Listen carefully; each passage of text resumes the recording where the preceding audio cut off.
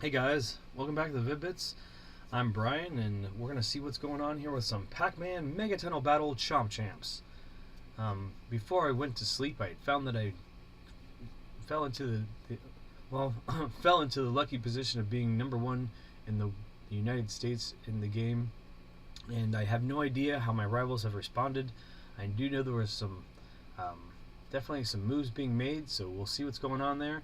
And I hope to still be number one in the United States when I start this, and that makes it a lot easier. But if it's the fact that Kofi was woke up and was a little bit offended that he was no longer number one in the United States, I completely understand, and I look forward to the Chomp chase as we get up to the finish line of a couple of these metrics that you're going to start to hear about as the new goals appear. I know you're saying to yourself, how can you actually be number one in this game in America and have new goals? Well, it's maybe a little bit of a metaphor or an allegory for your life, maybe mine, maybe both, maybe just the Vid-Bits.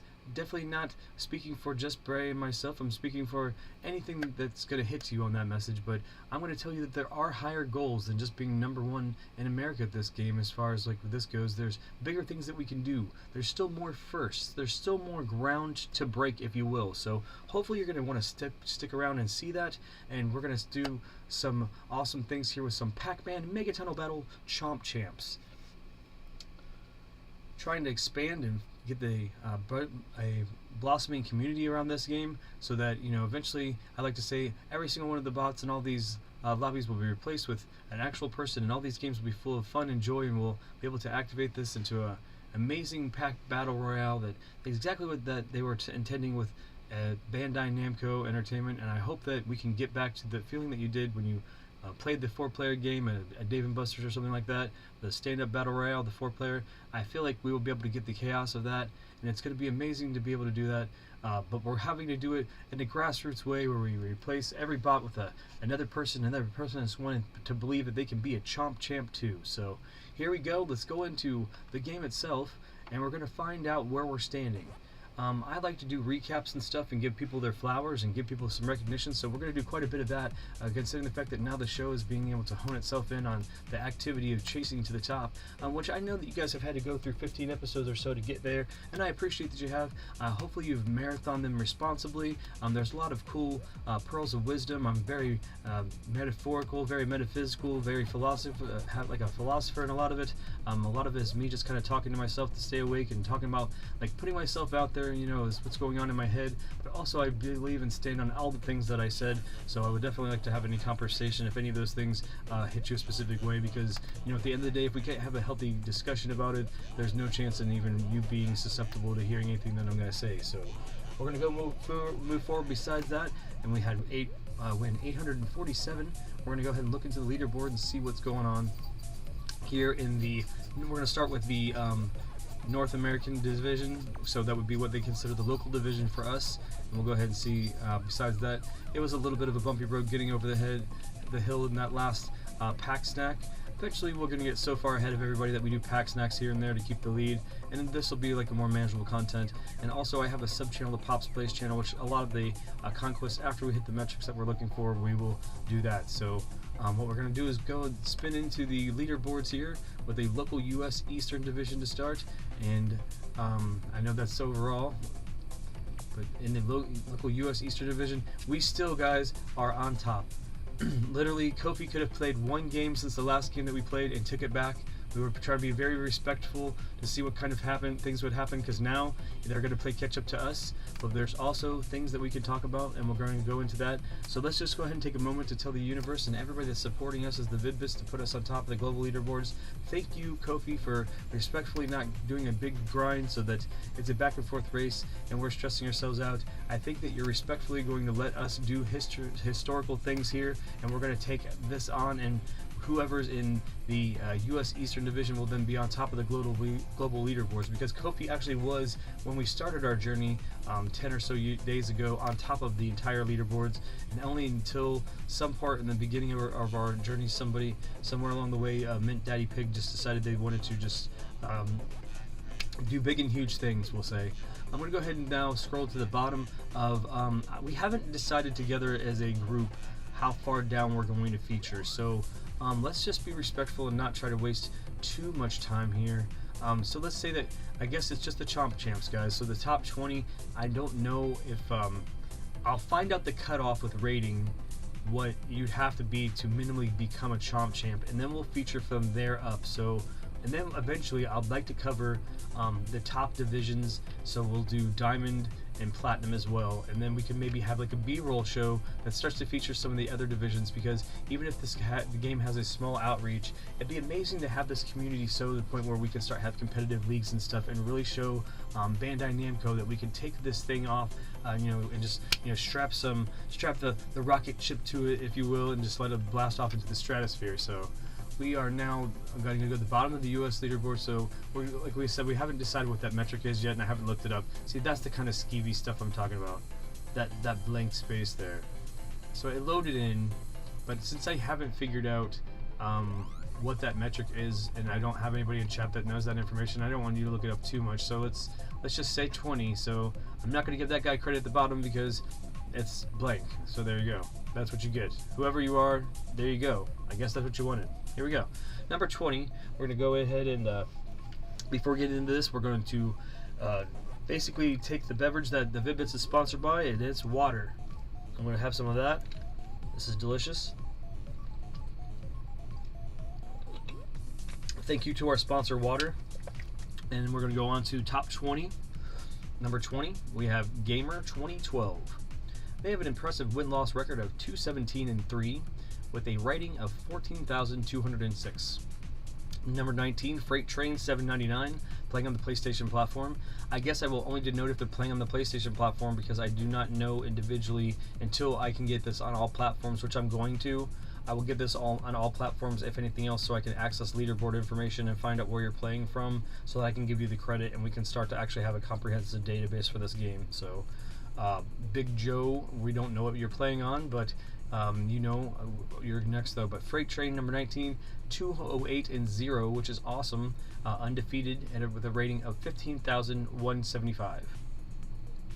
Number 18, we have Big Joe 4200 with 218-1, and it's a rating of 16,281. Number 17, we have DJ Glenn with 277-3. They have a rating of 16,413. If you notice, the 16,000s are grouped closely together. We used to look at undefeated streaks, and a lot of that's gone. We had triplets that was going on there that we covered a little bit before when we first started doing coverage. We were still worried in the chase that we could not worry about coverage in the beginning. We apologize, so we're starting to do it now. And if that means that MintDaddyPig even gets further ahead, it just shows you that when we cross that metric and we cross all these goals and stuff, that it was supposed to happen in a natural cadence, because it's time to start giving these people these flowers that are putting this time in for the last 3 weeks in this game. We have number 16, Zero Stratus at 233-2 with a rating of 16,668. Number 15, we have Daddy Mark at 271-4 with a rating of 19,278. Number 14, we have Toy Hunter, which looks like they had a very low win in their last game, with a win-loss record of 299-3. So I bet you they were nervous as heck when they didn't even finish first on that 299, which they're about to cross over to the 300 mark, and we will be able to talk about the tragedy of that here shortly. But number 14, Toy Hunter with 299-3 and a rating of 19,372. Number 13, we have Gamer Bull with a win-loss record of 279-5 and a rating of 19,765. Followed up by number 12, we have Guardian Fan Such on the PlayStation platform, and they are with a win-loss record of 275-1 and a rating of 20,365. Followed up also on with the triplet here of PlayStation platform players, we have barely edging out into the top 10. We have Insanity Drew, which I like to watch his movement all the time. Insanity Drew is awesome, and I can't wait to see what they are as a player, because I've just seen how they've pogoed up and down the leaderboard based on different metrics maybe they've used themselves for as far as personal motivation and play, and they bounced up and down when they played, but when they do, they usually put in hefty sessions of play. So we have 279-1 as their win-loss record and a rating of 20,492. And before we get into the top 10, if you wonder how I can say stuff like that, I've studied the metrics of this game and been in the culture of this game and the leaderboards for the last week and a half. So I hope that you understand that what I'm saying is if there was some way for me to have also told these people to database their play and do everything from playing this game for the first time to being on top of the United States leaderboards, they would see that I have the ability to say the things I say and give the play-by-play. So when we do these conventions and stuff like that, I have no problem being either a play-by-play as well as being able to defend my title as the pack champion. So here we are at number 10, and this is the top 10. And before we go in the top 10, I would like to also remind you that we are still brought to you by our sponsored beverage, and that's water. And I would like to also enjoy some more of that, because I'm giving my all when I'm talking about these amazing things. And I think that when you are, especially in the voiceover industry, you don't hydrate enough. So whatever water you would like. This is some vapor distilled water with some electrolytes added for taste. That just means, like, spring waters ran over rocks and stuff, so the rocks are kind of with their quartz, they're more salt-like, so that's got like a salt taste to it. It just makes it easier for drinkability. It's not anything crazy, not something weird or bougie. It's actually a very generic brand and very affordable, so have yourself some water right now.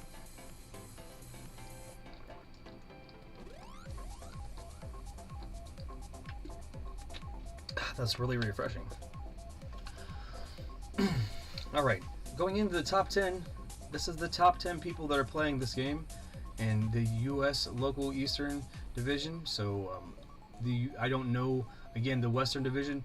Having multiple consoles with this setup, I'm eventually will be able to dictate what division people are playing and then stuff like that. So I'll be saying representing this division and this, and I'll be able to actually marry this in so when we look at the global leaderboard that all those metrics are there. So I promise you that eventually the database will be more comprehensive when I've finished crossing the finish line, and I'm basically the person that's emceeing this show that you can tune into until somebody dethrones me or whatever cool thing happens after that.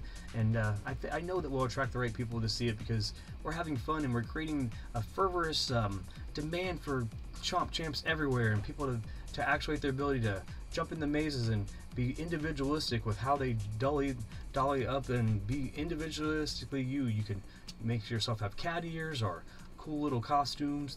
But we just choose to be Pacman. We're just Pacman repping this game, and we're going to go ahead and rock on and show you what we got going on. P-Man in number 10. I guess I had to kind of hype it up a little bit, because unfortunately P-Man is one of the great tragedies when you are competing in this game. He was very much rising up the leaderboards. As you can see, he's now number 10. He was a little bit higher. P-Man on the PlayStation platform, P-Man 454, he was trying to break the 300 win barrier, and the 298 win that you can see that he has, that was he was going for 299, and he suffered his first loss. We know this because we were seeing this happen live, because he was in a trio of undefeated people, and ever since that loss happened, P-Man has not played the game. They have not logged on to play the game or advance themselves. They are just here lingering at the edge of the top 10, and we want to see you pick the sticks back up, P-Man. You need to jump back in the maze, jump back on the horse. Don't let people up here that are above you, that have just rised above you, take your spot. And now, I know that you are the number 1 PlayStation player. It was a while ago, but we are the number 1 PlayStation player in this division now, but you are number 2, and you know that you can do better. You know that you want to be able to not be leapfrogged by Insanity Drew.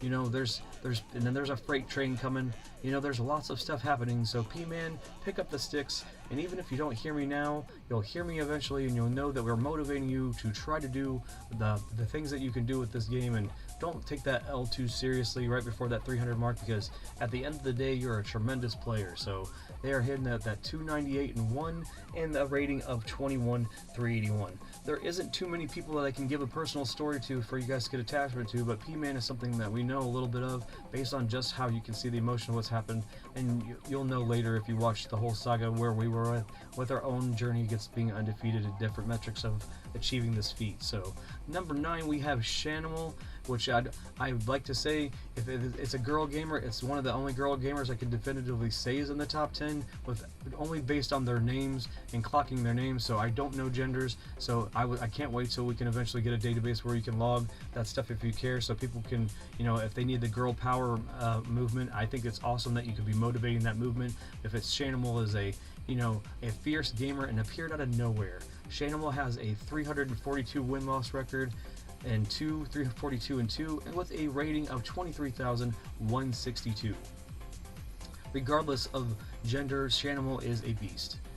Number 8, we have True Carnage coming in at 327 and 1 with a rating of 23,808. Number 7, we have Space. I really like the question mark. I really like the name. And Space just soared into the splash page of the U.S. Eastern Division. They are in the lucky number 7. Space has an amazing, flawless record of 334 and 0 with a rating of 24,129. Space is an amazing Pac-Man player, and I can't wait to face off. Number 6 is one of those eye-appealing names that they put a little bit of thought into, Nello, and I think it's really cool that Nello has 343, and that's a really cool number, and 1, and they are with a rating of 24,171. So palindromes all over the place, good vibes for Nello. You know they're doing big things. Big things popping, little things stopping for Nello. On to the top 5. Number 5, we have David Dow 00 with the amazing 333 and 0 and a rating of 24,611. Number 4, the Mothership continues to go off. We have Space in the Mothership, and the Mothership continues to soar and continues to rise, with being only in this division the 4th person to cross the 400 point mark barrier with 402 with a win-loss record and a rating of 27,567. On to your top 3 Chomp champs of the U.S. Eastern Division. Number 3, we have Shiba Inu with a win-loss record of 529 and 11 with a rating of 32,691. Former champion and still undefeated and still amazing and absolutely nothing being taken away, and the top platform that is not PlayStation as Chomp Champ's concerned. Number 2, Kofi YT with a win-loss record of 828 and 0 with an impressive 61,611. He has doubled the 2nd place, which is the 3rd place person, Shiba Inu. So if you look at that, 61,611 versus the 32,691, and when I say that the competition that we're about to talk about and where we're headed, we are in a level of our own, and it's amazing that we are going to be able to hit the pack stratosphere as far as some of the people that are hitting metrics with this game, and also trophies that can only be attained to be at the level of play that we're at. Number 1, ruling your U.S. Eastern Division, and you have seen every step of the journey if you'd like. If not, you have the ability to please just start this playlist whenever you'd like, and you can see up to the point where you hear my voice in real time, every bit of it streamed live, all of the rawness, all of the emotion, all of the thrills, chills, and the victories. And we are now resting at number 1 in the U.S. Eastern Division, the Vid-Bits, 847 and 1, and we are the 1 in 847 and 1. If you know, you know, with a rating of 61,707. That has been the recap of your top 20, and I hope that you've appreciated the time and energy that we put out to put the energy so that people can look into you, and I hope that you don't have problems when people start spamming your gamer tags and giving you the love and recognition, because guess what? You were otherwise unknown, and now we have given you the rub because you guys deserve this. You deserve your flowers, and regardless if you think it's spam, I guess you guys advertise yourself by being in the upper tiers of this game, and I'm sorry that you were really good at this Pac-Man game. Now, to recap the top 20 of the global Pac-Man leaderboards for Pac-Man Mega Tunnel Battle Chomp Champs.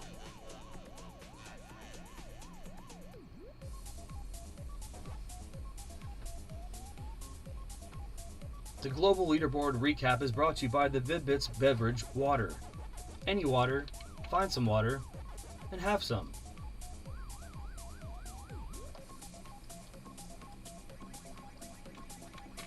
Note, some of these will overlap as far as placement in the top 20, but the placements may differ because they are now merged into the global leaderboards. Some of these names you will not hear because they are from other countries. Some of them are from the Western U.S. division, which we do not know how to quantify them exactly, and so we will actually have a spreadsheet available when we start to flourish this scene out into the Discord and this community continues to blossom. But until then, please look to these updates and the updates for every time that we air Chomp Champs, all the way to us reaching the top of the global leaderboard. But until then, number 20, we have Daddy Mark with 271 and 4 with an impressive 19,278. Because really, when you get close to 20,000, you are capable of being up here close to the splash pages of both of these leaderboards. Number 19, we have Toy Hunter with 299 and 3, 19,372. Number 18, we have Gamer Bull with 279 and 5, 19,765. Number 17, we have Guardian Fan Such with 275 and 1 with 20,365. Number 16, Insanity Drew with 279 and 1 and a rating of 20,492. Then 15, we have Lucifer Heaven with a win-loss record of 293 and 0. They have a rating of 20,868. Still, even though he thinks that he cannot do it, he's still on the global leaderboards. Number 14, it's Pacman 454 with an impressive 291.8 and 1. The rating is 21,381.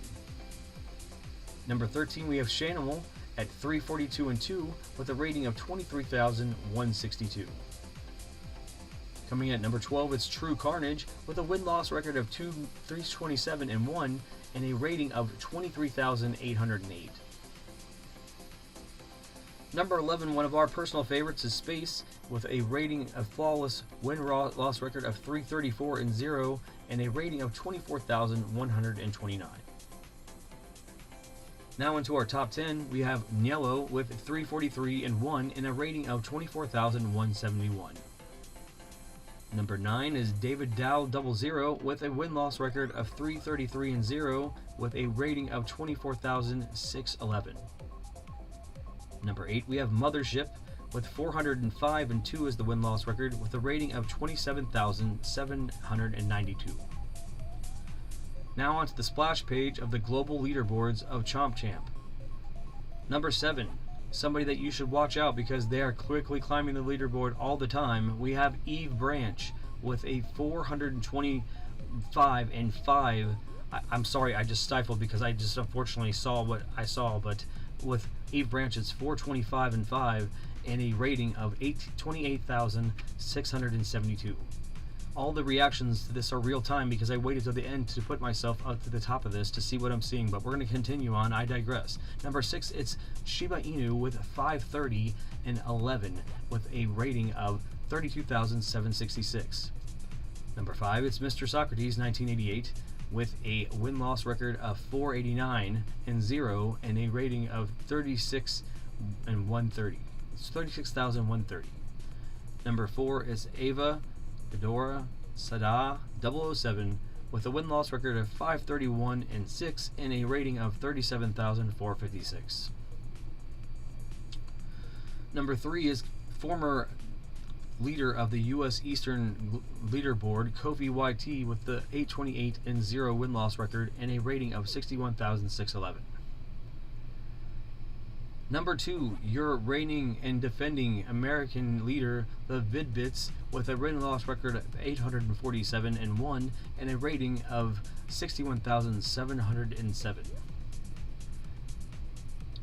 And your global leader, the Chomp of the world, who is clearly threatened by our presence because they have now leaped us by another almost 10,000 to make it so that they are over us by 20,000. The first team to crest over 80,000 of the ranking, the reigning and defending Chomp of the world, MintDaddyPig, in the number 1 spot with an impressive and also first metric crushing 1,100 win and 3 loss. So he has 1,139 wins and 3 losses.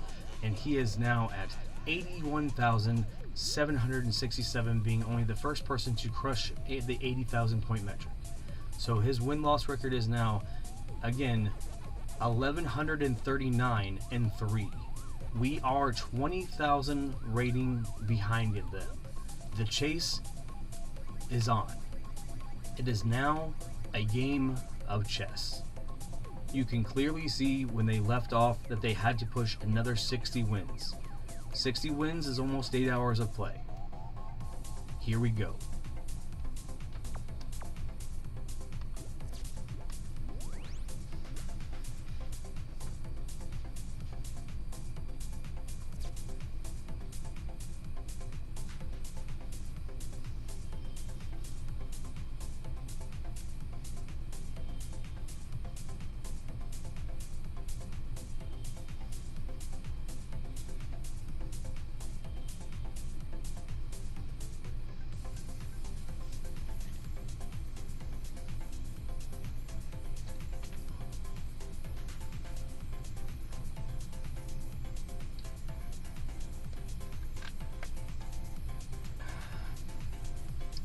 Guys, let's shoot the shit. I've been up and down all over the place. We have to be consistent. We have to stay the course. We have to be healthy. We have to remain eligible to everything that we have to do responsibility-wise, but we have to play this game until we basically clutch a gap where we're very close. If we want to take a rest that's long, if not, we have to play to win. I know that doesn't seem like it's a metric that you can understand how long that's going to take, and I have to move right now, because if you're going to come at the king, you cannot miss. We can only time these streams out to 12 hours apiece. We will try to itemize these as epic streams, so every time we hit an epic stream, we will stop and we will have to take a break, and we will see how long it is before the next one. But you will see, until it happens, I will be chasing to become the #1 Chomp champ in the entire world. Yeah, that's all I've ever wanted. That's all I've ever wanted. And I know, Clay, that that's not the douchey Mitchell thumbs up. So, you know, to not have the douchey Mitchell thumbs up, it means so much more, because when you do it, I can just imagine what you look like doing it, and you're just like putting the thumbs like, yeah. And yeah, that's what it is. Alright, here we go, guys. So we just have to have, we have to min-max sessions, so we have to get pack snacks at 90-minute intervals of 18 wins. At basically, we'll get the full metric of 75 points per win, so I have it all mathed out with all the fun technology that I can do with basically is all the things that people said that you needed was crazy math tools, and I just use this pocket calculator and do some computations and hope that I don't have any L's. Hope that I can have some good luck, good RNG, good games, and regardless, as long as I can start to gain ground, because there's so many variables, right? I don't know if this person's got a full-time job. I don't know if it's a hobby. There's so many things, but I'm working this along with other jobs to make myself eligible to do this. So I think that eligibility is key, where you don't harp any of your other responsibilities in life and you're just trying your best to appease everybody. You can't be everything to everyone, but as long as you're not trying to screw over any of the social contracts that you've made, because you have made those, and at the end of the day, your word is your bond, and your integrity is all that you have as a person. So you know, my grandfather taught me that, and also Bret Hart's father, Stu Hart, was very adamant about that, so that your integrity was at the end of the day all that you had. So, you know, as long as you can sleep at night about whatever your decisions are, you're going to go far, and I'm just thankful to be able to actuate those things and use this platform as an influencer to try to hopefully motivate people. The Vid-Bits are very much about that, so. There's my +1. That's there's so many things that I wish that I would have incorporated into my tech earlier in my strats that I would be like more comfortable with doing now, that if I started to do now, it would be more like along the lines of changing what was working. So I can't do it now. Like obviously there's things that you guys should learn how to, I guess if I was to help you grow as a player, that you should start to do to make yourself more comfortable earlier, like zooming out and seeing the maze, like what's next to you and stuff, because it's kind of pivotal to see as much as you can into it. When you see how the ghosts and the other player are moving, it really helps you decide what kind of like proactive approach you're gonna go to as far as like lanes and, you know, energizer consumption versus how much you can clear a lane. Also, I think I've made it very obvious that if you're facing an AI target or a bot target, they're going to be super attracted to the prize, almost to the point where they have no problem just getting ace going for it. So I don't know if that's like a scripting thing where it's like prioritize the prize for point supremacy over anything type sitch. And they don't help you clean mazes up. Like, they're not scripted to be able to be like, I'm super smart to survive by cleaning the maze up to help. Like, they could be that if you're really trying to evolve the AI itself, you would have that go to like a higher range of difficulty as you're ramping these mazes up, where it also would prioritize not only just grabbing the one up, because it does, it would prioritize helping you advance the maze. But if you really want people to feel like they're facing other real people, then those are the changes that need to be made in order for this to feel more fleshed out when the lobbies are empty. I have more notes, and I've play tested this now for free. I mean, actually, we've out of pocketed the cost. The definite trade-off is you guys have allowed us to continue to do it, and I'm very thankful for that. So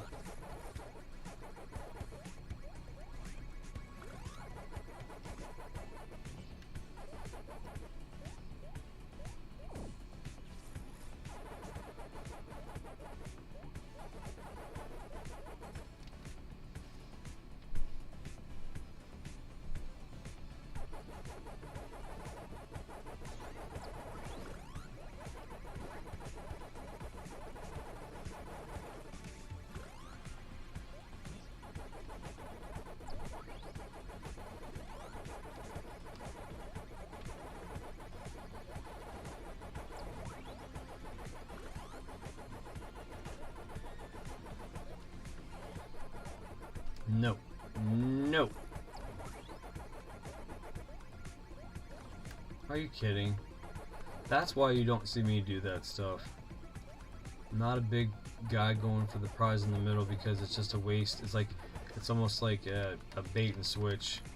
Like merging your guys in Galaga. Like, you think it's great because you get double firepower, but you have more surface area for your hitbox. So, like, unless you then learn like a new way to be evasive, knowing that it's double the hitbox, and then you learn that tech, it's not worth it. So for some people it is. It's almost a great way to be able to make people have the illusion of choice, like, oh, I can lose one of my guys to have double firepower and all this other stuff, but you're like losing your money twice as fast, because if you die, you're still dying just as fast.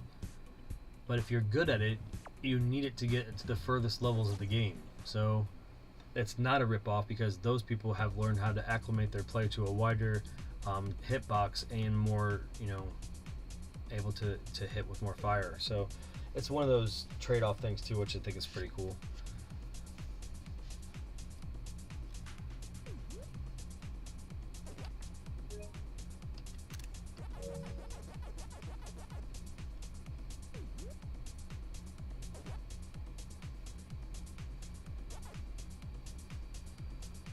We have to go really far with this, guys, because to get the score that he got, he played after he played for a long period of time too. So unless he's in a position to play this professionally, which we are now over the next couple days to play this professionally, then we're in a situation now we're going to confront it professionally, and if he's not, we're going to catch up or beat him. That's all I care about, because then again, if I can get close and I find the metric is I'm getting more dubs or faster dubs, so I can get wins at a faster rate, we may be min-maxing at a different rate. He could be getting 18 dubs in a row, but it doesn't mean that he's doing it like we would do with the pack snack, where it's exactly an hour and a half. I don't know if that's our play style, the pattern that we developed, or if you can just get a dub and you focus on getting a dub, it will always be that amount of time. I don't know those metrics, but I do feel that we've been playing together head to head, and we're getting dubs at a faster rate. And also, when we do that, they get nervous and they make more mistakes. So that's why I have no problem going head to head and no problem calling them out. We're both at the end of the day just going to see if we can compete fast enough against an AI version of Pacman, faster than the other person, and there's so many variables to it, it's not funny. So it still has its own metric of an achievement within its own right, even though these lobbies aren't populated with 3 other packs all the time now, because we're Chomp champs and it's such a high level of play, or like that's the base, so the game hasn't got the install base that it should yet, which eventually will when they start hearing about how much fun that you can make it. And of course, sometimes a sale is incentivized and all that other stuff too, which there's no problem when you can find a reason to do that,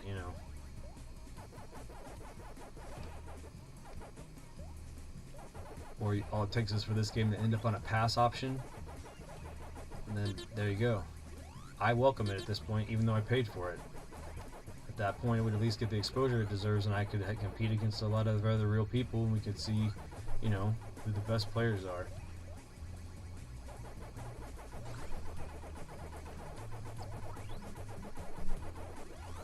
There'd be people like, oh, so you're only good because you played against a bunch of bots. I was like, well, then be better than those bots, but some of those bots are better than other people I've seen, so I don't know what you're talking about. I mean, I think that they're not realizing that they still have to try to be better than those bots, and those bots are scripted way better than some actual players I've seen, unfortunately, because there's a lot going on here. Some people make this look so easy that it looks boring because it looks so easy, but then you put the sticks in your hand and you try yourself, and it's not the same beast. It's like Donkey Kong. You can see people be flawlessly awesome with Donkey Kong, and then you just put the controller in your hands and you try to go for it, and it's just a terror for you. You know, same thing with like Centipede or like, you know, Crystal Castles or something like that. Like, it can look amazing and just flow like water to some people, and then absolutely look like it's something that's giving you like, you know, tremendous anxiety to another.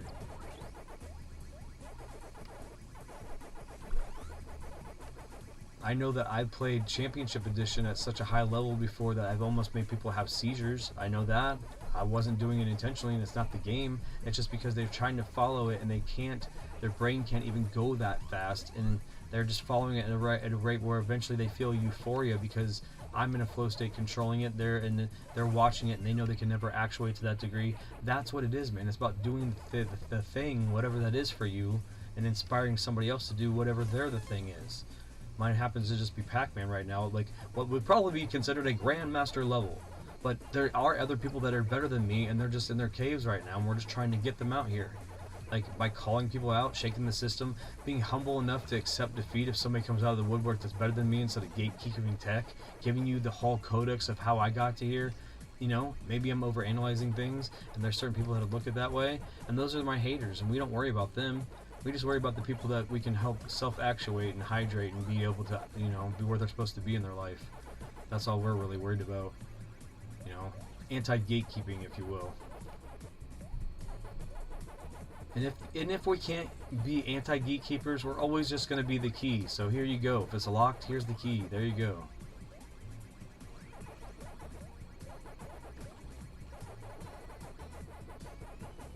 And here's a little hint. You're the key.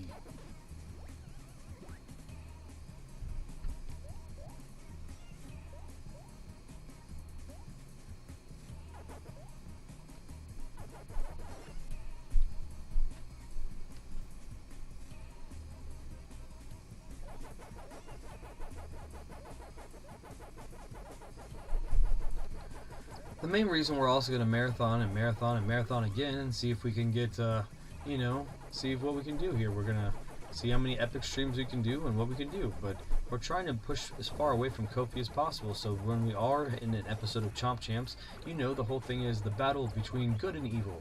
And I'm not saying that MintPig is evil. I'm saying that we're in a situation where we're trying to, you know, make it like an adventure story, right? So they're the MintDaddyPig. So I don't know who they are, but they're the MintDaddyPig. I mean, and we're trying to be Pacman and wreck up the place and get the dub. So there's definitely going to be some sort of I don't know. I feel for him when we are caught up, and it's us every day facing each other until one of us fatigues, because we're in it to win it, guys. When you basically clicked on the first episode of this show and we said that we were going to be the road to #1, we wanted to make sure that you knew that the Vid-Bits were going to be putting ourselves on the #1 spot in this leaderboard.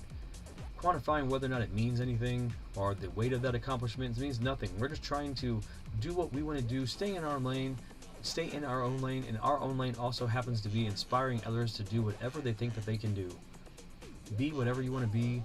You are uniquely and unapologetically you, and sometimes to a fault, so are we, but that's the beauty of being a human, and I hope that you guys enjoy the fact that you can choose your own adventure, and you're going to do that, and thank you for choosing to hang out with the Vid-Bits.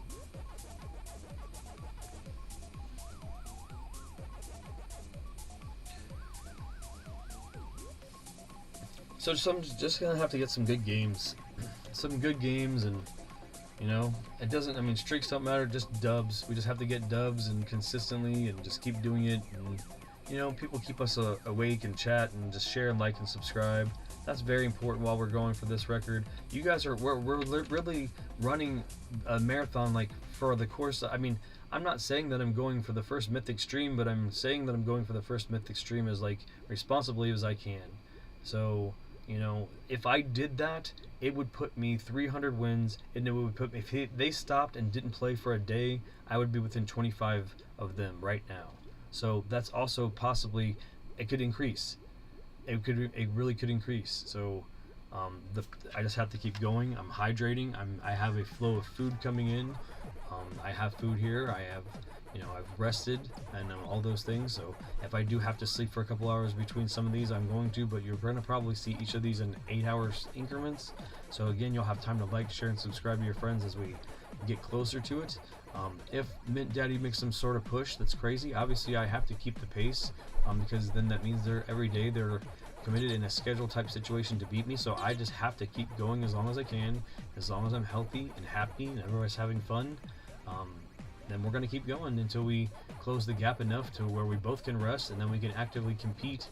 But at this point, it's also trying to drive Kofi anywhere away from being a 3-player race.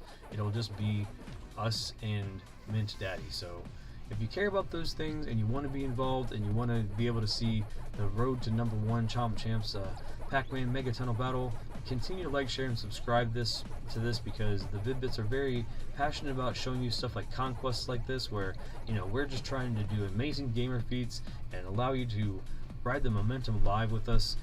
And it's amazing that we offer stuff like this, like Trial Tuesdays and First Impressions. And speaking of First Impressions, that's really what this whole thing is all about with the Pacman. It started from the launch of a series called First Impressions, where we just loaded up a game and saw what we thought about it.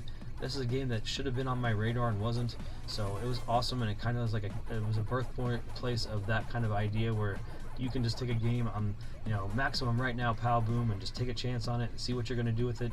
And at this point, I've actuated my dreams of being #1 in America on a video game that has to do with Pacman, which was one of my dreams, and then another dream to be now competing for the spot of the top player in the world at a Pacman game. So you can do that too.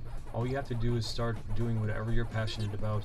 Keep yourself hydrated and eligible, and if you're eligible, the eligibility is key. It's more than anything, and make sure you stick to your own lane, and if you have to, move in silence so that you don't accidentally trigger somebody that's in your support system to derail your plans, because sometimes it could be unintentional because you overshare your passion and they misinterpret it. So just look at those things and you'll go far. The Vid-Bits are here for you. You have our support, but please join the Vid-Bits Fun Club today.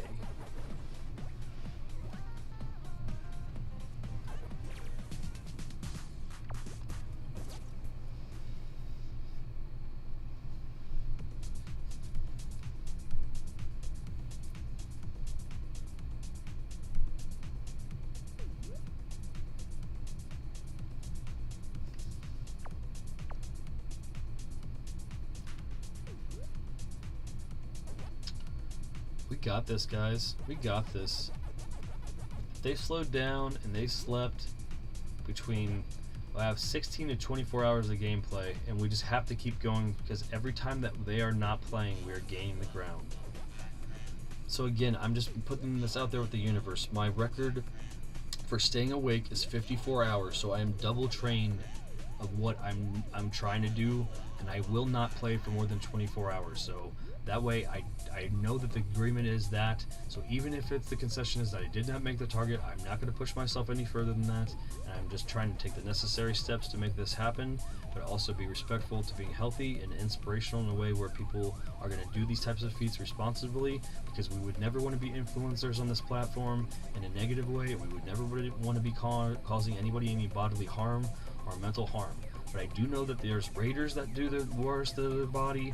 I do know there's people that do in other video game feats worse things to their body. I know that there was classic arcaders that set records that are legacy records that haven't been broken because people mentally and physically cannot handle those things. So it doesn't mean that it's not impossible, because there's world records for stamina that's way more than 24 hours, and I hope that you guys respect that I feel like this point in time in history that I have to make this attempt at a video game feat to put our brand on top.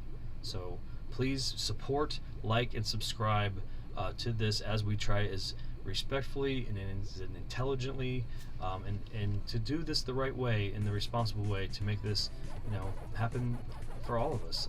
I want it to happen. And when I can sleep well, and if he makes a 100-point game, I can wake up, I can push him, he can go to sleep, and for the next couple weeks we can have an interesting back and forth until one of us mentally give up on the other one. But it won't be us having to play for 16 or 24-hour periods. But then again, if he does, then that means I'll only play for 16. We'll see who min-maxes more. See, there's a fight there to see who wants it, but also who will have an amazing work-life balance. And that's really where karmatically we will see who needs to be #1 at this game. But ultimately, the sub goal is just to inspire people enough to want to play this game and be part of this feeling.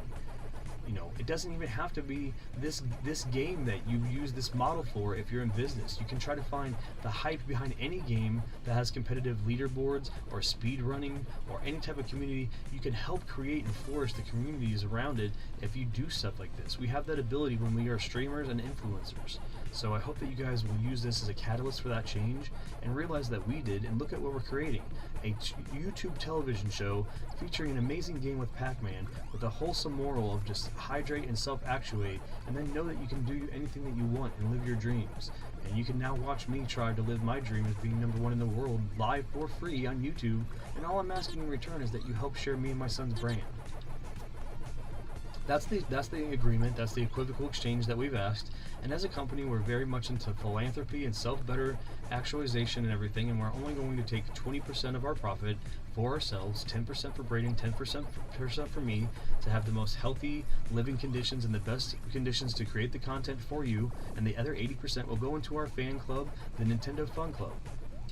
Not the Nintendo Fun Club, sorry, the Vid-Bits Fun Club. The Vid-Bits Fun Club is all the community, the guys that are on the Discord, the guys that have been here for day one, the guys that are in the Minecraft server, the guys that are communicating with each other in chat. I mean, those are the guys that will be winning the prizes that we can do with that money and help them with, you know, to actuate their dreams, with whether it be that they're artists or if they're musicians or whatever they're doing, as long as we can logistically, you know, help them with the funds that you guys are helping put back into the company. I feel like we're in a situation where we can just start to help grow each other and like basically invest in each other. You guys are going to invest in us, and therefore we're going to be able to invest in you in a way where it makes sense and not just people e-begging because we're in a money giveaway thing. That's why I feel bad for people like Charlie, who's just trying to do the best he can to give money back, and he's letting the universe and a random number generator give it to people and really not trying to connect himself to why you want it. And that's why some people get it and they need it for the reasons, and sometimes he may not understand the reasons, but he still gives it to them anyways because it's not his place to say it, but it's also his place to be able to, as his part in the influencer, and by having more money that he could spend for the things that he needs, he knows that he needs to feel a real sense of connection there. So, but he also casually does it, and he's humble and he's blessed, and it's awesome to watch that. And we really use that pattern and as a model for how we ethically are promoting ourselves as a brand too. So, and it's just hard to find that line of self-promotion where it's not over-promotion. So, I don't know. I guess once we feel like it's established, we'll be able to dial back on it and let everybody else just say that's either good for the culture and good for everything else.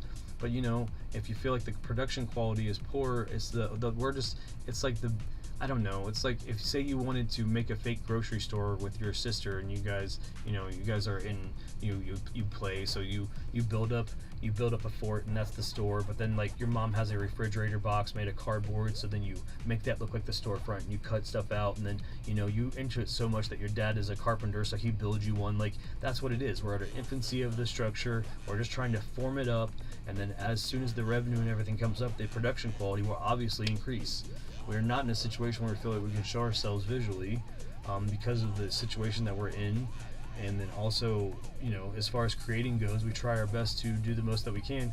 For archival purposes, I'm sure we will show pictures eventually of what we came from, to be humble, so people can be humble and show, if anything else, the motivation that sometimes you think you have to have the brand new this and this and that to start creating. Well, we created from nothing for years, and now we do need that to have a better production quality, so that the legacy videos look better, so we're not in that Lucas have to shoot our shit and everything else. Like, we have over 850 videos, so like we want to make it so that when the next 1,000 videos come out, they have a better quality than the ones that are now, and we just need the text that will show us how to get there, the software, all that other stuff. I think that the brand sells itself. We're just trying to sell our family, and our family is just very much a family that's just like everybody else's. We're ups and downs, ebbs and flows, zeros and ones, rises and falls, and we wipe out every day, and we rise up with each other and try to keep each other going. But then our family's just not our blood family. It's the people that have been there for us as a community. So I hope that you guys are interested in hanging out and finding out more about the Vid-Bits. If anything else, you guys can be linking up with each other in our Discord. Also, we have the Minecraft community server, the realm that we do on Bedrock, so that's very accessible instead of just being on Java. And that's no disrespect or slight. I feel like every time I tell people that the community server is on Bedrock instead of Java, and again, I'm kind of just dumb to it, they're just like in awe, like, really? So I actually have accessibility? there's a chance that I could be in there. Like that's infectious to me, because I guess the stigma is it has to be built on Java or whatever, and I just don't know anything about that shit. So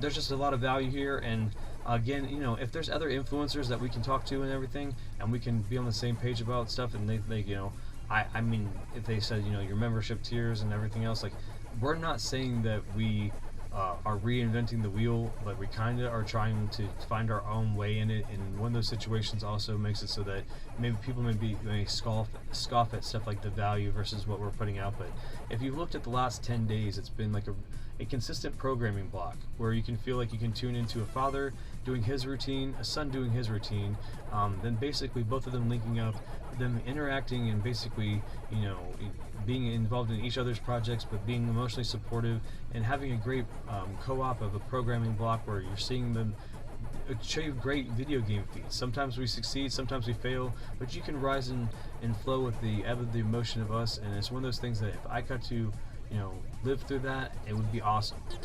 There's no scripting as far as like how we feel when we're within here. We don't have like gimmicks where we get mad about stuff and then talk about it ahead of time. Like, it's really raw, and the ability to stream everything just makes it so that you just never know what you're going to get in any given day, and I just love that aspect of what we produce here. So it's kind of like part of the secret sauce of an amazing burger. You know, the burger itself is great, but the sauce just makes it just a little bit, you know, different and a little bit better, and we try to offer that here. So hopefully you will hang out and peruse the menu and see if something catches your eye, and try something new every day.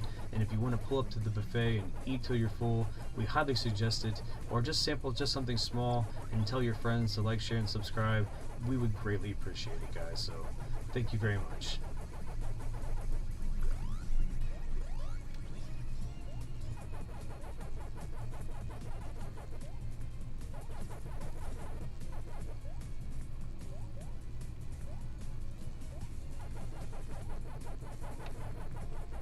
Ugh.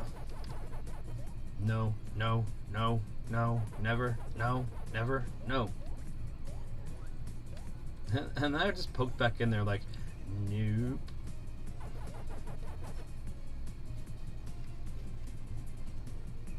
We're only going to be the second people to hit 900. We're going to be only the second people to hit 1,000. I'm excited about those metrics. I have a sub goal, fellows. I wanted to be the first people to hit 100,000 rating, because back in the day, and we've always talked about this, that 100,000 points is the metric to be an awesome arcader, and nobody's hit 100,000 rating yet. And I just want to be the first. I want to put the Vid-Bits on the first to get 100,000 as far as rating. So he leapfrogged us by 20,000. So we would have to leapfrog him by 20,000.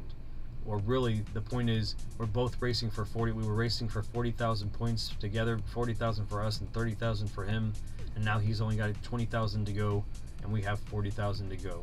Does it seem like an insurmountable goal? Yes. Does it seem like we can't do it? To some. Will we pull it off? I think we may.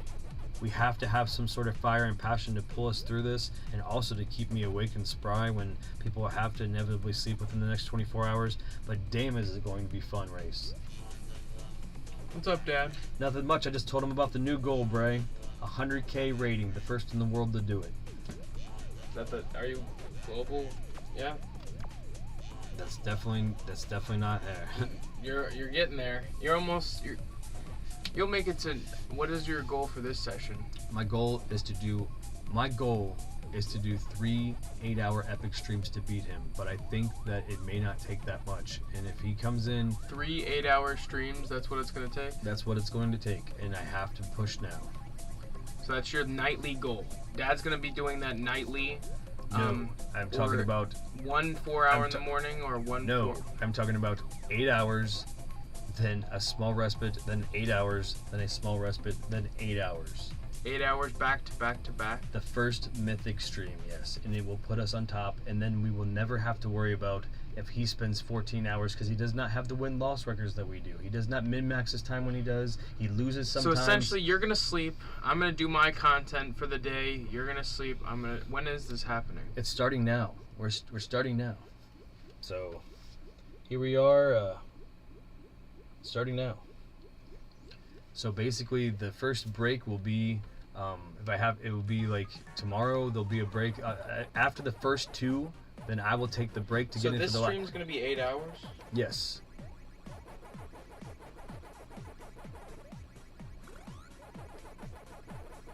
So if not, because right now, like I've explained to our audience, Mint is not moving. So anytime that he made a huge push instead of just letting it go. So he's trying to get that lead again to the point where we do not close the gap. Where if he plays like that every day, we will not catch up. This is our one shot to get there, or we will basically be chasing him for the entirety of the game. What's up, Matthew? Hope you're doing well. So we have to just go.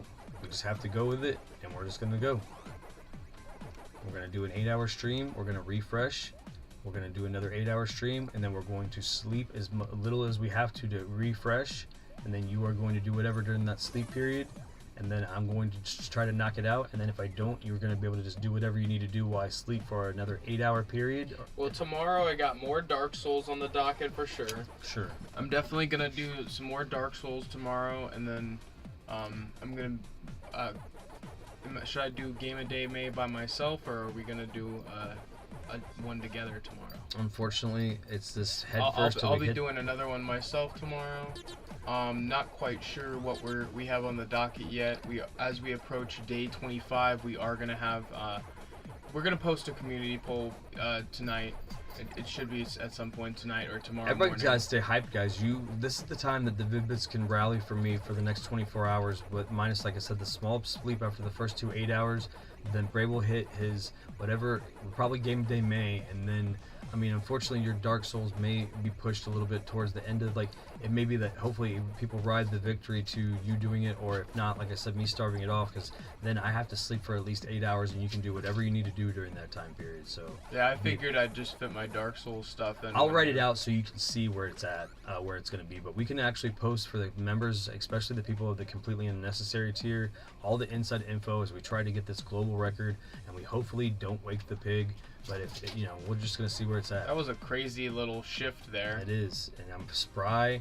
We got a great selection of proteins and stuff like that. I've made sure that I haven't started the caffeine loop. I'm gonna keep you guys in the loop of how I'm doing this as far as like what I'm doing as far as my nutrition goes and my sleep cycle, so that you can kind of see like what a champion does as far as his training regimen.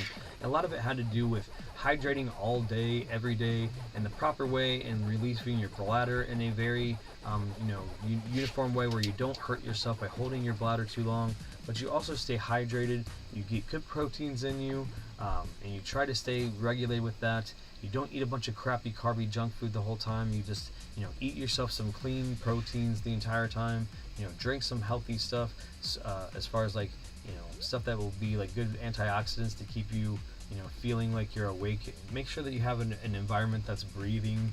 Like I said, constantly keep yourself in check mentally. Take little pauses if you have to, but make sure that you're dialed in, but removed from it, or it's the point where it's not stressful. And then ultimately, at the end of the day, in the course of trying to do the feat, if you're too stressed to do it, realize that sometimes you have to call it, and it still will happen in its due time. Because again, we don't know if Mint Daddy has a full-time job, and eventually he will have a period of day or two that he cannot play the game, whereas we can play this as a full-time job right now because we are going for the championship and also trying to use this as a launching pad for the Vid-Bits brand across the world. So this is an inspiration for people that think that they can't compete on this level, or if anything else, use a vehicle like this to create their own YouTube show within their brand that everybody can look forward to, which in this case is Chomp Champs Road to #1.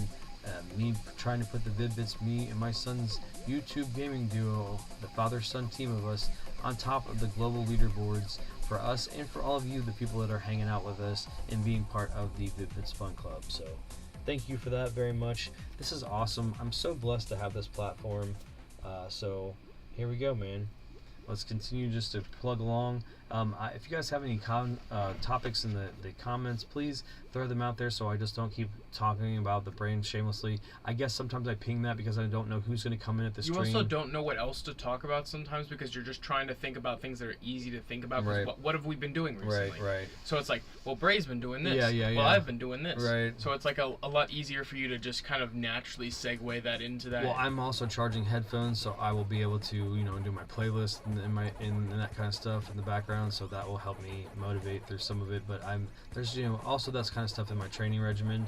But again, stuff like, if you start to feel fatigued, it does say that in the warnings of any video game that you should step away. So my fatigue was definitely more than I was in a dim atmosphere and I was by myself. I wasn't second screening, but if you go back and watch the footage, once I knew I put my headphones in, then there wasn't like the nodding out or whatever. You can just lull yourself into sleep when you're, at the end of a long day in a comfort situation, and I felt like that was a lot of it because I have to be in like almost a hypnosis to play at the degree that I do, where I'm almost hypnotizing myself to do it. Like I'm like, yeah, like okay, like there's times that I don't even remember. Popular Sisters in here with that Klonoa. It's funny, those must be new because I put them in the thumbnail. That I put the crossover. Okay. The thumbnail for this episode is the crossover Pacman like outfits that they have, the Dig Dug, the Katamari one, which is kind of funny that Kofi's is supposedly the Katamari champion. Shout out to Kofi's, man. I mean, this is also dedicated, this first epic stream is dedicated to your dominance, and unfortunately, if you don't try to do some movement in the next 8 hours, you're going to have a hard time catching up. But I would love to have you in the conversation when this is going on so we can talk about, you not being the former champion, but you being up in the fight with us. So I'm just summoning that energy, and I'm hoping that you just pick up the sticks during the course of this 24-hour, This is an open challenge to Kofi's YT. It pretty much is, because we're already ahead, so I can do that. I can do that now. Like, I wasn't going to do it until we had a little bit, so I gave you the sleeping period. I did so many unnecessary things first. I stopped places, I talked to people, I slept long, I did the whole announcer. I gave 20 minutes of love and hype to everybody else, so like, all those things. Get Rusty Sidewalk out of here. All those things could have like given you time to at least get some more games in, because it only takes 6 minutes with to get the dub, another 2 minutes for the loading, so 8 minutes to get the 75 experience points, and you only need to do that one time to be able to beat us. So we tried to make sure it was very fair and accessible for you to take the lead back while we were doing other things. That's why it's also, I feel like it's a different fight between the two of us versus MintDaddy. They seen what happened and they're like, okay, 120 win. Show off the leaderboard for those who 120 are win just block. us. Jeez. Dad is the first in the U.S. East Division, but actually first in the United States. Yeah. He is second globally, and he is fighting to be the #1 Chomp champ in the world. Yep, and we're #1 on PlayStation too, so we've got PlayStation on the 1 for the United States. That guy you said though, AVI is totally... He's totally doing it. I mean, and that's why I also have to do 24 hours, man. I have to do it because this is going to either be 24 hours, I can sleep a little bit and then get the closure, or it's going to be 24 hours and I just get over the finish line. And either way, if I can even push a little bit more than that, I've just told you guys, as soon as I get it, even if I get it, I do the hooray and then I load it back and he instantly took it back, I still will go to sleep and chill for a little bit because I know that the race is on. But the whole point for us was just to cross the tape, because at the end of the day, the person that is right behind you is going to cross the tape after you, buds, and all you did was break it, right? So now then we're just going to new grounds and stuff. He does not know that I want to hit 100,000 before him. He has hit so many legacy things that we haven't yet. So when we hit 100,000 before him, then we're going to be the first people to do it, you dudes. And you can do that with a lower win-loss record than that. That win-loss record does not reflect min-maxing what the rating of 100,000 would be. So that means he's lost matches, we've lost matches, other people have lost matches. So, and when we say lost matches, that means that we didn't get in just first place, we got seconds, sometimes thirds, sometimes it was horrible, and we get like 32nd. That's the worst. I never got that, but that's the worst.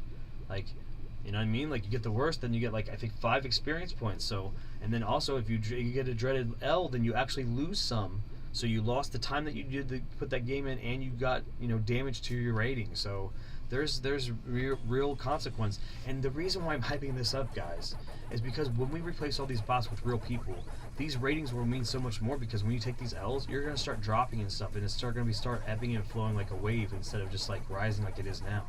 So we love the rise, and those guys obviously loved it that they paid $10 extra to do it a week before we did. But we just jumped in the same casual conversation as everybody else. We have 86 hours of clocked time, and all of that is live for you to watch on YouTube in real time. So I think it's amazing what you can do if you want to follow Chomp Champs, you want to follow the Vid-Bits and see all this stuff. I'm an MC for this now. I've basically made myself an MC for this culture, and I'm going to give these guys the love and respect until I get a cease and desist, and if I do, then I'll stop. Not a problem. Not a problem. I'll stop giving you recognition for free with not asking anything for it except for people to like and subscribe to our brand. That's the barter that we made. That's the equivocal exchange of the love and the exposure to band. That's from everybody, from Sony to Bandai Namco to us also talking about brands like Charlie or some of the people that I like for music. And you guys that want to cross brand with us, we're open to at least discuss it, because I love the fact that I'm influenced by you to the point where I can be an influencer and then continue to cross influence that brand. That's what pollination of branding is. That's what brand synergy is. So we don't have to all like everything that each other promotes, as long as we don't promote each other that has something that we stand for that we don't believe in. That's really all it is. Maximum right now, pow, boom. Give me a pound, guys. Boom. There we go. Also using the platform to be the #1 in the world, put the Vid-Bits on the #1 in the world, but then also start to heal the gaming culture so that, we've already started to be looked better. That's the thing. Like, it was a masquerade. We've already started to look better in the public eye as a culture because everybody thinks it's more hip to be a nerd and a gamer, but we still haven't embraced, and as far as the culture goes in the public eye, other than the way that we can monetize it, a way to monetize it responsibly and also generate more from the influencer standpoint, where we start to generate more and activate more people is like through their hobbies and their passions. It's more selfless activation, and that's all I'll say, because it's really too much for you to you could hear so much that maybe you don't even perceive all of it, because it's a lot to unpack. Making a responsible profit and changing the culture are things that people don't want to consider, but when they do those things, then the culture can align and flow in a more flow state where more profit is made than ever before. So that's why you should give a fuck. That's why you should give a fuck about the zeros and ones, about what I'm saying, and why I've also offered to talk at a symposium about it at length of how I think that the metrics should change, and where it is versus where it should go, and we can talk about that. I just don't have time to quantify it now because I'm too busy fucking using this vehicle as a way to play Pacman and become #1 in the world and put me and my son on top of the world. Like, my daughter was just so fired up today when I talked about it, and just to know that means she's going to be resonating so much more positive energy to the life force that's inside her, because she's going to be a mother again, and also an inspiration to her daughter, which is an inspiration to me, because all I ever wanted to be was a father to begin with when I was a kid, and I didn't even know why. I didn't even have a relationship.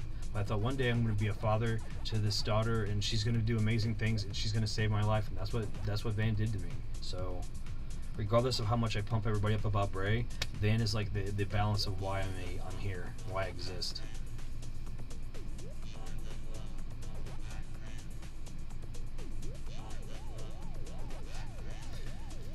Yep, flexing. I'm flexing on us. Yep, I am flexing. I'm flexing us. That was when you were showing the leaderboard, I think. Oh, yep. I'm going to check it periodically to see that that's 39. As long as I look at see 1139, I'm not looking at our number. I'm looking at his and seeing that it stays the same. And every time I do, it just gets me fired up. Every time I load in there, it still says 1139. I just am fired up, guys, because that means I'm closing the gap every single dub.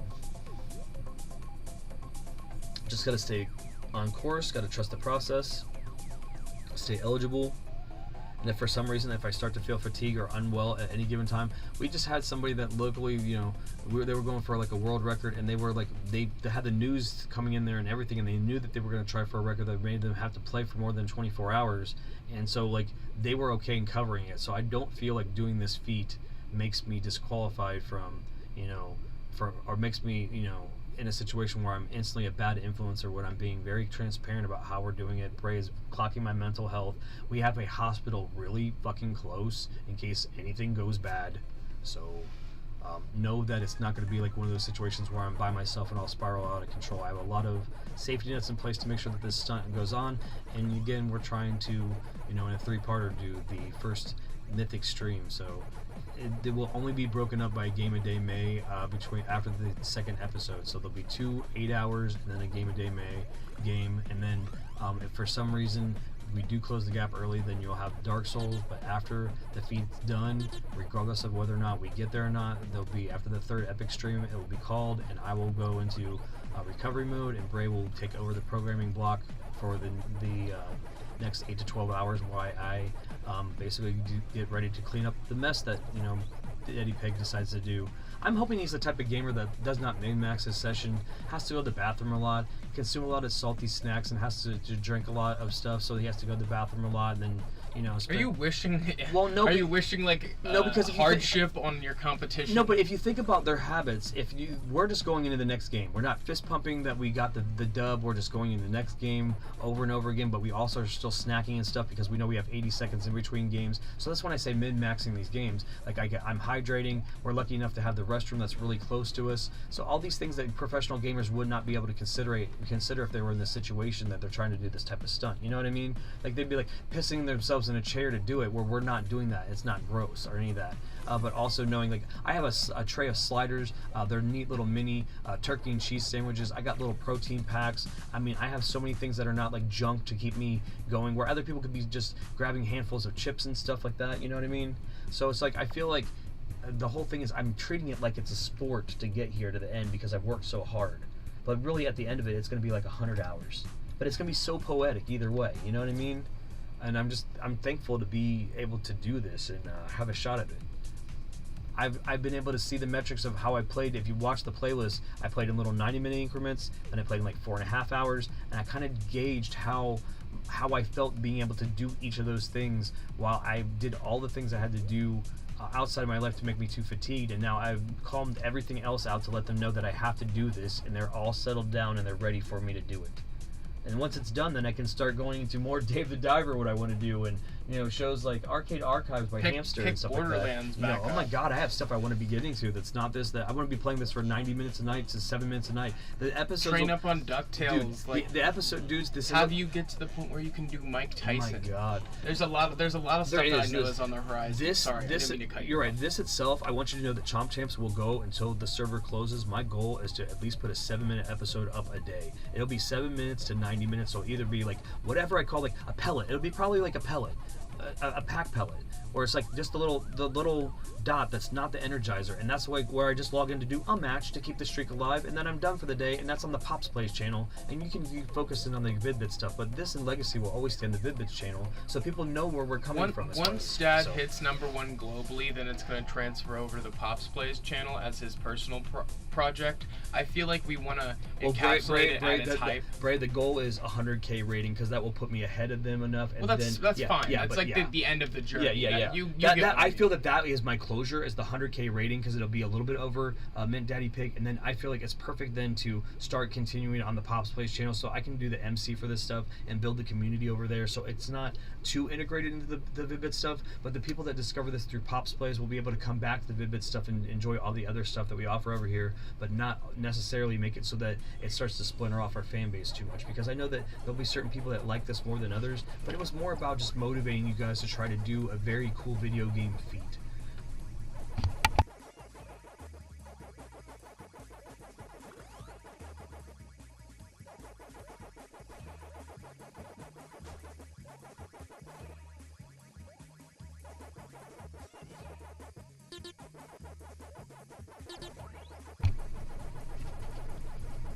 Fine Lid, baby. It's cool. His name's Fine Lid, and he's got a sweet hat. Maybe we'll start to do stuff like focus in on some of the cool names some of the characters have, stuff to keep us active, stuff to keep us spry. I haven't got a chance to check chat. While we're doing this feat, guys, I'll be checking chat in between games. There'll also be some sort of times that there'll be periods of like pack snack that I'll go and move in silence, which basically means during that pack snack or a rack of 18 wins, I'll be quiet so I can just zone in, but I'll be also having headphones on and music blaring so I can keep myself motivated, but also to kind of give a break for you guys having to hear me MC this the whole time. I do appreciate you that are vocal about any of the changes that we can make while we hone in this format and continue to be the groundbreaking source of all of your Pacman Megatonal Battle Chomp Champs action, as also the reigning and defending American champion of this game.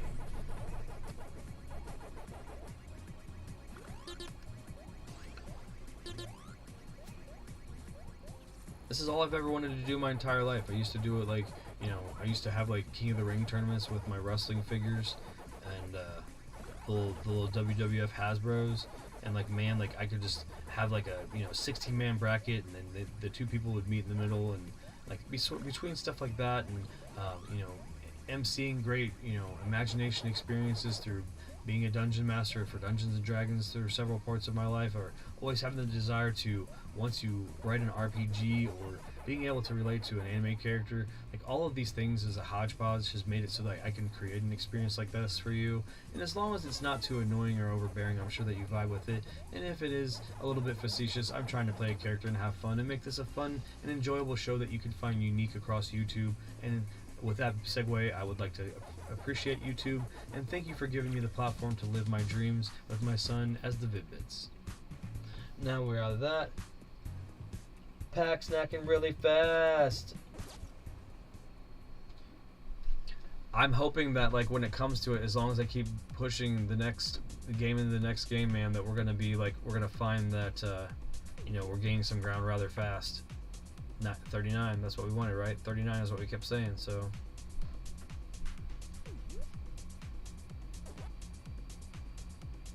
They know, man. They know.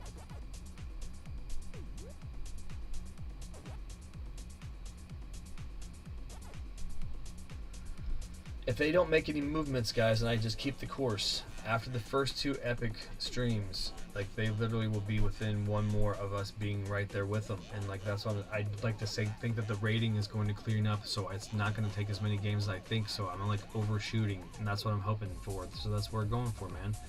I can't wait to just get to the finish line so I can just feel like I can just sleep that night and it just be amazing. I'm just going to feel, like, so refreshed that it happened, and we could just, I hope that he just gives up and he just lets us have it because we deserve it. And if he doesn't, I respect it because I know that there's no slowing down when there's people like Ava Ghidorah Sada that wants it bad. They keep pushing up the leaderboard.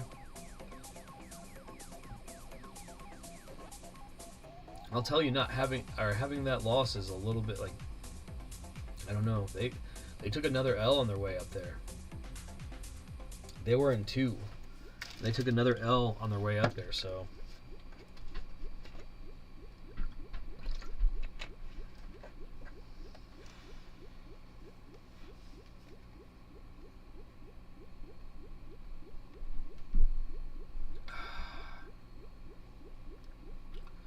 You come at the king, you best not miss.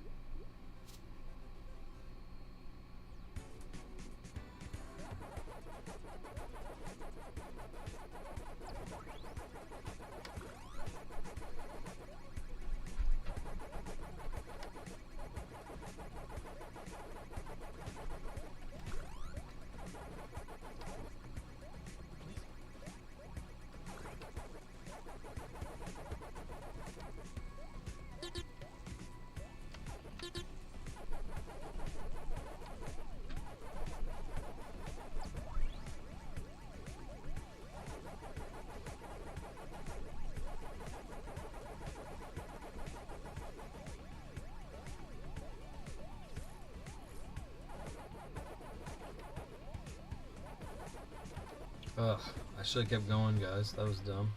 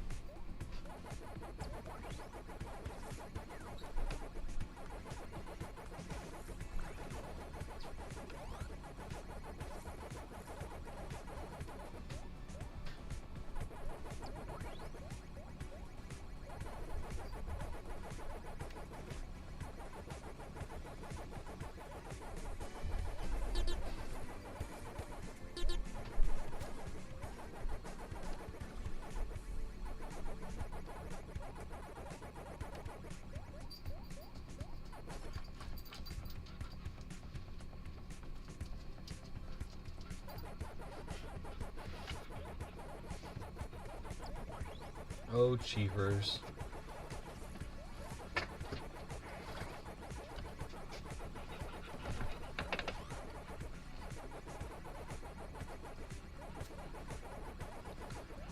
I wasn't trying to manifest the ending like this, but like I have to. It's like these 3/8 is like what I have to do because of how his playing habit is. He dictated this. Like if not, we won't get it, guys. Like it's not the only reason why I want to do this is like this because I've done the. I'm so into the flow of the metric of how he's playing now based on watching him climb. That unless for some reason statistically he has a job where he's taking a couple days off, then we won't catch him up on him because he's found his like flow is where he could do it. And I don't know if he's not a professional something gamer where they're doing something with it too, with the fact that, I mean, why wouldn't you want to use the platform as #1 in the world with Pacman to do something else other than just sitting in your basement? But I mean, at the end of the day, that's a segue for why we're doing this too, is to let you know that you can do whatever you want with your life. You can actuate your dreams and hopes however you want. So, you know, I want to shout him out and understand that we're not, you know, crapping on that at all, but I'm just looking at it. And if I don't make those moves, then he stays on the pace of playing 16-hour days is what she's doing, then, you know, then we're never going to be able to catch up. But right now, in this time right now, if we stay healthy and spry and we min-max an 8-hour epic session, I take a small break, we do another great thumbnail, I min-max another epic session, I take a break and you do Game of Day May, and I sleep for 2 or 3 hours, I eat some really great food and have a really great meditative session, a great shower, and then we go right into it. We're going to get the dub, guys. I feel it. That's exactly what's going to happen. It's going to be beautiful. It's going to be about 100 hours total for all of the experience, and I just could not ask for a more amazing thing. Like, and if there's a little bit more of a conflict at it, the 8-hour sleep cycle means that I'm going to be able to battle him at a max of a 11-hour 55-minute out stream, and I have all of my time cleared up between now and Friday to do this. So only thing is making sure that we got the streak of the Game of Day May going on. Bray's comfort game series unfortunately will take a back seat. My Dave will take a back seat when we have to. We'll be picking up on like Red Dead and Dave and a little bit. You know what I mean? And like when I'm sleeping, he'll hit the Dark Soul, so his conquest continues because we can't stop that. But the whole concession is we know in our programming block when we do feats like this, because like especially like in the if he's down to the wire in the Elden Ring DLC, guys, you don't think that like whatever we got going on, it's just focusing on Bray every day, having really great sessions to make sure that he's married up to that DLC being released, because that's the whole experience of his conquest. But now I set mine first, so guess what my next one is? I don't have one. I'm going to actually make that blank and worry about building the community for this game on the Pops Place channel when that time would be coming, because I actually have so much, unfortunately, pen and paperwork to do, getting people recognition on the status of the leaderboards, getting a website dedicated to spreadsheeting everybody where they're located, what platforms they're playing on, so that information is easily accessible to people that are jumping into our community. Because the great thing about a small blossoming community is we can put the work in now, and then people will be able to register. I'm sure somebody can help me build a widget where you just jump in and fill out a box, and then it puts you in there and all that fun stuff that coders love to do, and then we can give them credit. And actually, that's almost like another extension of what we do by helping us help you. You can be the person that offers to do that stuff for free, and then we'll just say, hey, they helped us make that box or help them make that website. Like, we'll just you scratch your back, I scratch yours type of promotion with that. So hopefully you guys are down to do that. I really can see that happening in the future. If not, I'll just go online and some sort of tutorial, and I'll learn how to do it at the base level that I can to get the infrastructure done, until one of our amazing community members, which they always do, will say, I love your effort, but let me show you how to hone that in a little bit more. And if you want to look at stuff like that, that's the way that me and Bray's gameplay kind of bounces off each other, with stuff like when we just did our Castle Crashers playthrough, and I had unfamiliar territory with the boss that I hadn't fought in a while, and he was able to help me out with it by actuating something that he did because he had failure over and over. Matthew says, Bray, will we see more Horseshoe on Red Dead? I'm sure we will. I'm sure there's some sort of achievement or another outfit that I'll have to do some horseshoes That's for. awesome that you got requested like a sub game in Red Dead. That's really cool. Well, I had played that for a while, for like a crazy 3-round duel between me and this other guy, and I ended up losing. But I walked away the victor in the final round. That's the good thing about the comfort game series, is when you see the play, there's not going to be like a form or theme about what we're doing. It's our comfort game. So we're producing that in real time based on how that game's providing comfort. That day when Braden was playing Red Dead, you didn't get a lot of story. Maybe you got to watch him throw some shoe for a little bit, And that's the really cool thing about it, is you can either vibe with that, or even if you just just check in and tune in for a little bit, and then you don't like it, then you can click off and find something else that we offer, because we have a very large variety of games. And just know that when those things in the programming blocks and those spots are finished, then we're gonna find some way to put them in like a future consideration pile to complete them, but not necessarily be married to that idea. And then those spots will open up for more content. So I'm excited about what the next comfort game is, like what the next series is. But right now we're starting those in a way where you can imbibe them very episodically and consistently, so that you know that we're dedicated to finishing them.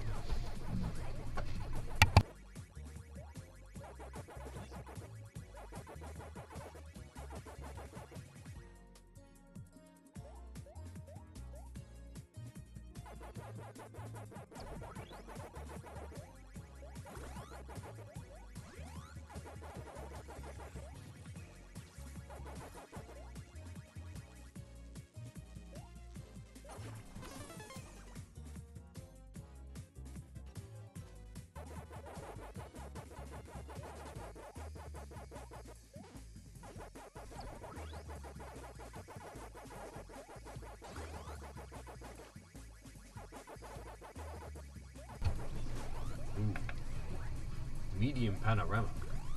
What about the exquisitely large panorama? Chivo, you're panting on camera. I'm sure they can hear you. Because Chivo wants him a slider. He wants a cheese turkey slider.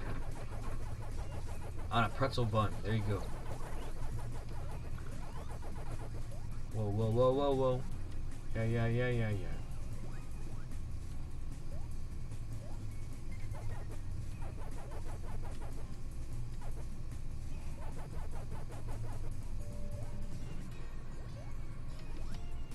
Well, those guys split the difference on me and everything. Oh, goodness. Oh, goodness. There we go. Chief. Yeah.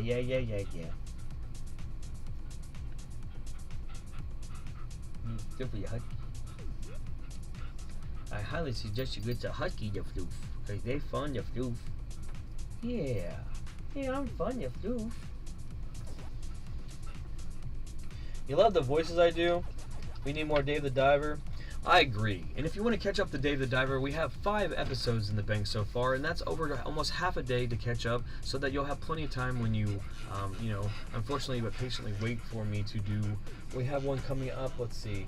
That's another reason why I'm hoping that this wraps up, so that I can have some time to rest, and then when I come back, I'll be able to marry up with that amazing DLC coming out for free for Dave the Diver the 23rd of this month. So also look out for the physical release on Switch. It's going to be pretty difficult tomorrow. Okay, there you go. That's not happening actually on the day of release. But that will be happening this week then, when the next episode of Dave the Diver comes up, because it's a free DLC. And if you haven't picked up the game, they're actually releasing it physically on Switch this week, which is amazing because I love collecting physical Switch media. I'm really passionate about that because it just kind of like reminds me of how I felt like when I used to get DS media. It's just like cute and catchy and just really cool. I wish there were more strategy guides inside, or some sort of like thing inside the like the sleeve of the, or like you open up the case and there's nothing on the left Where's side. the value? There's no value here. They do have reversible covers a lot of the time, which is cool. Ooh, that's one of the OG hits on the site when we did the reversible cover Switch video. Back in the day. Back in the Dizzy, but back for the OG content. You know, like when you find your favorite creators and like they don't bury, or they don't like get rid of like their infancy stuff because they just want to see it, like Scott the Waz's stuff, and like there'll be people, you can go back and look at his really old stuff, and that's awesome, man. It really is. It really lets you see where they came from.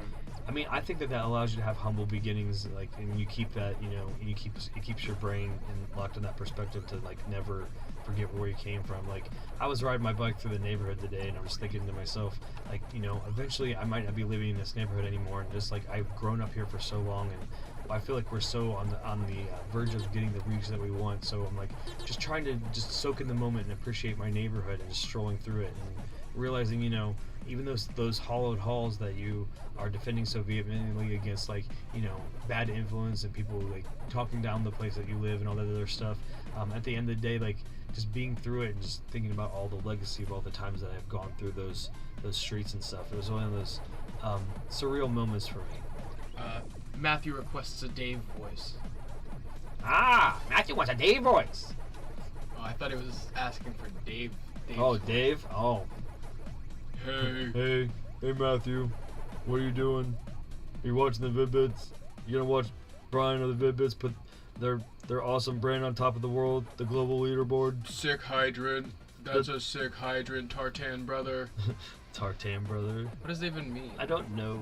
I don't know what a tartan brother is. Sick hydrant. Like, I can't wait to talk to the people from Mint Rocket, and they'll be like, why did you make Dave sound like that? That's not what he sounded like in our head. And I'm like, I'm sorry, just let me do the voiceover and I'll hone it in. Whatever you want, man. Whatever you think you should sound like. But, like, I just couldn't handle, like, listening to the Animalese the entire time, so I thought, if I was ever going to take the shot and just grab my freaking, you know, my ambition to do it and just go for it, like, I figured I just had to do it with a series like that where there's like 6 or 7 main characters. And unfortunately, like, because during the course of this journey in the last 11 days, like, my voice got effed, so the higher register female voices just cannot come back right now, so I apologize that they're not consistent to what I started them with. But, you know, that's, I mean, I just can't bring it up there right now because my voice is kind of like, it's also learning how to get it for radio. It's kind of like when you listen to a person like Ego Raptor and how he sounded at the beginning to when he decided to hone in his voice in an amazing, silky... Now he just screams. Now they... Rah! Like, I makes can't... a bunch of random sounds. I mean, and that's no disrespect to him. He's very much an inspiration as a creator and everything, especially like the Newgrounds background. And I can't wait to talk to him and stuff. Like, especially like the symposium, like a creator symposium and stuff. I really think that there's a lot that we can learn from each other, and also insight to a lot of stuff as far as like... I keep saying, how did you feel before you made it? And I don't think a lot of creators, like, that becomes really cocky, but I think it's really important that we steer the ship correctly in the beginning, because as a full disclosure thing, you know, with the brand and trying to get people onto it, like, most people don't feel like they have some sort of say-so when that happens, and it's just like, we don't know how to navigate it either. I mean, that's where it is. Like, we want to be able to be the best brand that we can be, and we know that you only have a good, you know, one time to make a good first impression, so...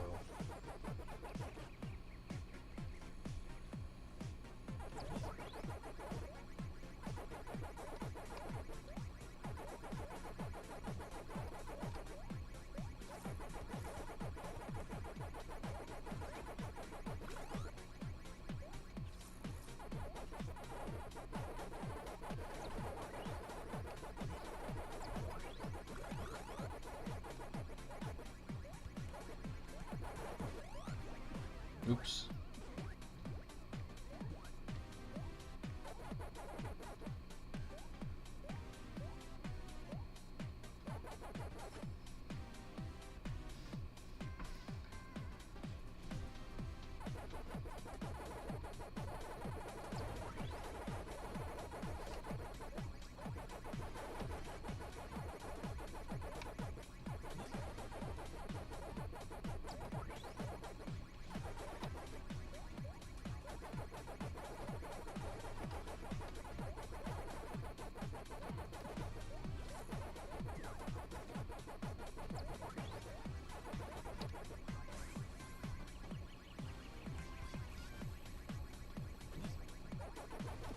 Oof.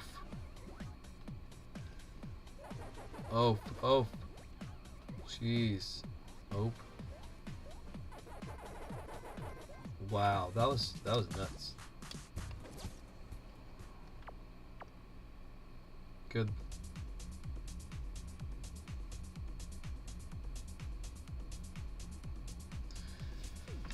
All right.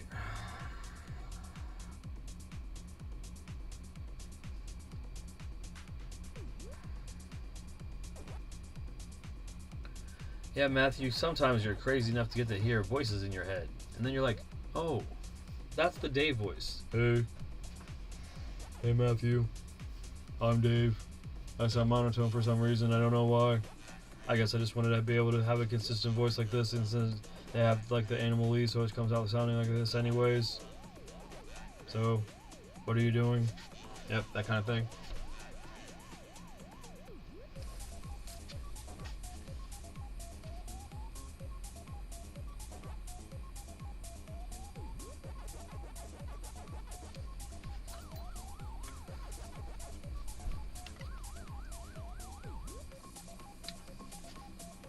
I mean, you guys know anybody right now that's going to put their, you know, their brand on the top of the world?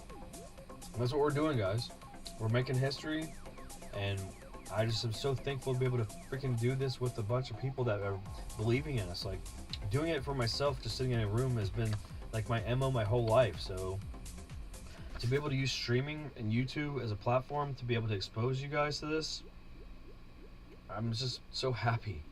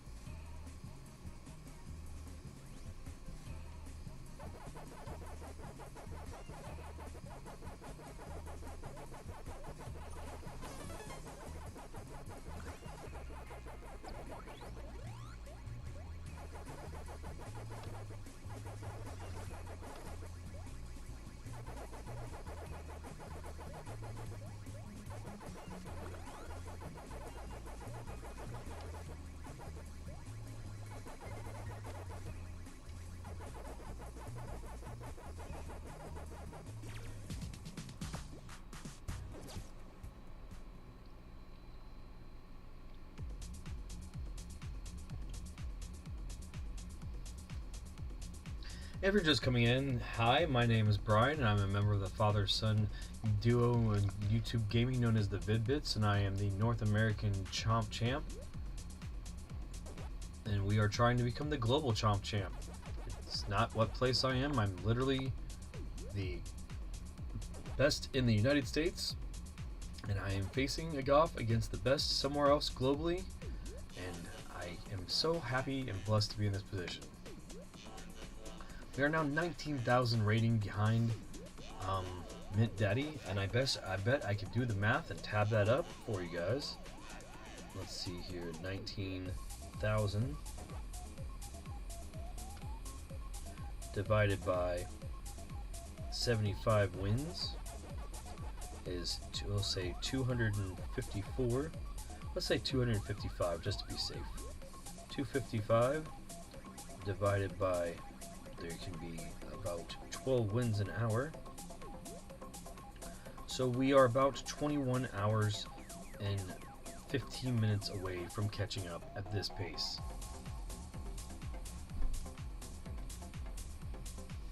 Most people cannot tabulate the math like that, but if we can min-max this and show you that we can do that, and they do not make any moves, we are 21 hours and 15 minutes away from becoming the global Chomp Champ. You want to talk about being able to tell people, you know, that you are part of this history. The only caveat is, after 2 episodes of this, you'll have to watch an episode of Game of Day May. Because if that means that the last third is a legendary stream instead of an epic stream, and we can just have a chase to the end. It'll be so much more exciting for you to watch me chase him down and then win based on who has fatigue. So I just need to make sure that there's basically at least 16 hours of continuous play coming from the Vid-Bits to give us a really good shot of coming within slaying the dragon, so to speak.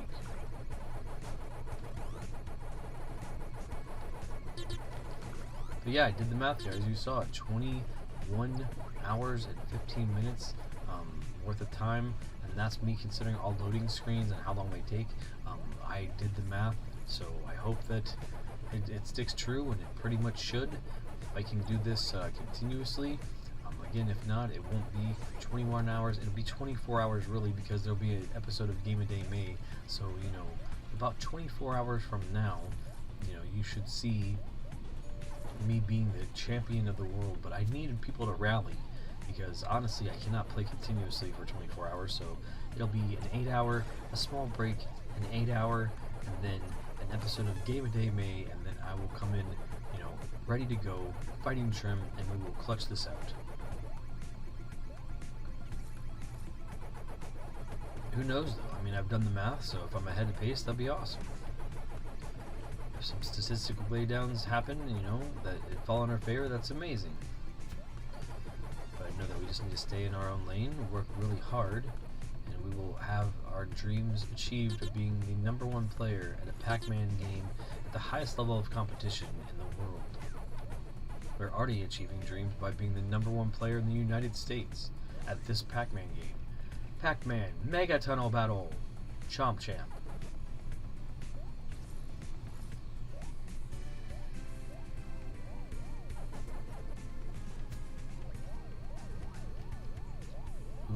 Ooh, ooh. Look at that.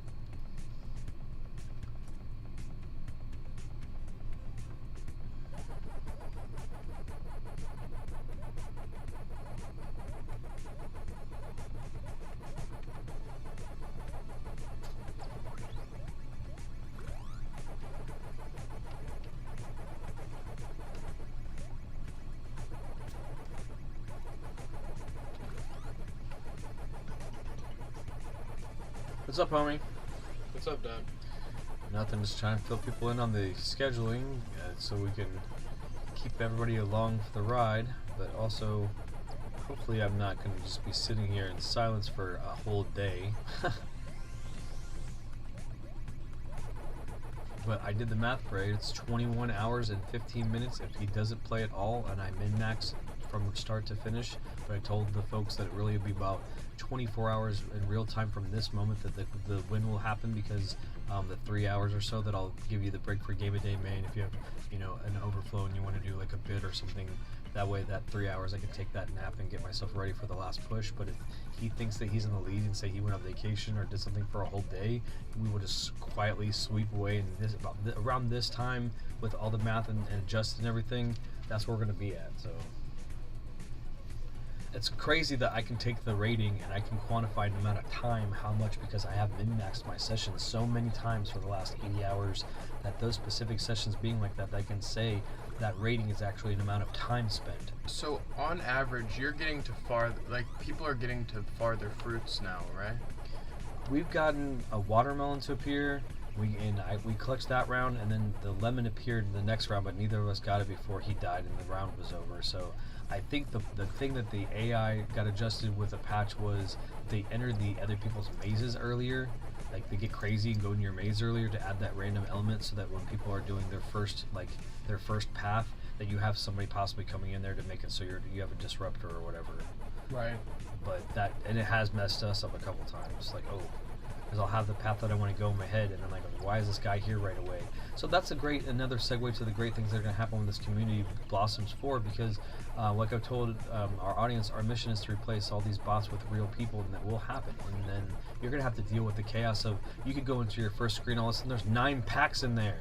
You turn around and 9 people from different directions decided to invite this one person's maze, and the chaos that could ensue. So like, the engine actually gets to be, you know, utilized for all the cool play that they was hoping it was going to, but unfortunately, you know, people being in a situation where they're not necessarily exposed to this, or it being a hardcore hard fan thing, you know, it's not exposing to that. So eventually when we get the exposure there, people will really understand what it is and hopefully just not hating it for what it isn't. And then we'll get the true hardcore Pac-Man people in a game that they didn't know about, and you know, we can really have a flourishing and competitive gaming scene around it. It's balanced and fair. It's just not given a balanced and fair stake in the public eye. That's why I don't understand. Stop comparing it to what it isn't and start appreciating it for what it is. That's not as fast as this Pac-Man game. That doesn't play like that Pac-Man game. Like, well, it's a myriad of all those Pac-Man games. It's a different game, though, at the same time. Right. But it isn't in a way where if I can take tech from another game and make it so that's why I'm that good at this game, then that makes you know that you can see the building blocks of where the play was. You know what I mean? That'd be like if they build like a Mappy hybrid and it was based off the engine that you've now spent hundreds of hours on, so like you're used to it or whatever. What was up with that slider? What's in that? Was that not just turkey and cheese? Is there some sort of dip on it or something? Yeah, there's some sort of... You don't like the pretzel one? No, I did not care for whatever I was eating, no. The other one is just normal. Okay, that's what I want. Is the normal one. That was just... no.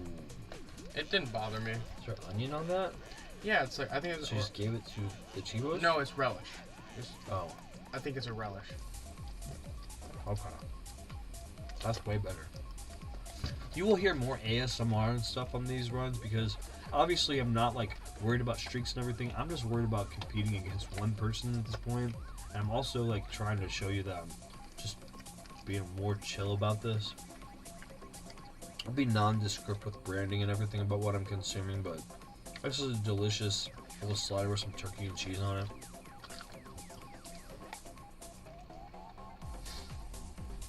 Hope you guys are going to enjoy the culmination of this series in the next day or so. I mean, we really worked hard producing it. We view a lot of things like this. Not necessarily this level of this, but the level of dedication here on the Vid-Bits. So, you know, especially after this conquest is done, I hope that you look forward to Braden finishing his when the Elden Ring DLC comes out, because, you know, I feel like it's going to have just as much, as even if it's different weight than this. I think it's more weight in the solo capacity because I'm only competing against myself, whereas you're competing against a lot of other people. You know what I mean? Like, as much as this is you competing against yourself, it is a lot more for the community and, like, for who you're competing against, you know? Yeah.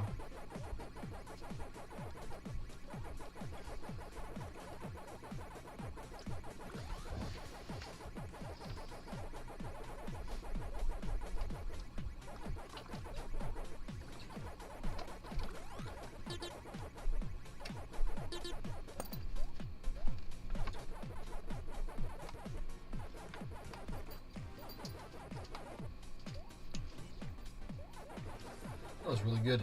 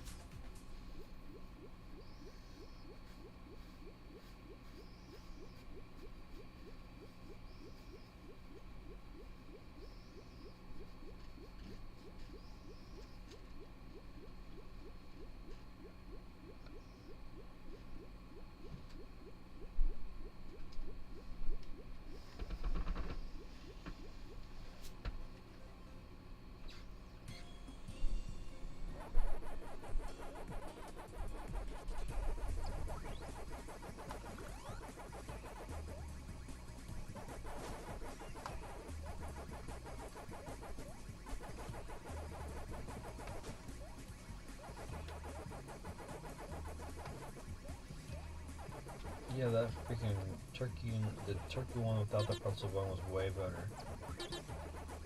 Which is weird, because, like... It has some sort of, like...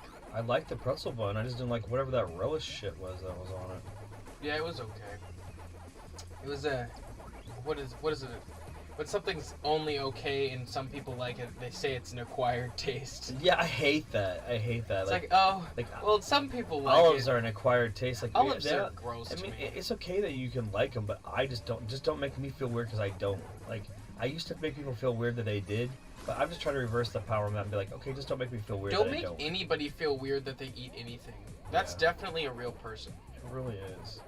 I think that's what we're saying on this stuff though. Like, there needs to be like, it needs to be clear who is a person and who is There's not. a chance it's not though, because I haven't had anybody pop up in my active players in a while, which just means that the people that are playing are so few and far between that we're just trying to connect them as a community, so that we can start like that is the next set of people that will care, and then we'll just go out from there. You know what I mean? Like, we can do this in arcades and all this other stuff.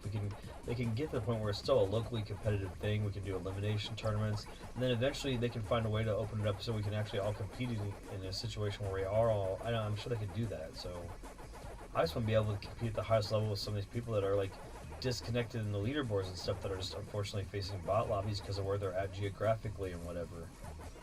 Right. Unfortunately, there's so many different servers that you can't get a full lobby really. Not as consistently. I know also, and I'm not trying to like fight into it, but I know also when this hits a pass that it's gonna have a lot more install base. So like, it's also so new. Battle royales take time to build groundswell and stuff. So sometimes it's gonna take like months and months, and that's totally cool. You know, eventually you'll get a good amount of people in here where but you're playing ranked too. So you're at the top of the ranked leaderboard. So there are less people in that spot than you are. Right. So I think you should just, move in silence, do a couple rounds, just focus up, and then, be back for some motivational speeches and whatnot after a round or two. What do you think? Yeah, I appreciate you. I appreciate you guys. I'm going to move in silence a little bit. I am not like even close to falling asleep, so I appreciate the people in chat. I just want to talk to Dad a bit, and don't want you guys to have to deal with that, because it's business and stuff. So I just want to have a quick conversation while he's in the game, but not make that you guys' problem and not have to stop his play or anything.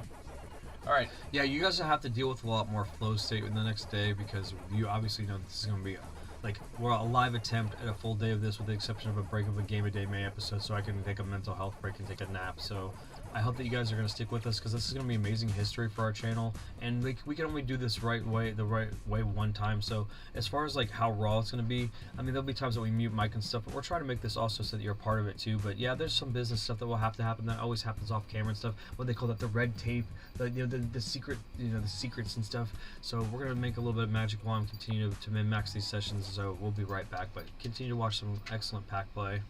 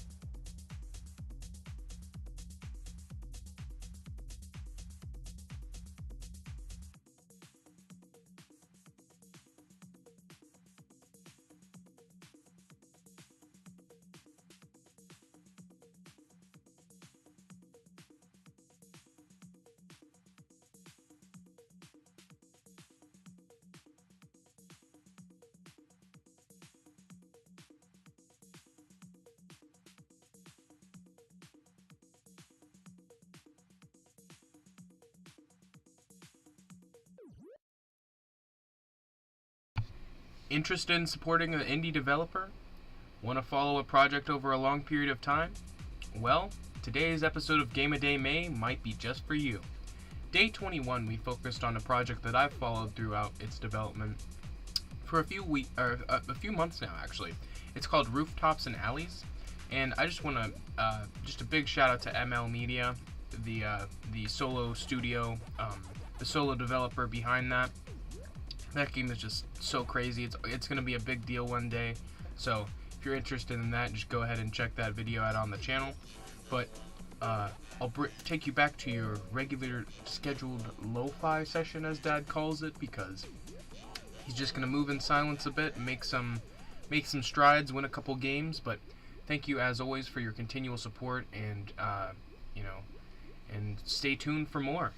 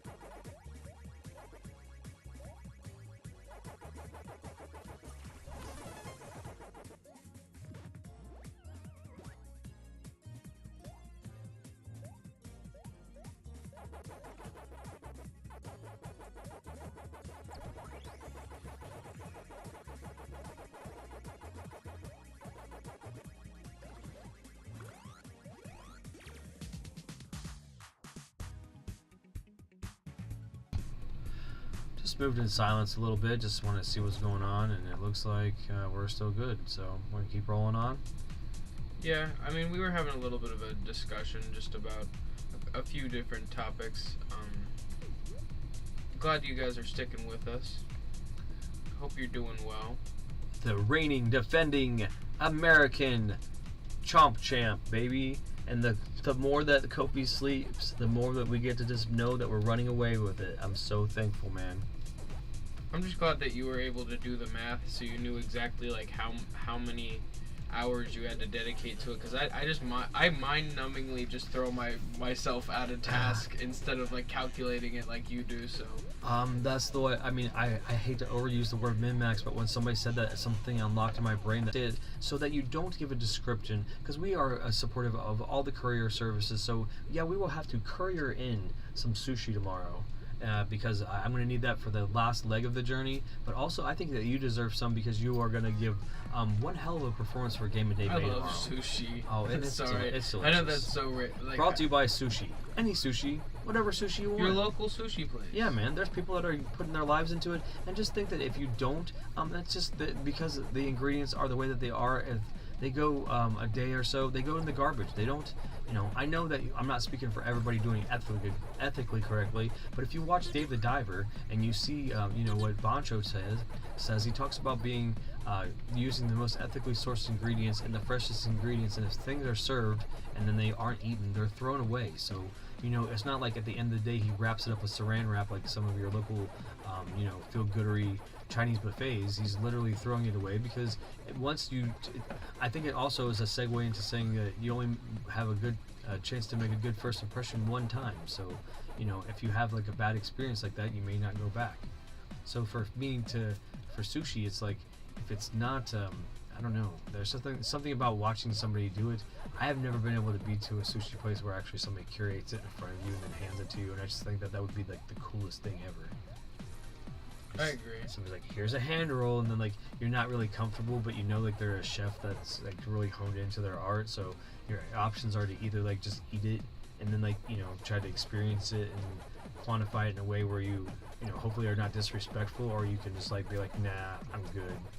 I think a lot of them understand like just like how it makes your face, like how your face lights up when you eat the sushi in front of them. What's that guy? There's the guy that does the videos where he makes the sushi and then he eats it and he makes the face. I remember watching those. I have to go back to watching some of those because they were just really wholesome. I think I follow him on Instagram. It's really cool. I mean, just the whole ASMR of like watching somebody. Is it Chef Hero? I'm not sure, but I think that's really cool. The whole concept of like, you know, quick time seeing something be built, but then in a way where then, you know, ultimately you can feel the momentum of the project. And sushi is one of those things where it's like, I don't know, maybe that's also a sub-dream, is to be able to start to learn how to hand roll sushi, at least in the baser ingredient style that I like, because I mean, it's like art. You know, you make little art and then you get to eat it, and it's really healthy for you. I just like rice and protein. I mean, there's something so basic about that, but like I'm just like someone who likes a little bit of rice, some protein, maybe a little bit of veg. Yeah. And okay, like I don't really like avocado, right? But in the small, like perfectly cut portion that they put in like a lot of sushi rolls, you get that little avocado, the little cucumber. It's so good. Yeah, like, the cream cheese, it's all portioned in like the correct increments. Like it's not even if it is like a more mass-produced sushi, it's still like I don't know. There's still some magic to that. But I've been to a couple local sushi places that just make me like fall in love with sushi more and more, and just I want to try different kinds. I'm not the type of person who oftentimes eats raw fish, just because I know there is some like depending on where you're at, there is some possible risk for food poisoning or whatever, and I even if you know it's inspected, sometimes you know you could have food poisoning and cross contamination, unfortunately. Yeah. So but ultimately I've had an eel sushi roll that was really good. Yeah. I like shrimp sushi rolls a lot. Soft shell crab, that's like is so good. That is delicious. Yeah, absolutely. That's kind of bougie because it's expensive, but I really feel like as far as like a protein goes, that's but not really, because in some areas it's really accessible. Really? It's just really based on where you're at. I mean, we're landlocked because we're in the eastern United States, so we're like inward more, so it's not as like, oh, I can just dip my basket in the sea, like, ooh, here's some crab. Like, well, it's not even just. I mean, if I would do that, I would totally do that. I would get whatever license is necessary and catch me a couple crabs, and like they just have some traps, and that would be so much cheaper, and because like you don't eat it that often, right? The price is the rig, and like the time to throw it in, and knowing the spot to do it. Like, hopefully you're not competing with some local fishermen. We're about to be only the second person to crest a 5 million pack credits, because statistically there's no way that Kobe could have had them, because we only spent 7,500. So really we've had that already if we would have not have spent 12,500 pack credits. So we've already accumulated more than 200,000 pack coins, but we will actually have in the bank a 5 million pack coins. If we purchased every item in the shop with some of those pack coins, we would only spend 83,500 of those and still have 100,000 plus. You should buy everything in the shop one stream. As the victory lap. That is the victory lap. And then put on the most expensive glasses? No, I'm not going to do that, because I still haven't done that. You should just buy it all, though. Yeah, I'll buy it all. And then whoever wants, I think then anybody who's in the stream at that point should be able to like suggest what you like. If you like, you could do like a little fashion show, but you should still go back to the normal Pacman at the end. Right, absolutely. That's a good concept. I'm gonna go grab some water, so this is my daily reminder to you to hydrate yourselves. It's going good so far, guys. In the marathon, we're going for 24 hours to catch the leader, and we're going to have a commercial episode of Game of Day May. So it's like we're going to have like a supersized day of 24 hours straight Vid-Bits world coming from you, with a 4-hour sabbatical, which will have a Game of Day May. So if that ends early, there'll be maybe some extra things in there. Maybe there'll be a little time for you guys to catch a break. But if not, I need you guys to like, share, and subscribe this so that you can get people to get the eyes on the Pacman, so that you guys can watch the chase of us putting from, if you're from the Americas, you're going to watch us put the Americas on top of the global leaderboard, and then if you're global, you're going to be able to see that as a Vid-Bits member, that we're going to be representing you globally from the Vid-Bits on the global leaderboard overall in the entirety of the world of this game.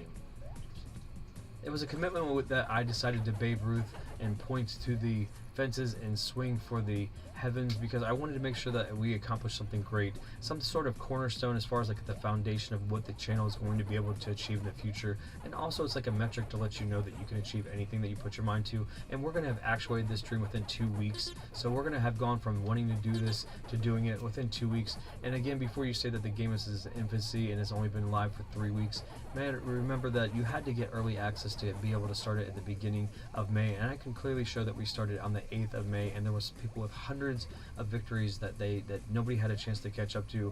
And by them buying it early access, it proved that they were hardcore enough to do that. So I'm competing against the most hardcore and elite in this game, and even if it's for us to go against AI bots to finish these mazes as fast as possible, there's still metrics that I'm hitting before them, and we're still showing that the Vid-Bits are committed to great gaming feats like this. So when we talk about conquests here, it's amazing things like this that just show the strength of a gamer and our fortitude for gaming. So hopefully you enjoy. Obviously, I will not do another conquest for 2024. This will be my only one.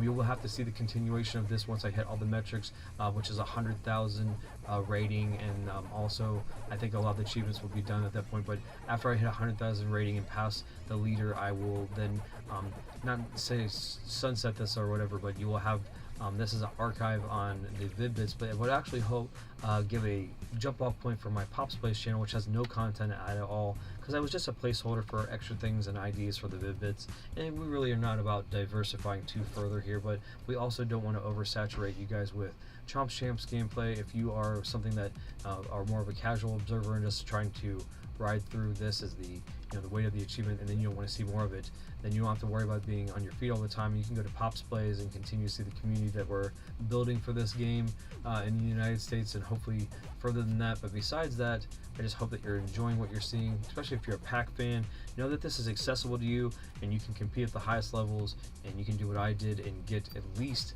a high level of skill in a moderate amount of time of a couple weeks. So it's really just up to you at how dedicated you want to be, or how much of a Pac maniac you want to be. But either way, we're happy to have you with us on the way to the top of the global leaderboards in Pacman Mega Tunnel Battle Chomp Champ.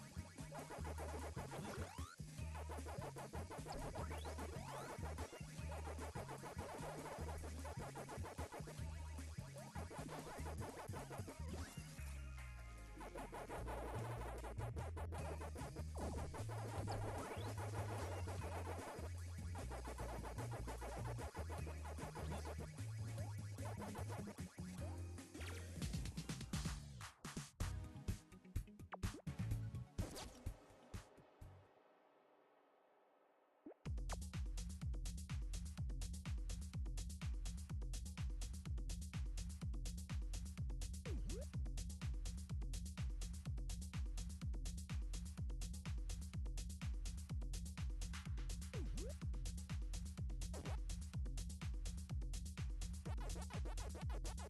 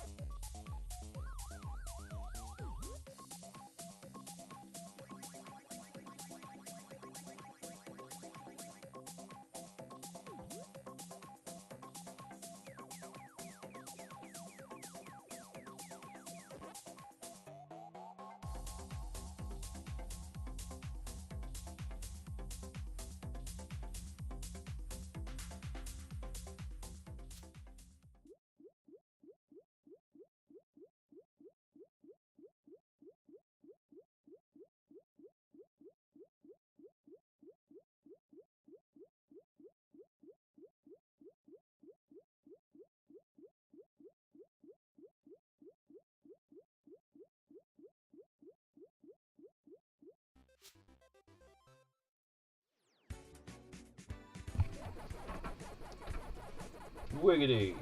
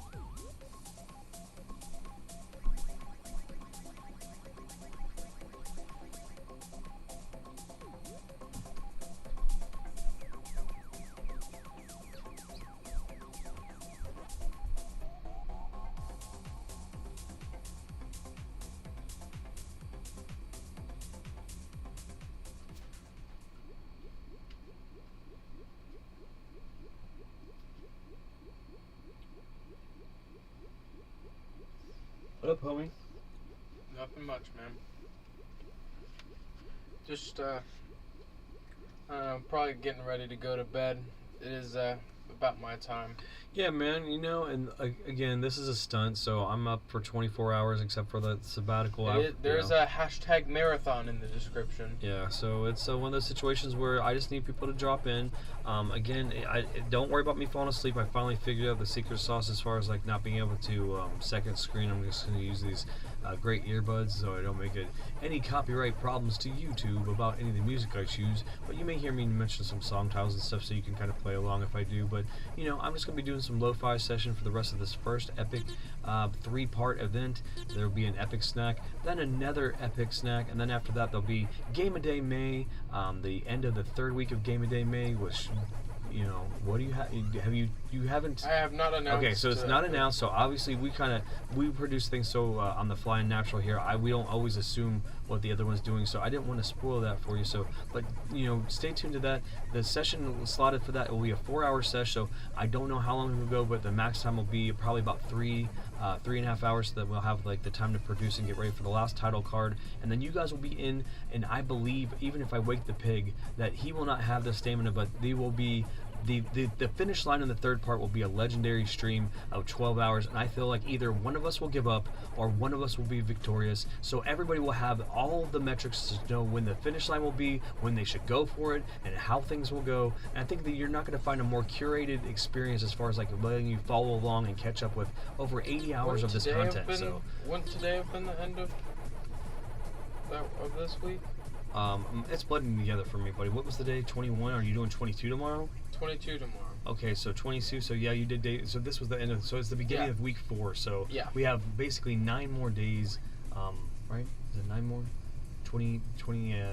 I think it might be 31 days. Yeah, so 9 more episodes, and then that will be it for Game of Day May. But obviously, you can see that the esports that we're trying to get together for Chomp Champs is just getting underway as far as trying to establish everybody's identity that's going on with this competition and everything else we're going with that, as well as Bray's conquest to get to the end of Elden Ring so that he can be ready for the DLC and going through all the way to when that is released. So that conquest is going on too. We're finishing up the last DLC, the Ring City. How many DLCs? So you had to do the end game, and then you just did one. And this is the end game of Dark Souls 3. Okay. I beat the game, and now I'm doing the DLC. Well, it was spoilers for me, so he told me not to watch. So unfortunately, I haven't been able to be in on top of it as everybody else because it's something I have not got to play, and it's a little bit hard sometimes producing things and then like not spoiling stuff. So luckily, I was in a situation with that where he's like, "Okay, Dad, you know, I mean, I guess I saw the weight of him beating whatever, and then I just didn't know what, you know, the storyline was or how difficult the boss was, other than, okay, my friends are now gathered around the monitor and watching him die over and over again, but now they're invested, even though they claim to not be invested in the series, which is just an amazing thing that I hope that when you watch this, even if you're passively not a Dark Souls fan, that you can just take the weight of that type of accomplishment or dedication, which, you know, I can say as far as like this as well, like, we are willing to dedicate towards our accomplishments to try to inspire you guys and also show that we are capable of great gaming feats here at the Vid-Bits. Alright, man, I'm gonna go to bed. Hey bro, I love you so much. We have a good we handshaking here. We'll do one of these. I didn't know. I wanted a high five. All right. Are we handshaking here? I love you so much. Did you really just handshake my high five? I did. Big hug. All right. Take care, man. Have a good slumber times, and just know, man, that this is the beginning of the beginning of the end. Is the beginning is this whole Chomp Champs experience. You know, we started almost 2 weeks ago. And we've now almost accrued, and we will accrue over 100 hours of footage for this.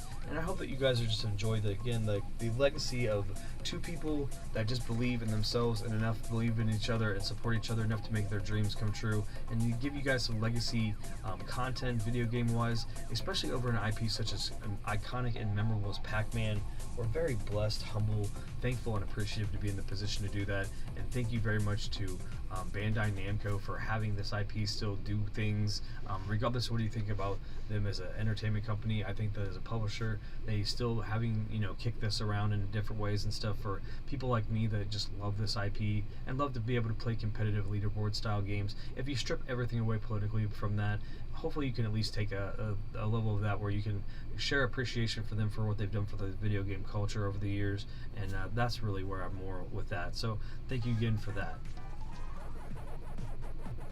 I keep saying sushi is the end goal, and it is. It's just like, so having sushi on these mazes has been like motivating me. The little flowers and, like, you know, I mean, I'm not really a raw sushi fish guy, so like it's funny when you can have like little salmon and tuna and stuff, and it looks beautiful. But like I haven't gotten over that hump where I could personally deal with it texturally. Unfortunately, like I had a bad experience with some scallops a long time ago, and like it went from something that I really enjoyed to a bad experience, maybe me off-put about it texturally. So like, you know, the people that can enjoy like the raw fish sushi and stuff, and like the fresh ocean taste and how that adds to the experience, I'm really a little envious that I'm not sophisticated enough with my palate and stuff to do that. I'm sure it'll come over time, but like also then you have the stigma based on where it's prepared or whether or not you're gonna get like illness and stuff because it was mishandled. So, but we have the sushi maze. We have, that's the only thing that we bought was one maze, which was the sushi maze, and then we bought one gimmick, which was the most expensive glasses. We have not worn them or whatever, but other than that, we've saved all of our pack coins, and like I said, we're just about approaching 200,000 pack coins or whatever overall, because we haven't spent anything really in the shop, even though there's, you know, over with the other things that we spent about 100,000 worth of stuff, so about 83,500 pack coins left with the stuff in there. So when we do hit the finish line, that tape at the end, just in celebration, I'm going to go ahead and finish out the eShop and just like, or I'm sorry, the pack shopping, like clean it all out, get all the items in there with my muns, so that way as the running tally of the money that I have will be based on how many games I played. So it's almost kind of like its own individual score counter that, you know, we can as a culture decide that we want to either have importance to that or not, how much money that you have, which that's a whole allegory for some other crap, so I really don't care about that metric, but it will always be displayed on the screen for you, the people that do want to care and follow along with that. I don't think that we could legitimately tie some sort of score to it, but I guess you could, because ultimately you can only spend about, I think it's with math adjusted, 95,500 on everything if you didn't buy anything. So anybody that's played this game up to this point could only have roughly 100,000 extra if they maxed it out anyway. So I guess we could already have set the standard as to what that matters about that, which is fine. Again, you can just look at that and be like, okay, this person got 100,000 or whatever, so you know that they are the #1 pack player in America, probably, or could be, because that they've played at this point 875 games to accrue 200,000 pack coins. So that's the metric of how much you have to play to get that, because I've won, I'd say, at least 98% of my games in first place. When you do the math, it's between 98 and 99% of my games have been first place victories. So that's what you have to do to get that much money. You could also do more things target based, as far as like the skill based things that they do in the maze. So if you do those skill based things, you will actually accrue money quicker. So you could potentially have more than me. So if you want to compete with me for how much pack coins you have, your metric is that if you've done about this many matches, about 200,000 pack coins is what you can accrue. Add about 5,000 for the one maze that I bought, and 7,500 for the most expensive glasses that I bought, and that's about the maximum amount of pack coins that you could possibly have, besides doing some of the activities. Like I've kind of like averagely done those. So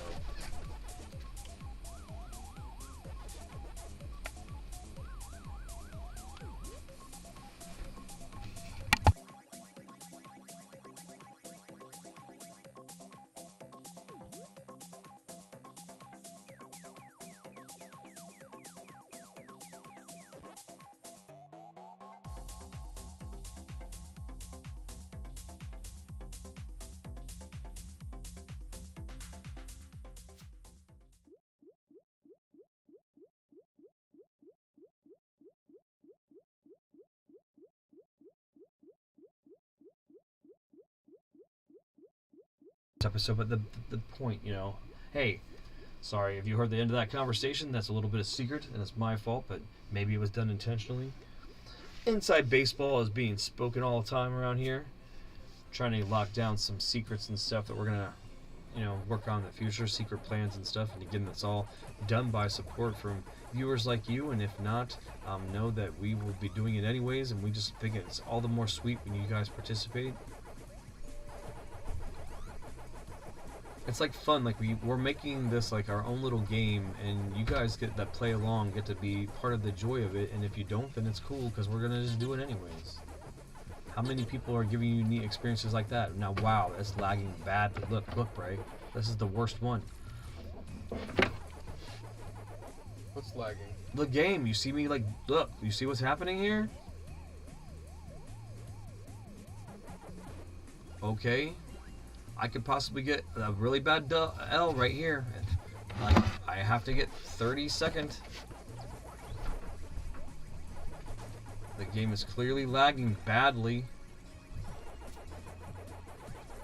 So after this match, we will reset to make sure everything's up and up, because I don't want to lose a streak because of a bad internet connection. I apologize. But definitely it's some of the worst stuttering I've seen since I've played. And again, I think it may be more on my end. We have a lot going on that we're trying to do in the background to make sure that we can have people,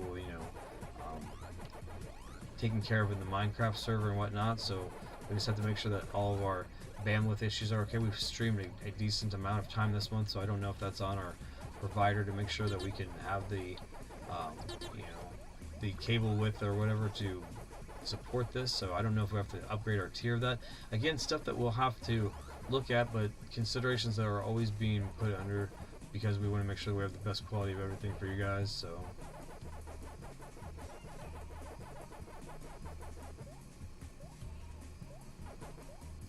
all I know is, like, you're gonna look at that leaderboard and see some L's, and it's just gonna make me think that there's chances that stuff like this happen, dudes. And it's like, to me, I can justify it, but then again, I have all the accountability for me. So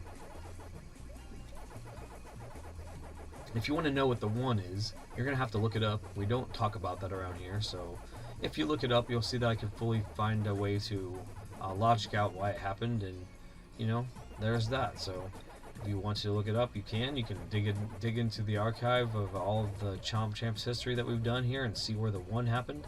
But we like to say around here, we don't like to talk about that, or I'm the one. So it is what it is.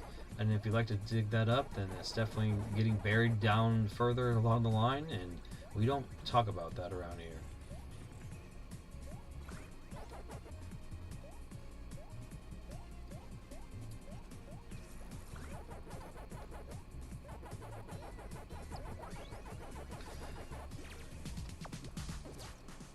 Yeah, I completely agree with that post that Bray and me were talking about, where on the Reddit about this, where people find that other people are dying more than they're dying, and so other people not surviving being the cause of their win.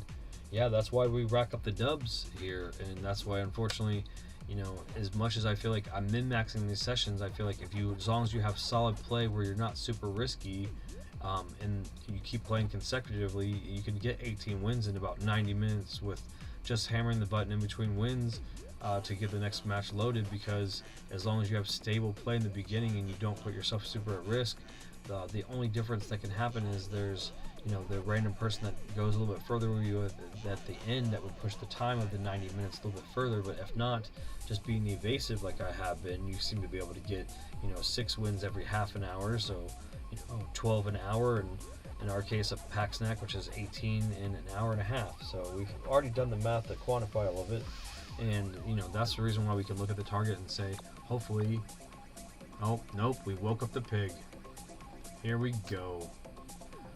So they don't know how long we plan on sessioning, and unless they do know how long we plan on sessioning, now we're in a situation where they're moving in real time against us. I just wanted to find out if that was going to happen, and so they now, even though they played a very lengthy session, don't know what's going on or what we're in for unless they do, and we're going to go the best we can to go toe-to-toe with them as long as we can. So it's going to be a battle of wits, a battle of stamina, and whether or not either of us actually encounter each other. The statistical laydown of that is pretty low considering the fact that we're in different divisions, unfortunately. But if we were, then there's a chance because we're both running around and they're on the same time, we could interact with each other in the maze. So I knew this was a possibility, and if anything else, if this is going to serve as the first leg to push us further from Kofi so that he does not catch up, we respectfully gave him some time to do so we don't feel too bad about that. And we're just going to try to have some good games and hold ourselves accountable for some good play, and hopefully, everything will balance itself out. If anything else, this is not a sprint, it's a marathon, so I know that even though he could be motivated to play for a little bit to try to defend his position, if he does not know our game plan, or even if he does, if he cannot actuate the way that we can, we will continue to close the gap and play this professionally until we take it. So I'm not stressed about it, and Braden's prepared to work around it until until it's done, until the deed is done. So I hope that he's in for that type of commitment, because all we have on our programming schedule besides Chomp Champs is Game of Day May, and the only thing that we have definitively is he still has to whittle away at Dark Souls 3 DLC moving towards Elden Ring. So the rest of the schedule will be this until the deed is done, and then we'll go from there. So hopefully the resolve is his resolve is just as strong as mine, because that would make for an interesting battle. But if not, we're going to take the title, and I'm not doubting that 100%, because I know that we're very confident in our ability, and when you are confident in your ability, you can do anything.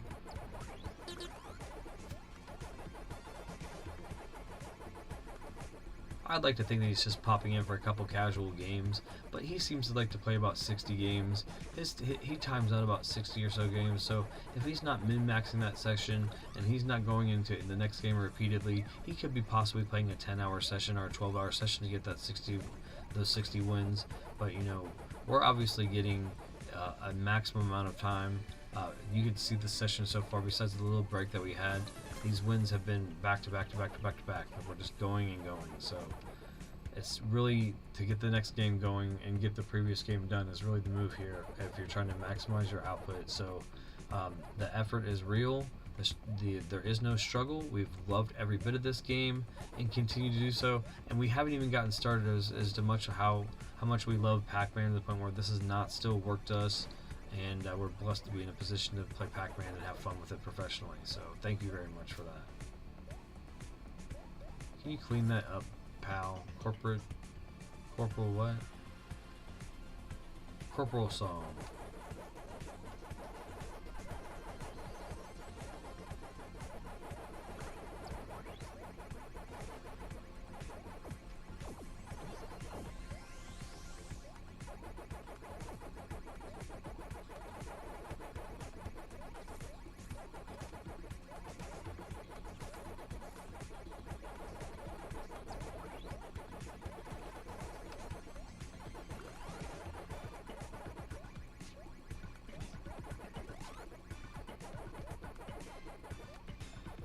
I mean, what did he expect me to do? Like, he made some massive moves. I was gonna be so chill about it. I thought that we were gonna like maybe race over the course of the next couple of days, and I was like totally ready for this to resolve itself that way. And then like I woke up and just seen that shit. Also the thing with Kofi, like I thought, giving them some time, taking a nap. I had some errands to run around the city, and I did that. Biked around for a little bit. And then I thought, okay, that'll be a situation where I come back and they'll be ahead of me, but I want to react to it live in case they are, so I'm not overproducing the reaction. But I also knew that it'd be a great chase to Mint.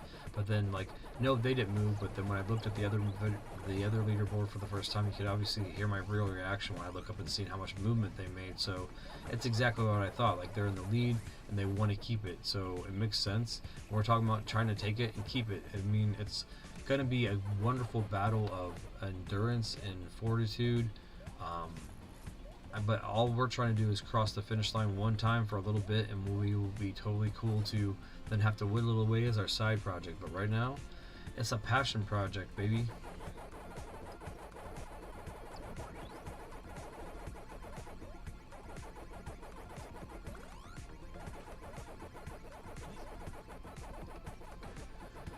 I guess this is the last thing I'll say, because if I'm addressing you specifically, Mint, look at it this way. If you think that you're going to keep the lead forever, it's not going to happen, because eventually I will just take it, because your fatigue will happen. Like, you're not going to play this professionally for the way that I can play it, and as long as I can play it and be able to work around the rest of the limitations of my life, because I just have the mental stamina to do this, and it's like a fatigue thing. Eventually you're going to sleep for way too long, and then I'm going to get it then. And then I'm going to have it for a moment, and I'll be happy. I'm not trying to keep it forever, and I will, gladly dance back and forth for it. And I know that there's people that are rising along the ranks that are going to put the pressure on us to keep it. And especially when we replace these lobbies of bots with actual people, we'll see who's better at Pacman. Like, I did not min-max that episode there, or that win. So I just want to make sure that I address that. Like, we're dedicated, and I think it's amazing that we can be in a situation where we can be so competitive about Pacman, and I'm sure you're just as passionate about it as I am, because there's no way that you'd be putting the time in if you weren't. Like, there's no way. It takes so much time to get to this level where you can zone out and actuate on this level. Like, if you watch some of the things that I do, I know other people don't do that, but I know that some people do. They have to. Like, some of the lane choices I make, like cutting off areas where there's like less than a centimeter of distance, and I should just definitely not make that distance, but I know that if I use sparks in a way and I do a corner around the right way, then I can actually cut somebody off. Like, it's amazing. Mint Daddy. They know that they lost 2,000. Also, the reason why I started when I did was to see, to move when they moved. So they lost 2,000 on their lead. They had a lead of 20,000 on us. Now, guys, they only have a lead of 16, so 18,000 on us. So even though I said that in the race is real to 100K rating, like, I'm hoping to hit that 100K before the end of the week, be the first person to do it, be in the lead, and then be able to move on the Chomp Champs content onto the Pops Plays channel, so that you guys can still see all the Vid-Bits stuff and not see as much of this, and know that when you want to see this, that's continuing on over there, and it makes sense to continue on over there, but the legacy of it will live on here, and that will also probably have a playlist over there if I figure that out. If not, the fact that it still exists here is all that matters to me. But I did not like taking the second place there, because he can clearly see that I did. That's the cool thing about next to the rank. You can see 75 means he took the dub. 55, he's going to think that he's putting the pressure on me. But let's just hope that we're lulling him into a full sense of security.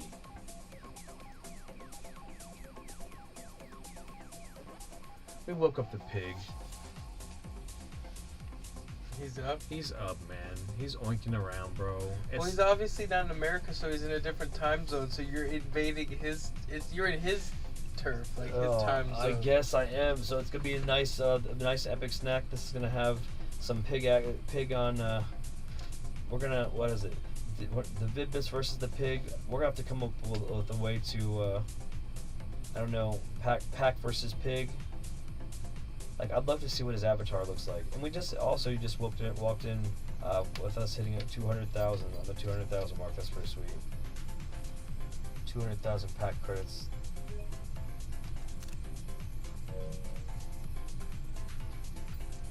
Ziggy Piggy.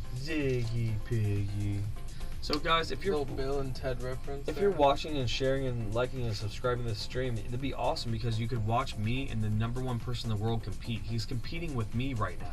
He is now competing directly with me, because he's so far in the lead, he wouldn't be making moves. He's up by the next person by 300 wins, and he's scared, guys. The Vid-Bits have the world leader, and this game's scared. The person that's running the Americas of Pac-Land is now provoking the person that's running the rest of the globe of Pac-Land, and we are basically trying to fight for supremacy, guys. This is exciting stuff, and it's cool because I'm excited regardless of whether or not you have the reach to see this right now. But I think it's cool for the people that are really honed into it, that are having the opportunity to see it, that you're getting to see somebody like me provoke and like now actively live compete with this guy, because he's sweating. He knows that if he doesn't get his matches go as fast as mine, then he's going to lose more ground, because like I said, Bray, when we started this, we only had a 20,000 point gap between us, and before he woke up, now I've closed that gap by 2,000 points, so he's only up by 18,000 now. So we've already started to do some work, guys. If you're like, you're fighting like a boxer in like Punch Out. We're doing a lot of damage to the body, and we're just trying to wear him down. So pretty excited. I really feel like it's a sport. I hope that you guys are feeling like I'm trying to present it like that to you, because it really does feel like that to me, because I know to some people I'm just playing Pac-Man, and I'm really just showing that in some aspects of the video game community, even feats like this mean so much more to people. So thank you very much for, you know, letting me live my dream and, you know, play Pac-Man professionally for you guys. Thank you so much.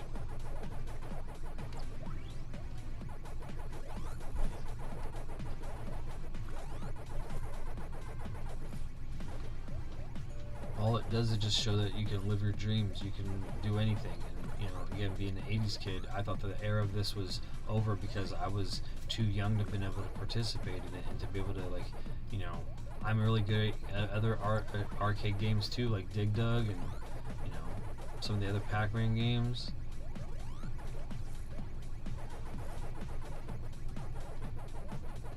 You can break 100,000 points in Dig Dug. I mean, I don't know. I just think that it's just great timing. Timing is key. So let's just be the people that make this community awesome instead of the people that make it so that we're like, well, we just complained about it and it could have been great. It was already done. The game was already made. The other game was already canceled. Bringing it back doesn't make it any sense. So why not just embrace this game if you love Pac-Man instead of like splitting hairs as to why you love Pac-Man? You just love Pac-Man. That should be the thing. Sometimes the thing is just just perfect, and sometimes other times you want to debate about it, and we just have to have intelligent arguments about it when we do so.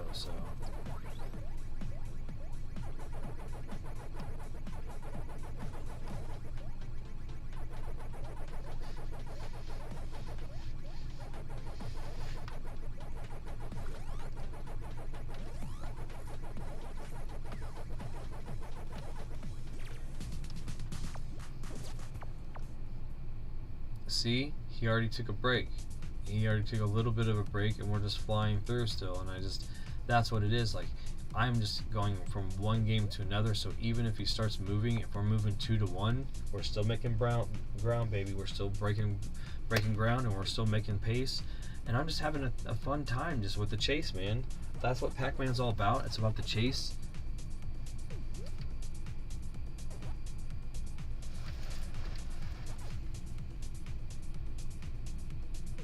Oh, I'm sorry. I didn't. My chat hadn't refreshed, Matthew. I'm sorry about that, buddy. Yeah, that lag was crazy. Pops, what's your favorite maze?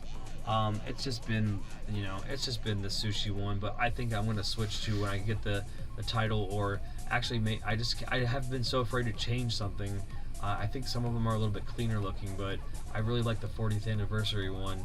We can scroll through it to break some gravity after this first pack, our epic snack. So, you know, you're the one that kind of helped turn the phrase epic snack. So an epic stream for the Vid-Bits, if you didn't know, is an 8-hour stream, and the first one that we did for straight trying to min-max a session, an 8-hour clean session for Pacman called a epic snack in memory of our good guy Matthew being the second member of the completely unnecessary tier on our membership program. And like, we went from a 4-hour stream, and I decided to double it in honor of him doing that. And I think that pace of that session is really what helped close the gap, that made it so that either Kofi realized they didn't want to make any moves, or gave it so that I started to have the pace to be able to take the lead here. So that momentum was invaluable, Matthew. I gotta say, you know, coming from the American champion here at you know, Mega Tunnel Battle Chomp Champs, I think it's awesome that, you know, part of that was actuated because you helped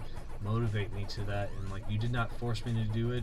I didn't do it because you donated or joined the membership tier. It just felt like, you know, it was completely unnecessary for you to jump on our $10 a month tier. So I thought it was completely unnecessary for me to achieve that feat for you, and by proxy, it's helping the pace of all of this other stuff that's happening. So thanks so much, Matthew, man, for that. And you've always been hanging out for these pack snacks and stuff like that. So when we finally cross the tape of the finish line or whatever, and we're just down to the point where we're hanging out for an hour and a half a night playing Pac-Man, I think it's gonna be awesome that you know, we can have some fun with it. And this really does fit in the programming block still, just to do like an hour and a half. But it'll just unfortunately be on the Pops Plays channel, so it doesn't like mess up the Vid-Bits stuff, unless, you know, it makes sense. But like right now, we have so much going on, other shows that we need to find spots in the programming rotation. So unfortunately, Chomp Champs will go to the Pops Place channel to make sure that it still can continue on in legacy and everything, but it doesn't clutter up our programming too much. Because really, first and foremost, the Vid-Bits will always be where we put all of our passion in. This is a Vid-Bits project that I'm doing, but the continuation of it is more of like something that would just be, you know, Pops would be doing that. Something I would be doing in my spare time. So that's why I would be on the Pops Plays channel, and we could still hang out, do pack snacks and all that, and also continue to form the E-League for this game, where we give people the credit and recognitions that they deserve for all the moves that they're making, databasing the top people that we can and stuff like that. You know, so that people don't have to just scroll through the leaderboards, finding out the technology for that, to be able to create an app for that or whatever.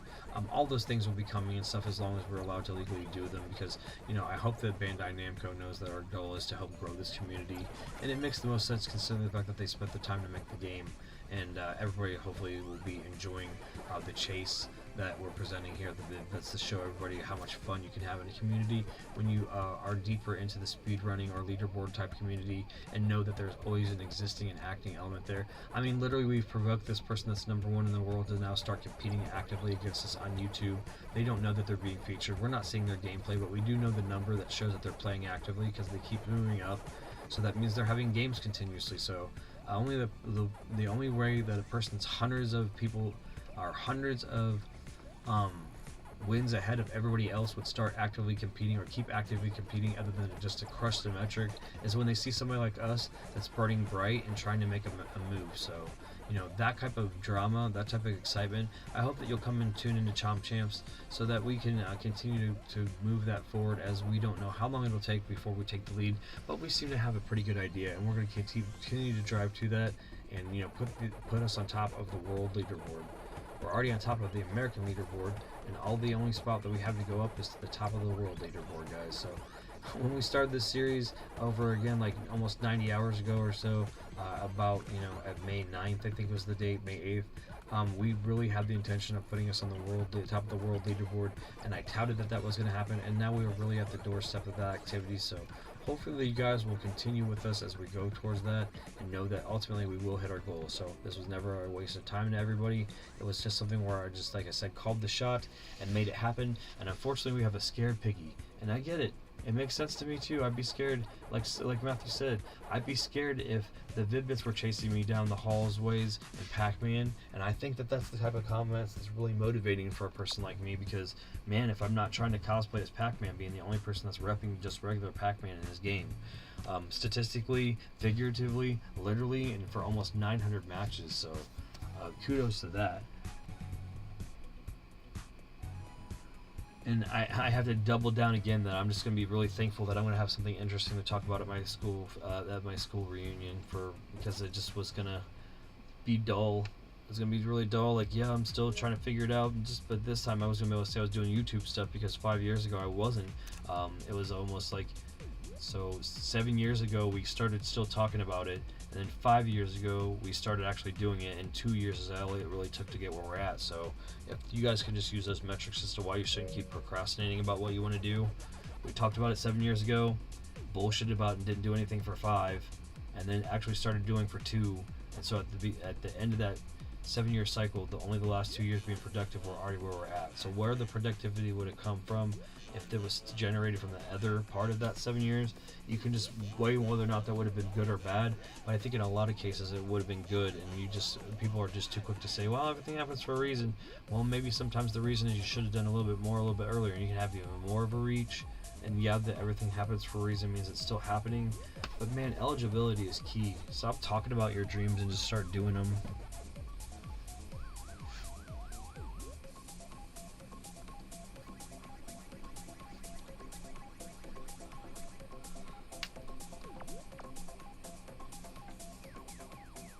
He just played a couple right now. I'm okay with it. I'm okay with it, fellows. I'm okay with it. That's great stuff. We keep getting dubs and he stops for a little bit. That means he might be having to logistically, figure it out and decide what he's going to do.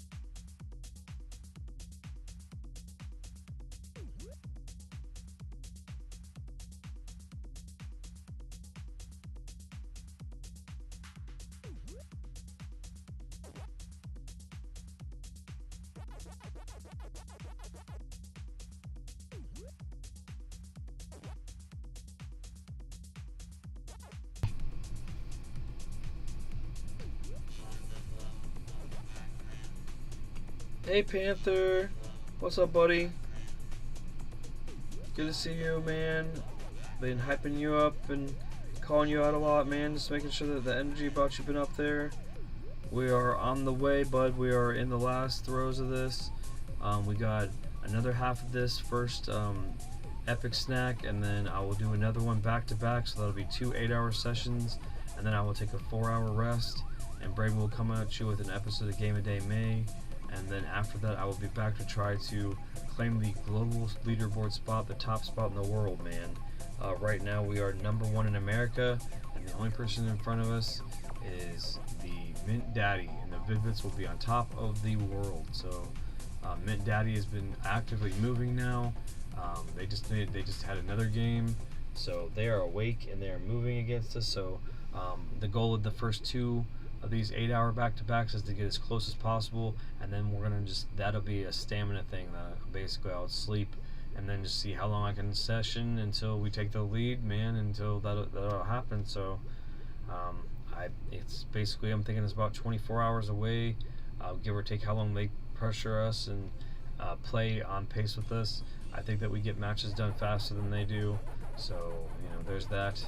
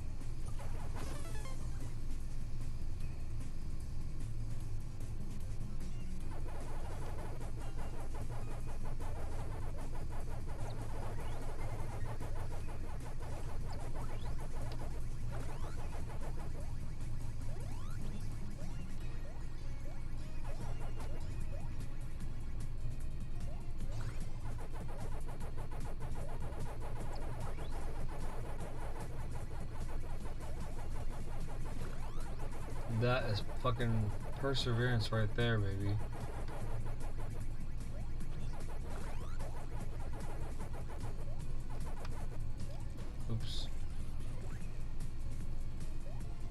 Ope, as they say.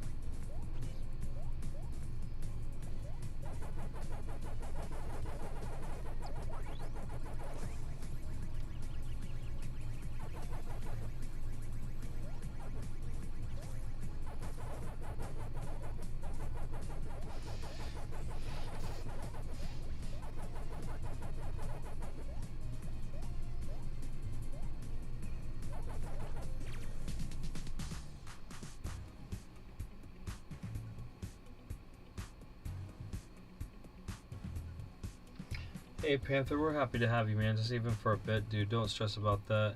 Yeah, we all, you can probably ride the wave of how stressed this has been as far as like tiring, but in a good way, a good stress, a positive stress. With that being said, I'm going to take a moment, just pause for station identification, even though I bet you if I look and see that the Dorko probably moved into their game.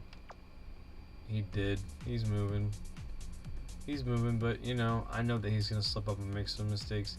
He just wants to try to cover the gap because we can obviously show that we're having higher quality wins than him, because we were a little bit over 18,000 points in the lead, and now we're gaining a couple more hundred. So this is interesting to me because when we compete head to head, we'll be able to actually see that we're a better player than him, because the quality of our wins have been a little bit better.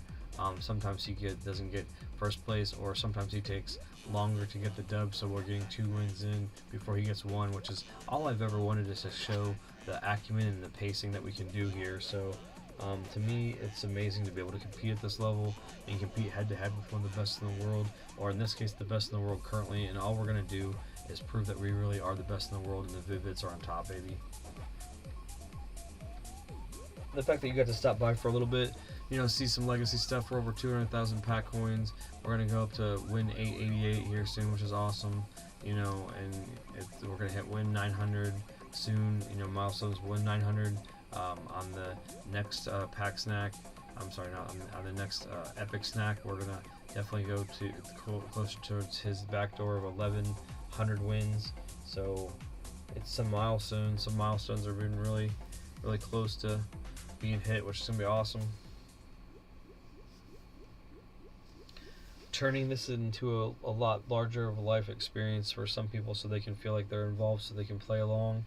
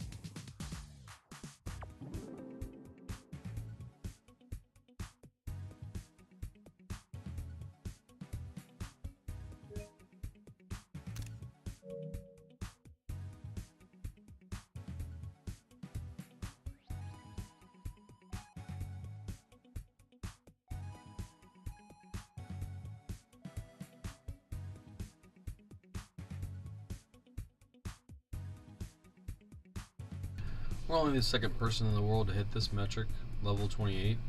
Only second person in the world right now to be level 28, so that's pretty cool. Vid-Bits history.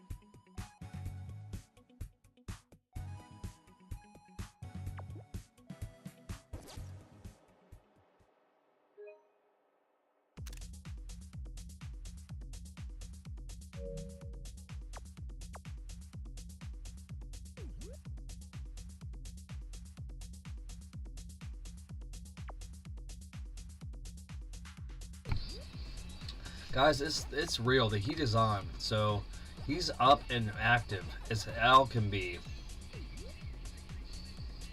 The way I look at it as he knows we're putting the pressure on him, and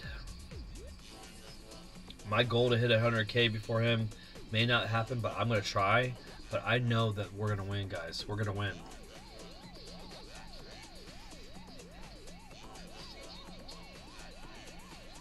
I just know because I believe in us. I believe in us.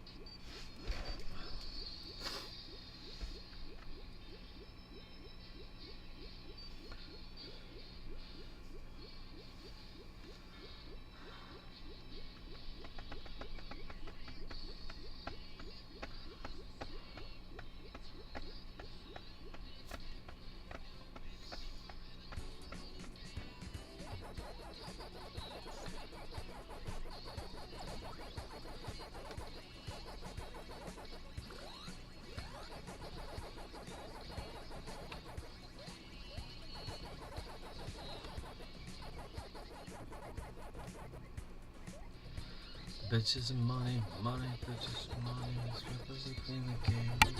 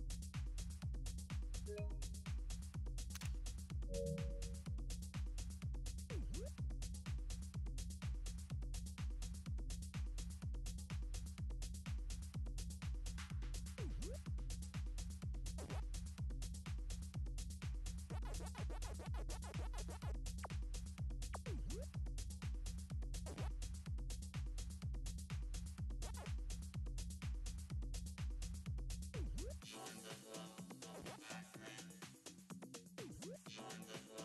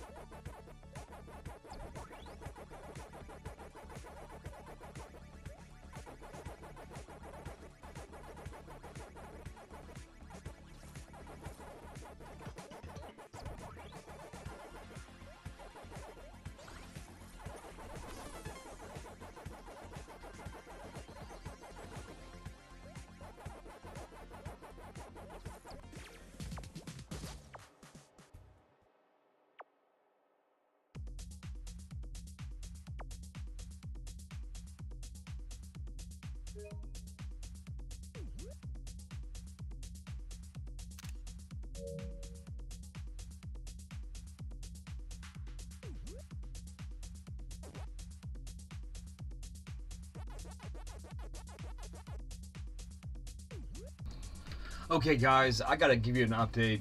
I mean, I've been silent for a little bit. We're competing head to head. There's no doubt about it. The stamina is we're going one-on-one. We're in our own lane. We're in our own maze, but we're definitely going head to head. There's no doubt about it, guys, because we are going win for win. They are moving as fast as we are. They're continuing to play and do that. And I don't know if they're motivated by the fact that we're doing it at the same pace, guys. I am loading in and showing you every single time, like, look, we are 2 away, and we keep moving at the same time. So now I believe because we started first and they jumped in, it seems to me like it's a test of wills. So this stream can go for another 6 hours. So I will go to 45. I will go I had it planned on cutting it differently, but I'm not giving up, guys. I'm going to put us on top of the global leaderboard, and this may be my only shot to do it. So I'm going to do this, guys. I just want to give you an update.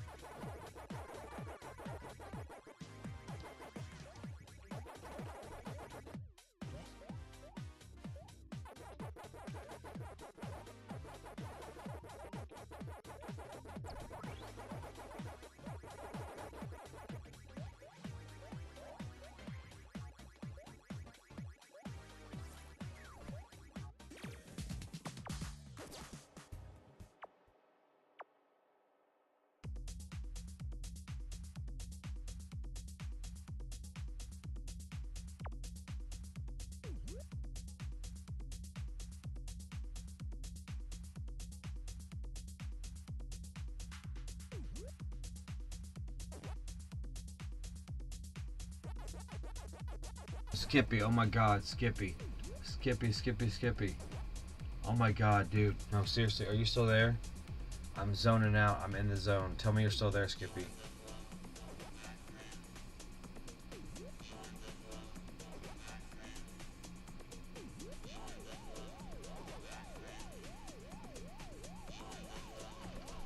Okay, bro. Okay, listen. This is what's going on. We are #1 in the United States. We are #2 in the world. We're actively competing right now with the #1 in the world. He's facing us head to head. We're facing on head to head. I have to play as long as my body can play. I have to keep going, and then if he passes out, I have to be able to play as long as he's fucking playing, so that I can catch the ground that we have to be able to do it. I have one shot to come at the fucking king. One shot. And this is if I don't, and even if I don't, I have to then be able to have a better regimen and find out how I can match my body regimen to always catch him when he's sleeping. I have to play this professionally right now, and I will do it until we fucking get #1. And as soon as we do, I can relax. But I have to figure it out, and this is my one shot, bro. I'm gonna put the Vid-Bits on top of the fucking world. I said it, bro. We're right here. We're fucking doing it. What am I gonna do? When am I gonna ever fucking have a chance to face him one-on-one? We're live. We're streaming it. We can see that every time we get a victory, he gets a victory. We got him fucking scared. I don't know what else to do. I don't like. I didn't think this was gonna happen. Bray's like, should I put his name in the description? And I was like, yeah, go ahead and do it or whatever. Like, I can't lose a match. He can't lose a match. We're in a situation where neither one of us, we have to fucking min-max every fucking victory, bro. I have to stay hyped. I can't fall asleep. I can't fuck up. And I have to be able to keep hydrated and fed. I have all the supplies. I have the restroom next to me. I have a bunch of water. I have a bunch of great food. I have a good support system. And I feel really healthy and hyped. So it's like, I can do this shit, but we're making history right now, bro. The first big battle in this game, regardless of what anybody thinks, we're making fucking history with this game right now. We're making history, so I'm trying to just fucking stay motivated. Skippy, you are just the man, dude. You're part of history right now, bro. Like, we're going at it. We're going at the king. It's like the #1 in the United States versus fucking the #1 in the world at this game. Let's fucking go, bro. I needed to see this. I needed you in here, man. Let's fucking go. Share, like, and subscribe to get this fucking shit going. Let's get it fucking on fire now. I mean, I don't care. Even if nobody sees it but you right now, you're the only person that needs to see it, and I'm still motivated. You have no idea. You have no idea how like my second win, like, because I was gonna cut this into specific streams and shit, and I have a project with Braden called Game a Day May, and it matters so much to us. But I know our audience, I know everybody knows if this guy is gonna fucking go head to head with me, we're at least gonna make this a viral fucking moment. We're fucking gonna go hard, dude. So I'm gonna try to zone in, and I just need you to stay hyped, and I need you to try to fucking stay like in it. But like I don't know what else to say. Like I saw nobody in there. I was like, I'm just gonna listen to my music and zone out, and then you fucking showed up, and I need this. So okay, I'm gonna clutch this. Sorry, I got clutch this.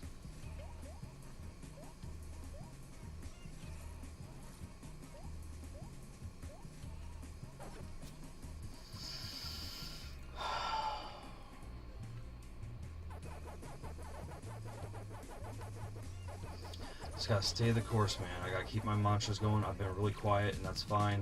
But I gotta go. I just got min-max. I gotta go. And like, look, he moved too. Look, he too. He's still. We're still in sync. Where every time I go this page, he's moving 1 2. Every time since he got on and saw that I have fucking taken over the United States leaderboard, he's not stopped. Like when he saw and came on and saw how rapidly we're moving, how he's got the same tech as me. So it's now a battle of wits. Is to see who's gonna stop first and give the other person a break. He already stopped, and he gave me 2 spots. I need 221 spots. Like, so if he sleeps, I can gain so much in the time that he sleeps. Like, it's this scenario, right? And then I'm just gonna have to. It's a battle of wits, bro. It's a battle of wits.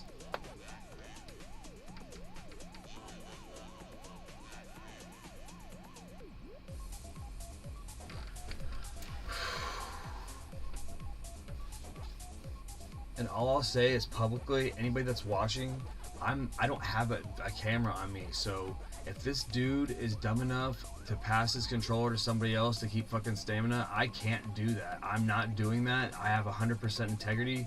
All 911 of the wins for the Vid-Bits account is under Brian for the Vid-Bits, and I've been doing this legit. We've been just straight hitting this shit up, and you can see in the stream from a playlist every single thing that we've done in the sessions that we've done it. But now statistically, we just see the moves that we have to make, and I just hope that we have the ability to do it, man.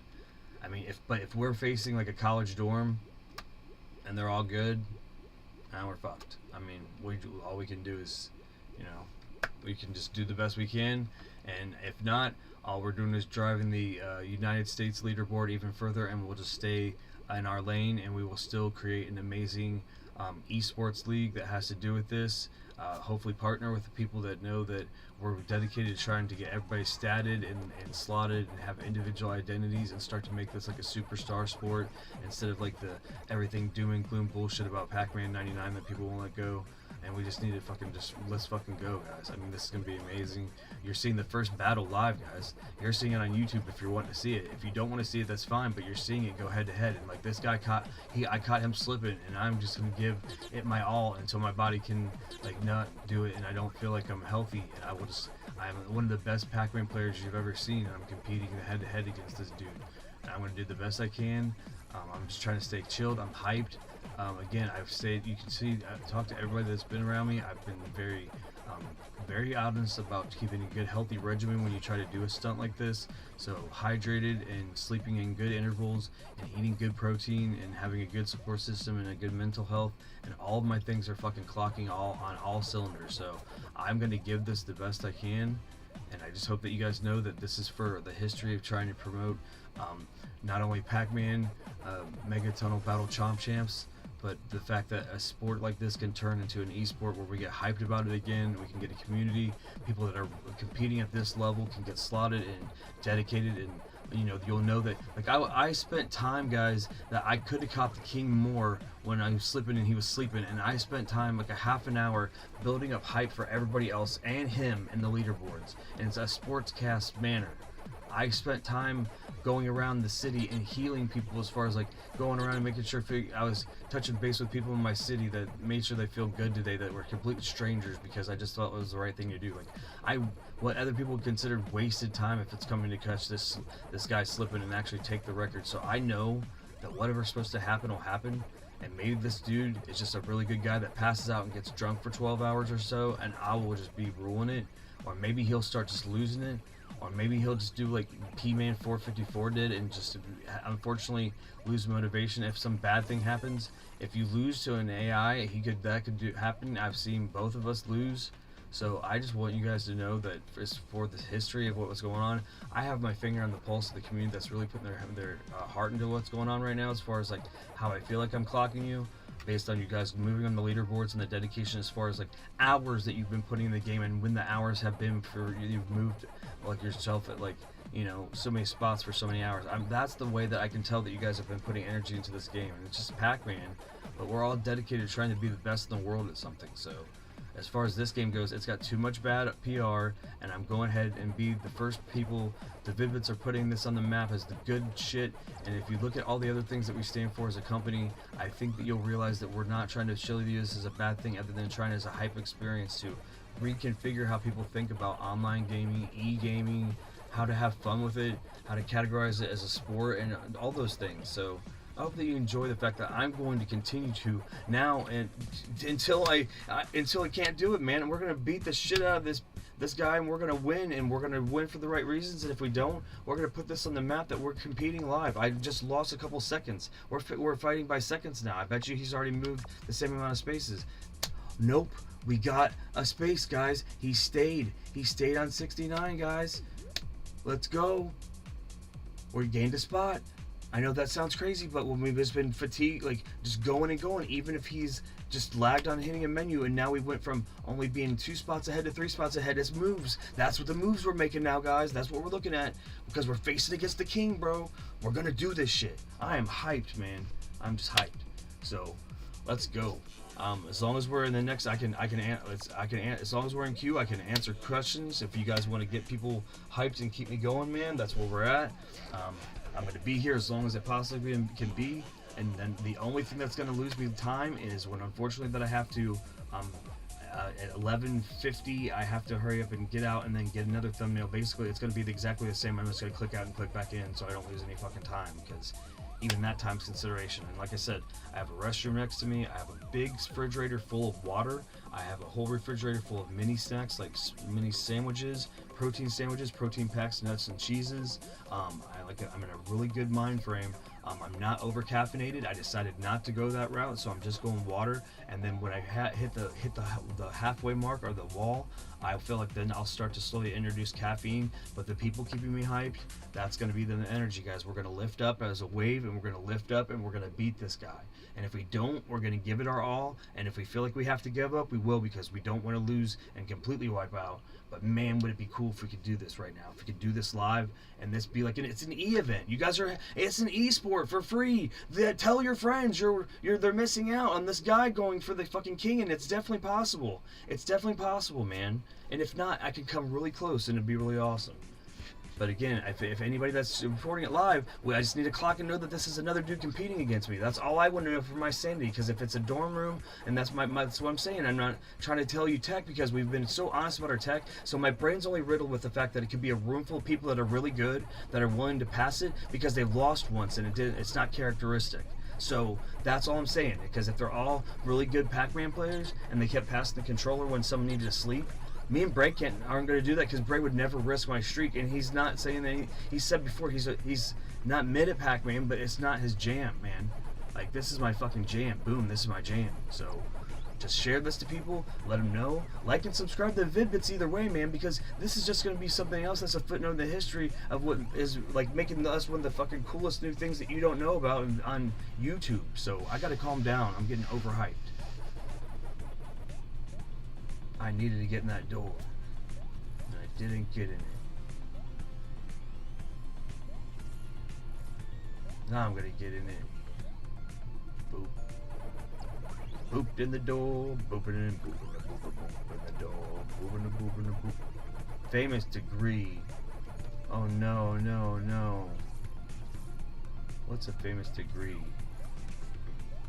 You can get your degree now in turd burglary. Oh man, who would want to do that?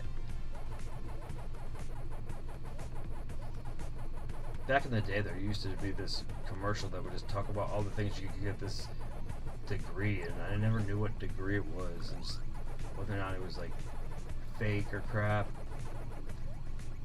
In TV repair, jewelry. Like, wait, what's a degree in jewelry? I'm a professional jewelist. I know that was a mundane memory. I didn't need some sort of clarification for that. Jeez. I didn't make that up. That was some really good synchronicity. Member berries. We're making live TV. We're making magic, and where are you? You're not with me. You know who is Skippy? Oh yeah, Skippy is here. I don't care if I look like a jackass. I'm keeping myself wired and hyped, man, with some of the people that are the coolest people ever. People across the world that have kept us motivated and kept us part of the fun club, man. And then we shut Mint Daddy down, baby. Let's fucking go! 4! That's fucking 4, baby! That's 4! You go eat you a sandwich. I hope that you take a poop. I'm not saying anything bad, but let's fucking go, baby! 4! Woo! We're mid-maxing. We're moving towards the king. We're moving towards the king. I trained for this so long ago. I don't even want to, like, I need Braden to tell you stuff on the Discord so I don't give tech to the audience that's just behind the curtain shit. But I trained for this so long ago, and I had people thinking I was crazy, and now I'm in the position that if I can actuate it, and that I'm legendary already. It's like, I don't know what's beyond legendary. I guess we decided it's mythic. So, you know what I mean? This is like, you know, yes, the king of the north! The Vid-Bits are the king of the north! Yes, that's what I'm saying! Woo! Yeah, and it's not just me, we are the king, bro! The king of the north, baby! I don't want to make any infringed fucking merchandise, but I'm just goobing ear to ear about it, bro. Like, I'm just fucking hyped. Like, I'm so hyped, guys. Like, this is fucking what's up, man. This is esports that people are missing out on, and while they're just spending time shitting on this game instead of fucking grabbing it for $20 and realizing it fucking offsets paid casuals for being in there.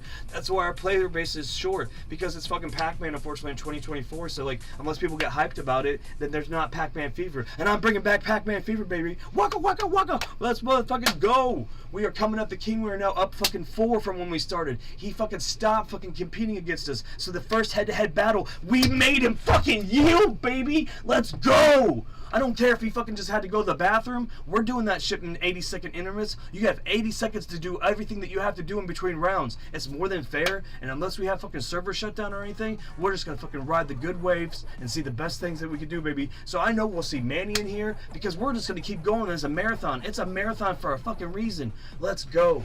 All right, baby. Whew. I'm hyped. I'm so fucking hyped. This is where I have to gain the ground, guys. This is where he's down, so I knock down the king. I got to gain as much ground as possible. And again, I got to calm down. I have to be recentered, and I have to realize that it still has to be executed. I can't lose matches.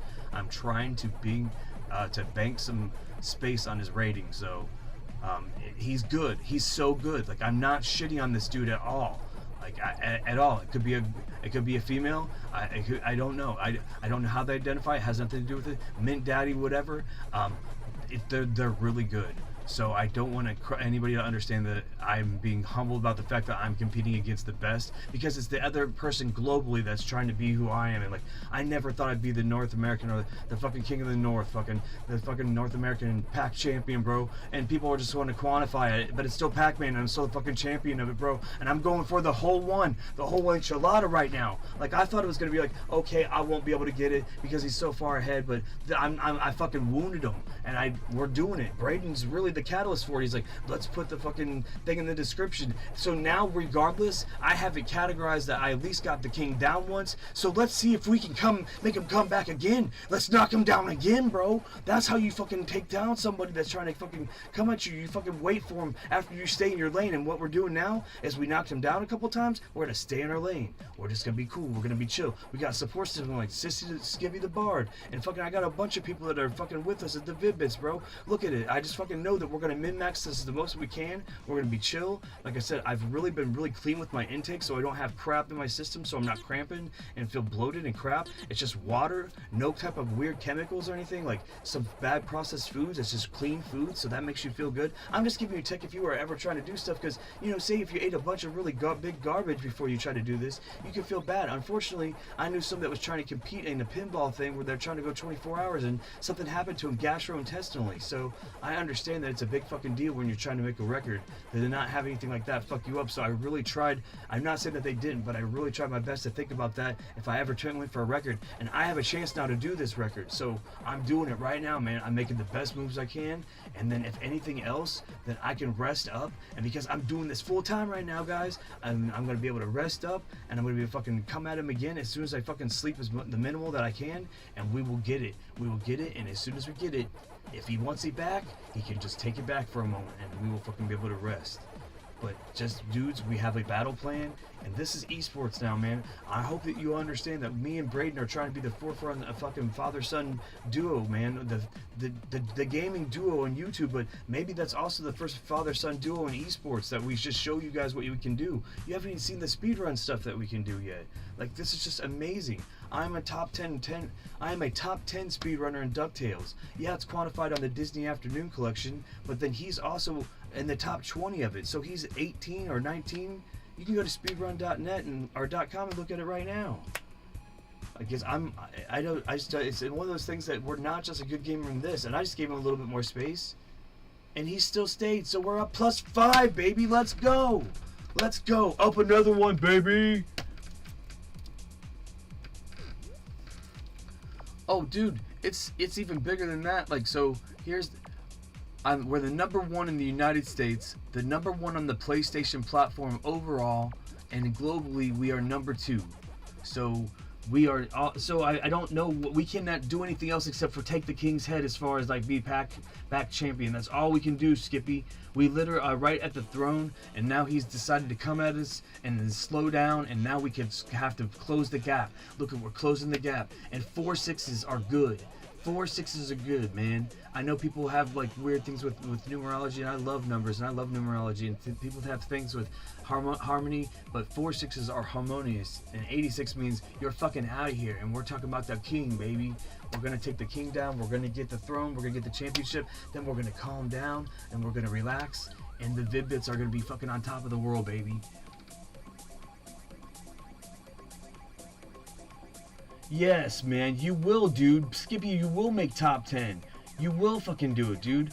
You could do whatever you want, and I know that you can put whatever you can do whatever you put your mind to, because you're fucking awesome, bro. And you've been putting in the grind and putting in the time and the things that you're supposed to, man. And that's why you're gonna fucking do what you're supposed to. You're staying in your lane, and most of the time you're probably moving in silence. But when you move in silence and you don't move in silence and the people around you don't support you, that's when toxic things happen, right? But when you are able to not move in silence around the people that support you, then all we can do is lift you up even further. So fuck yeah, you're gonna do those things. You're gonna do those things, anything and anything else, dude. You're gonna achieve those dreams, and then when you do those, you'll have room for more, man. We're gonna be stacking dreams on dreams, like, because unfortunately, people think when all your wishes are granted, many of your dreams are destroyed. But unfortunately, that person doesn't have the same type of worldview. That seems very nihilistic when you can really think about stacking dreams. And not the sad thing being the lamentation that you got the dream achieved, but that now you have the ability to free your mind up to doing something else that you didn't think that you were possible and capable of doing. So this is fucking just the beginning. Let's go. Activate, guys. Hydrate, drink some water, eat some healthy fucking foods, say some fucking great things to your people around you, heal them and lift them up, regardless of whether or not you think that you can, because we all wipe out every day, because we go to sleep. We wipe out. So, come on, guys. This is freaking awesome. And I got Skippy the Bard hanging out with me, dude, and he's been really busy, and he still tried to make time to hang out with me for a little bit and just lift me up, and it's fired me up. I wasn't saying that I was not going to be able to do shit, but like I was starting to like lose like my focus and my hope and my heart, like as far as like how much ground I could gain. But that dude left too. He came and saw the motivation that I was min-maxing against him, and he hasn't felt that yet when he's on the leaderboard. I watched him climb, man, and when he got a spot, he just took it hungrily and was happy to have it. And just like I ate like a pig, man. He ate like a happy pig. And now we just fucking shut that pig up. And I'm not ripping on him as a person. I'm just using this as a metaphor because his name is Pig. And if the MintDaddyPig is going down, baby, the Vid-Bits are breaking the bank and getting the mint. And we're going to fucking take it all the way. We're going to take it all the way, and we're going to create an amazing esports league. We're going to use all of the assets that we make for everything that we can make from these videos. We're going to basically take, and 20% goes to me and Braden, 10% for Braden, 10% for me, and then the rest, the 80% goes back into the Vid-Bits community, the Vid-Bits Fun Club. So people like Skippy the Bard get cool prize pools and stuff because he's been loyal. And guess what? It's not because he's paid $10 a month. He could have been in the lower tier of the Fun Club as well. But now when we get a prize pool, because we start getting sponsored and everything and have all this money that we don't need because everything just falls into place, people like Skippy the Bard get a chance at getting it. An average guy that's been busting his ass that probably can't afford the things that we'll be able to give to him because he deserves them. And other people that are doing stuff like that have good philanthropy, that are little mom and pop shops that are doing things for their cities and little things that we can actually activate change because people have hopes and dreams and aren't just asking for handouts. That's going to be amazing to have the change because the Vid-Bits Fun Club keeps supporting this stuff. You guys keep sharing and subscribing to videos where I'm like living my dream and I'm doing it, and I was raw about doing it and showed all of it on my heart in this YouTube. My heart and my sleeve is in this folder. Like, this is the Vid-Bits, and I'm Brian, and Braden is very, very much the Vid-Bits is me and Braden. We just are the whole core of this. But as far as this Chomp Champs thing, it's my conquest, and you're gonna know what conquests are for the Vid-Bits. Braden's got one too. He's gone through Dark Souls 3. He's put the pressure against him, and then he went through the DLC, and he's going through another one. One of the DLCs was purchased through one of our community members, so he went through and beat it. He's going through the end of it, and then he's going to do Elden Ring all the way up until when the DLC comes and use all that momentum, and you're seeing him play every day, except unfortunately this little break so I can finish my conquest.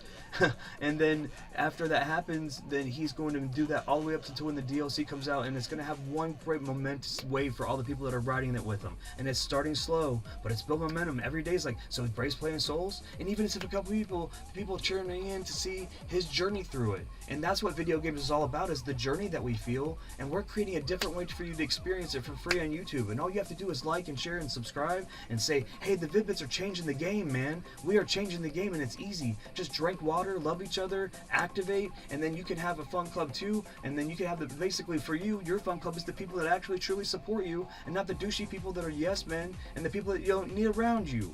So all you have to do is have the right people around you, have the right core, and activate. Maximum, right, now, pow, boom. And we're doing it, let's go. I didn't even check how bad we're behind him now, because we knocked him down. We don't even fucking need to go. Now let's be surprised at how fucking far we've gotten. Let's just keep rocking this shit. Let's stay in our lane, man. Let's fucking rock and see what Skippy the Bard says after we get through this match. And then make sure that we take a pee and take some drinks, making sure we take a hydration drink. And all I'm doing is giving you the chance to fucking put the, you know, how you're going to beat me or somebody else that's competing in this game in a healthy way. You're not going to do marathons like this. I'm only doing this because I'm coming for the king, man. I didn't expect to be put in this position. I'm just every day making myself eligible, and I guess that's really all this is all about.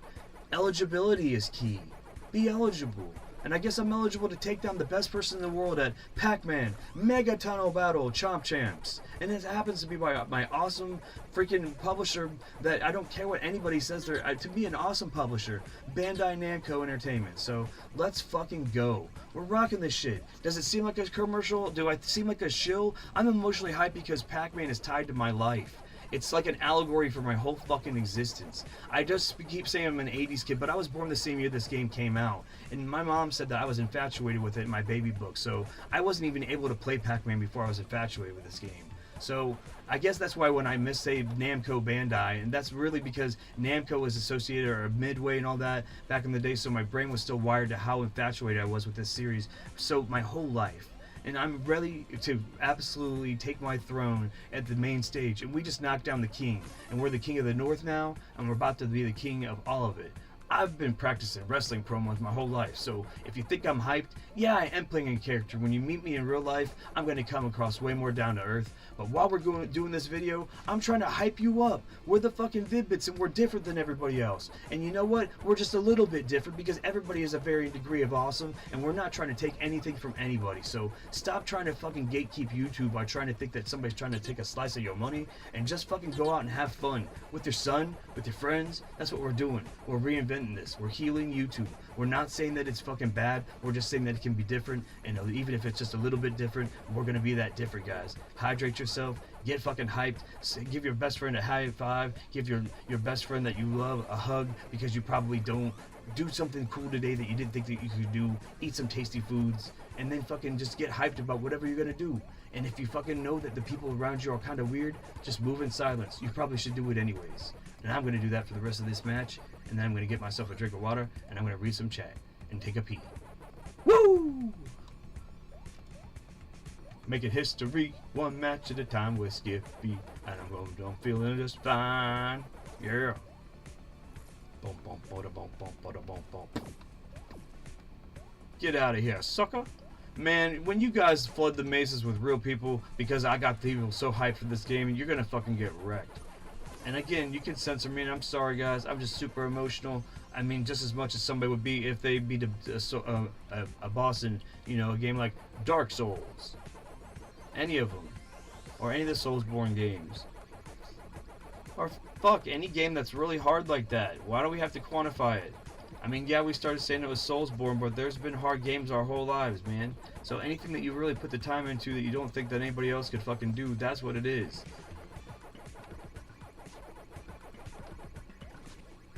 This, and also this shit is for the gamers, man. Like Mega Ran says, this is for the gamers, dude. Like, I'm putting in time because I've practiced my whole life for this, and now I get to perform in the main stage, and I have to perform now.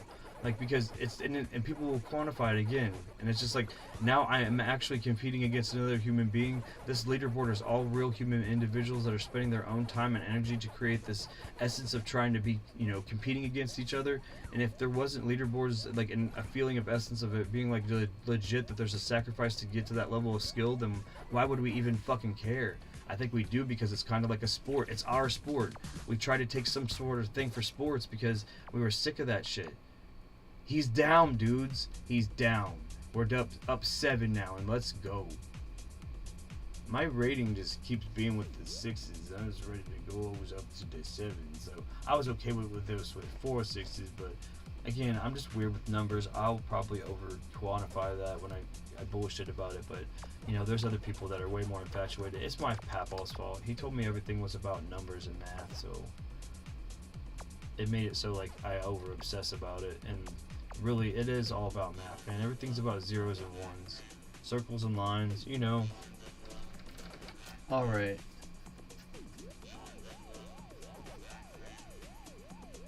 Jon Snow YouTube channels, from humble beginnings made through hard work, destined to be the king. Bro, I seriously do not deserve any compliments. This channel heals me. I was telling Bray I got my heart broken yesterday. A soul stream filled me with void inside me. This Pacman run has fully healed me. The Vid-Bits is my hero. True is not just pops, just grinding hard. Bray is absolutely tearing it up. This speech is the reason I come here every day. Trust me, heal me completely. Dude, that's what we fucking want. That's what we want, man. It's like the wave lifts him up, dude. Like, we fucking are all about that. Self-heals, bud. Like, it's self-actuation, and that's also just, you know, you being in the right place at the right time to hear that, me saying it for you to receive it. Like, I said that to so many people in the street yesterday, and they just kept looking at me. Some of them were just like, what? Like, I clocked somebody that was in scrubs, and I know they came back from ER, and like, they made me like, what do you, I was like, I hope that you know you're appreciated. I was like, what do you mean I'm not appreciated? I got this on, like, look what I do. And I'm like, I know, dude, I know, but I'm saying, like, what you do is a thankless job. And like, when it just, the way that they just gave me that look, like, how do you know? And like, I guess if you knew me personally, again, I think that you do, Skippy, even though we're through electronic medium and all that, like, if you knew me personally, people that know me, like Boogie in my real life, like, he fucking, like, he knows, like, I will clock you as an empath just because, like, you can't mask energy. Like, that's not possible. So, like, when you guys deal with us as businessmen, you have to understand we're gonna be really fucking them. We're gonna put more emotion into it than we should. We're gonna spend more time analyzing contracts than you think that we fucking would, because we don't want to make the wrong moves. And more likely than not, we're gonna probably trust a lot more decisions with people that we trust. And I think that there's certain people I want to meet, and if I can know for sure that I can trust them and clock them, then I know that when we can do business together, I can just coexist within some of the peoples and the brands that they're already doing business with, so I don't have to, I'm not built to navigate that shit, but I know that I'm built to be a good philanthropist. I'm built to be able to heal a lot of people in my life that feel like they fucking spent so much time investing in me and wiping out investing in me. And it's just like, it just, even like that whole thing you hear about, like, oh, I put you up on the couch, and I'm like, that whole mentality, like, that's really my life, like, on in a nutshell. Like, if I'm starting to not be the character that, like, gets super crazy, like, I don't know, I'm also hyped that I'm on now doing what I told Brad, like, I don't know. You guys gotta watch John from Cincinnati. If I get a platform for this, please take the time to watch John from Cincinnati. I'm not sponsored. I keep saying that because I want to make sure people don't understand when I'm showing this shit. It's because it's like, as an influencer, you are a shill for things that you love in your life. And like, if people say, what influenced you? Well, John from, if I'm already starting for the interviews, John from Cincinnati, okay? Like, you have to watch this show because it shows, I don't want to, you have to quantify it based on how you perceive it. It's a show that I think you should pyramid stack, which basically means when you're binging, you watch the first episode, then you watch the first episode, or then the second, so when the second episode comes out, you basically watch the first episode twice, and then when you watch the second episode, and then you watch again when the next episode comes out, so you stagger it. It's like almost like, so then you watch the first episode 3 times, and then the second episode twice, and then you'll watch the third episode for the first time, and then eventually you might be at the point where you can stop watching certain ones if you feel like you get it. But in that show, because it came out episodically, and there was only gonna be like, I don't know, there only ended up being like 10 episodes, so like, everybody was just waiting for it to be something that it wasn't, and that's why they didn't get it. So I think the people that did get it when it came out were just blessed at these magnificent synchronicities in their lives, that everybody that I was talking about that was experiencing it. And a lot of it is just what they call, someone like me, these manifestation techniques, but in like an actuating way. Like some of the things that I do in my personal life is just work on, and I haven't touched it in 7 years. I believe things happen in 7-year cycles too. And I kept going back to the Vid-Bits, the concept of me and Braden when he was 11, almost 12 years old, just besides him just as a regular child just saying I want to be a YouTuber, we just talked about doing it together or just spending time together and recording our gaming moments, and didn't do anything for like 5 years, almost 5 years, as far as like we were playing games but not doing anything with the idea. And then it comes to the point where it's almost 2 years to the day that we actually started putting the content in the bank of the YouTube that we banked. So it's a little bit over 2 years or whatever, and 2 years worth of growth. And if you think about what we've done with our metric on our YouTube and how people are starting to find us based on empathy things. Like Bray in the beginning would just like knee-jerk want to do a tech video because he as a child would not want to, we want to solve it for somebody else. So like some of our most successful stuff is like because he was just so frustrated at controller issues, so he would just record it and be like, okay, this is how I found the solution to it, so that he wanted to cut the bullshit, because there's people that want to get a better runtime, so he just gave you the meat and potatoes of it. So it's just like he cut the bureaucracy out of it and uploaded it, and there's a lot of kids around his age that could vibe with him, his voice, his cadence. He's very well structured because his father was very much into linguistics. I've done nothing but studied that kind of stuff, like as far as even through absorbing it through culture and popular nomenclature and how everybody talks to each other. And then what we end up doing is we find out that if you watch Chomp from Cincinnati, like the best people in their lives that can influence other people in ways that they get it, find a way to speak to them in the way where they use their words back to them, so that when they hear them, they're able to actuate them. And sometimes you have to be really much a dullard about it. I think we call them affirmations. And then you have an affirmation. Well, my affirmation was, I want to compete against these arcade people, but I can't, because arcades don't really exist at that level anymore. Like they do, and that was the paradox. That's why the tribute to Arcade Legacy happened, because like there happened to be arcades around me, and I wasn't able to get to them because of like fear. Not really going to wanting to put the time in. I have a phobia of driving, so I couldn't drive to them, and I always had to barter. I've been like, that's another reason why this has to work, so I can finally pay back everybody that's ever dealt with me about not being able to drive because of a phobia. Like, why is it okay that we can adore a character like Sheldon Cooper in Big Bang Theory, and he can't drive, and that's a genius thing. I don't think Einstein drove either. I'm not fucking trying to like say I'm a genius, but I have a genius level IQ, and I've been told by too many fucking people to the point where it's like, how do you not be egotistical about that? How do you not be fucking like, it's just horrible, right? So I guess I put all of that into my own little world where in my brain I was the best arcade guy in the world. You can just, if there was a litany of people that could get a hold of you, that came across the terror that was known as me in the Game Room app on the Xbox 360 when that thing was running, and I spent $600 to get my own virtual arcade up there, so that anybody that was on my friends list that were in there, the thing would have your banners of all the arcades, of all the classics, and if they beat your score, they would have a banner in your arcade. So the people that were pieces of shit would just take that game out of their arcade, so they wouldn't have to see that blight in their arcade, or even worse, unfriend that person, and I would just be driven to beat that score, and we're all competing virtually. So it's like, to my drive to create an esports league that spends more time trying to at least connect the dots with a virtual arcade where we all can like have a database for it, connect all the hamster scores across all the databases. I know that there's like certain ways to do that, but I'd like a more individual hub that's almost like a virtual arcade. We have so many ideas with the Vid-Bits, and I'm saying them all live because we're still going to actuate them whether or not people have rip-off ideas or not. And like, this stream is going to live in legacy for the rest of the eternity, so everybody's gonna fucking know, like, the guy that went crazy going for the King and the Pacman stream fucking had so many ideas. Now they're gonna analyze everything I said on this stream, which is all I've ever wanted.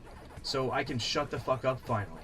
I've just wanted enough people to listen to me so I can feel like I could get my point, so that I could shut the fuck up. And it's about a lot of things, and some of this just happened to be about points of the industry that I didn't know, because somebody just basically made me realize that I've used YouTube as my cable now. So I guess when you want change, you have to be the change that you want to see. Like I guess the change I want to see is not having to rewatch all of my old people's content that now are trying to get out of the game and they don't want to be in the game anymore and they want to sunset their stuff.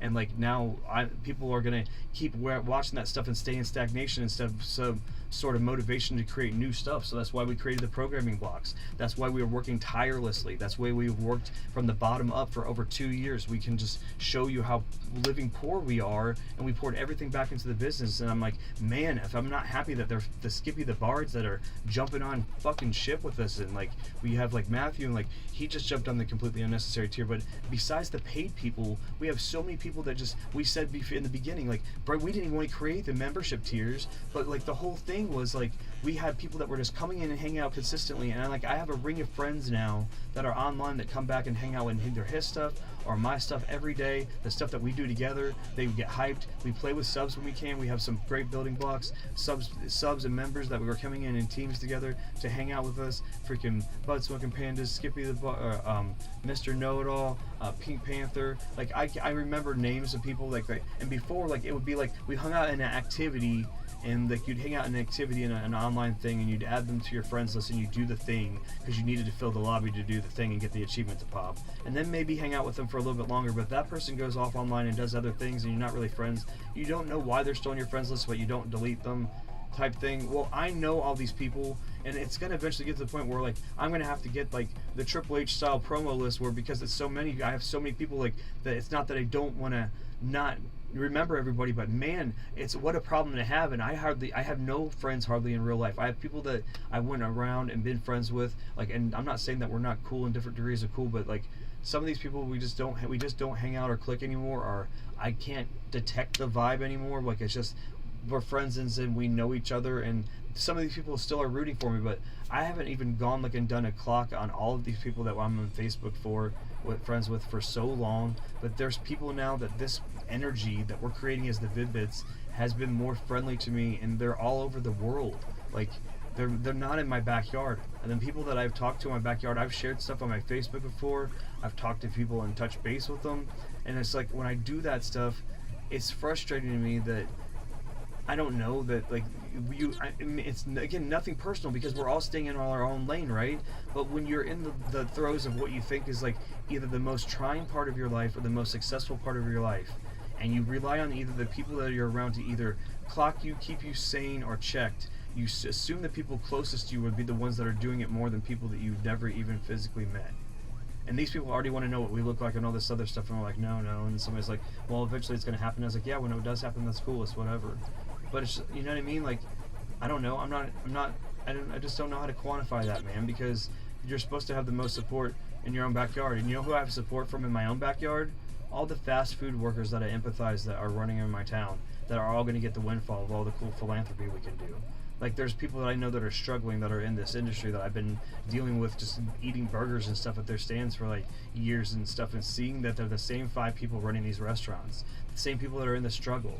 Like that's the type of real philanthropy and change that I can still make by being a professional gamer. So when there's older people, this also type of thing changes the culture as to what you're doing when you're able to do that. There's people out there that make all this money doing this stuff, don't even hit their mark for how much they're supposed to stream, and then they get paid exorbitant amounts of money and they don't use it correctly.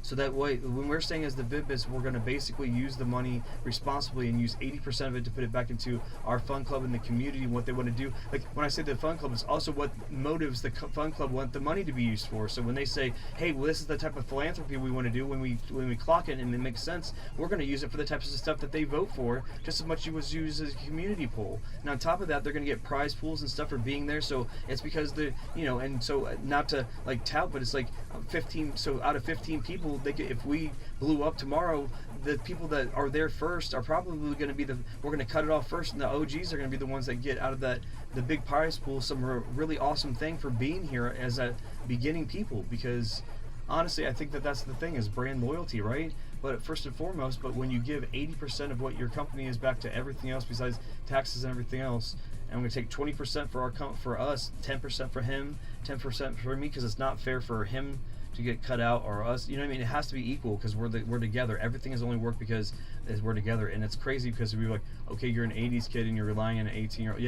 Yes, the magic is I discriminate because he's young and he's not my age. There's so many people that would be like, oh, he's not your age, he doesn't have the wisdom, and if you're getting wisdom, you need to get it from other people that are older than you. No, wisdom comes from the youth, because from the mouth of babes, as they say. You know what I mean? And like, he keeps me in check and balanced. I keep him in check and balanced, and we keep each other's check and balanced. Because like, I'm fighting for the King of the North right now. I'm the King of the North right now. Say, I'm also fucking fighting to make sure that we keep each other's ego in check. Because if we don't, all this crumbles. Me being above me, and me, like, we have a conversation about whether or not this achievement is more a me achievement or an us achievement. And he said, make sure that everybody knows that it's you. And I was like, I know there's gonna see it's me, because the whole soliloquy is the whole fucking diatribes and crazy stuff I talk about while you're seeing this achievement happen. If you watch it from beginning to end, the historical footage that it actually makes, and the annotations that I can actually be like looking at when I talk about specific topics of life and shit as a philosopher, fucking from earmarked by the winds. Who can say that they use Pacman like that? Like, it's just a beautiful fucking like Americana of like my life. So that within itself is a win. Now I'm the King of the North, that's a win. I got the support that thinks like I'm going to be able to have the stamina to take the fucking global spot, that's a win. I'm okay if I do, that's awesome, that's a win. I'm okay if I don't, that's awesome. That's a win, man, because anytime that somebody else has got their back above this type of pressure, there's usually something that makes them think, fuck, if it doesn't happen, man, I was so close. Like, the people that are in the game show or something, and like they get to the final round or something, and they're like, oh, I'm so close. And then they don't make it. They're spending so much time like living in fear. I used to want to be on the show Big Brother, and you know what? Like, I'm glad that I didn't, because I had so many nightmares, and every single time I had the nightmare, it was that I got on the show and I was first eliminated. Well, you see this shit? I fucking had a dream that I was going to be Pacman champion of the world. You can watch me actuate it as soon as the game goes live to people that didn't get it pre-order. Play within reasonable health bounds based on the constriction of fulfilling all of my social contracts. And now I've told the universe that I'm going to do this until I can't do it physically, as long as I'm not going to make myself wipe out doing that. And if I am going to wipe out, I'll stop. And I have the support of every system in my life right now that's going to say that I can fucking do this. So I'm either going to do it, or I'm still going to be the GOAT. People always used to say, you're either the hero or the GOAT. No, I'm either going to do this, or I'm going to be the GOAT. Either way, it's the Vid-Bits that are fucking going to have all the glory, because it's the fucking, the energy. And I know that it's like not trying to be religionist, but the energy is the same thing that people quantify as God. The energy of loving, giving, making sure everybody else is taken care of, lifting everybody up, and making sure that you leave things better than you found them. Like, that is the essence that everybody quantifies through religion as God. So don't come at me about, like you said, you're the glory. Like, no, the glory is to the universe, and the universe is also God. We're not quantifying what religion's God or whatever, because we don't do that kind of shit around here. But I figure if we ever get religious, and that's as religious I'm going to get, the energy of being infectiously trying to activate change and love from everybody is more than anything that anybody could quantify as why we're here. So, and that's a fucking pack point, because he fucking every time I make a point like that and the game ends like that, I don't give a fuck what you say. You're all watching it live or you're not. This is big and huge. You're either seeing this miracle or you're not. It's big and huge. It's either a miracle or to you, or it's not. You know what I mean? I'm so confident about what's gonna happen that I'm just not stressed about it at this point, which is like, that's where you know that you're fucking in that flow state, and it's just, then your ego just needs to check it. But I have to talk to keep myself awake, because Skippy's not verbally coming out of the computer. If I could make it go, Skippy go robot voice now, where it goes, I am Skippy, I would do that right now, because I need that. But I'm gonna read chat. What we got going on? Vid-Bits is my hero. True is not just Pops, just grinding hard. Bray is absolutely, yeah, I got that. Kill me completely. Thanks to the serious recommendation. Honorable ethics. Ego essentially is what scares me away from most content creators. The minute that the ego shows, I'm out of there. I'm certain no matter how big this channel gets, there is one thing they will always lack. And it's ego, and I'm here for that reason. No matter how big this channel gets. That's the thing. Like, we're humble, bud. Like, you know what I mean? Because you guys are forming the community. Like, that's the best part about it. Like, you guys will keep it in check. You guys will mod it. You guys will keep it, like, everybody honest. You guys will have the integrity of the brand because you guys are going to have control of the money just as much as we are, because, and that's a lot of money. You know what I mean? Like, people are like, what money? My bank account, I haven't checked it. It was negative. But I know the money's coming, so, like, you have to know how you're spending it. And I'm like, oh, I want to hydrate, have my clothes, a good bed, a place that I can promote our stuff, a studio to do it in, and everything to live in, and everybody to be taken care of that's around me, and then everything else is just for fucking the business and the community and the people that are supporting us. You know what I mean? Like, instead of like, and the margins, like, it's usually like 20% or 10% for your people and 80% for you, and it's like, no, that's not how it works. My cousin was talking to me about how Jerry Garcia thought and how the Dead thought about it, and that's what they took. They took 20% and they split it between all of them, so they got 5% each or whatever, and that was all they ever needed to live off for fucking ever. And like, they were able to do great things and great philanthropies, and I'm thinking, yeah, that sounds right. And I talked to another person that told me the same thing. They said 10%, but they didn't know that I was working with somebody else, so it made sense that the 20% is 10% for Bray and 10% for me. If there was 4 people, then we would take less. You know what I mean? But the energy's, I mean, my dog's not going to take a bunch of money. Like, we're just going to use the money on my dog. Like, so it's just, I don't know. It just, everything feels right. So I think if anybody is just going to look at this stream and be able to realize that there's so much in there as far as like selling us as a company, as a concept, as a brand, when the eyes get there for the achievement alone, when, you know what I mean? Like, because nobody knows right now that I've done this really. I don't think Namco, Bandai Namco knows that I've done this. I've cataloged their game and made this a story. It's a story. Like, this is a fucking movie. Like, this is the ending. You guys are watching the end of the movie. Either I come for the king and I come correct, or you're gonna have to watch the sequel where I dust myself back up and come back. But I am going, as the human being, going to actuate this game and this controller until I cannot do it physically anymore in a healthy capacity. I'm gonna have to have people start looking that technical stuff up, because my brain and my motivation to achieve, because the contract also is that I just want to take it for a second. I'm not even trying to permanently take it too. So like, I was going to try to, like, my ego humbly wanted to drive way past him, but now I just want to just get a little bit past him and be able to snap the pick or whatever. And like, you know what I mean? At that point, I'll be totally fine with it. There's a chance that he's just resting up. I knocked him down and he's just resting up. I feel like that's the way it is. So we have a lot to go. The story continues, so to speak. It's insane too. Like, this is insane.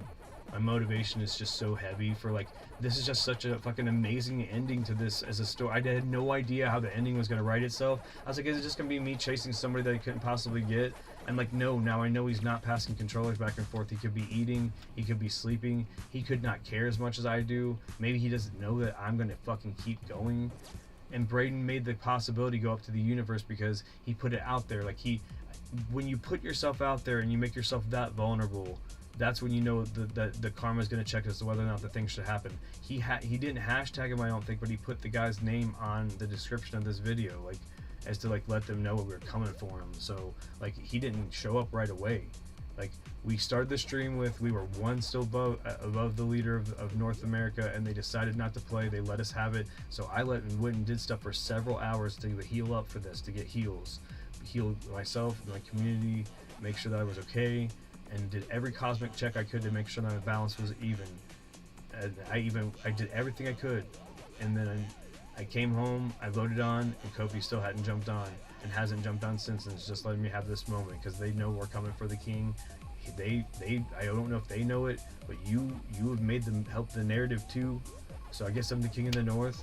And Pacman, that's an awesome gimmick. It's gonna make awesome merchandise.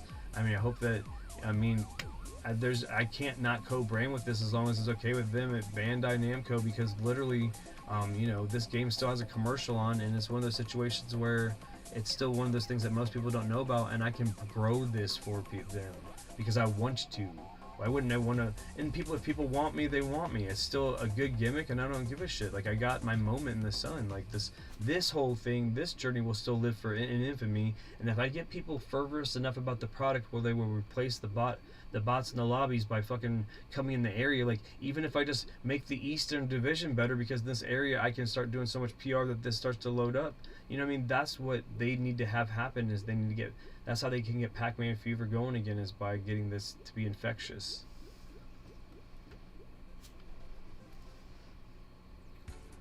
Definitely don't even worry about anything other than staying in my lane, though, and I'm so happy that we're here, man.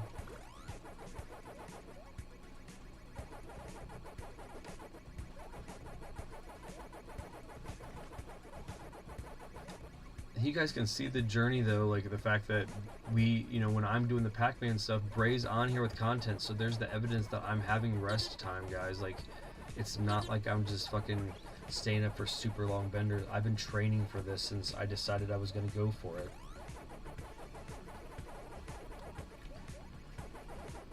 That's why I think it's important for us to find a way to quantify what really, you know, how crazy of events we can have for, you know, leaderboard competitions and marathons and stuff. I'm not saying have super, you know, full day marathons, but I guess, you know, back in the day there was times when they felt it was necessary to prove your gaming legendariness, and I guess for Pac people, they will know if you love Pac-Man and you can see that I'm a Pac maniac, I'm a Pac professor, and I am the, you know, the king of the north as far as Pac-Man's concerned, according to my chat. So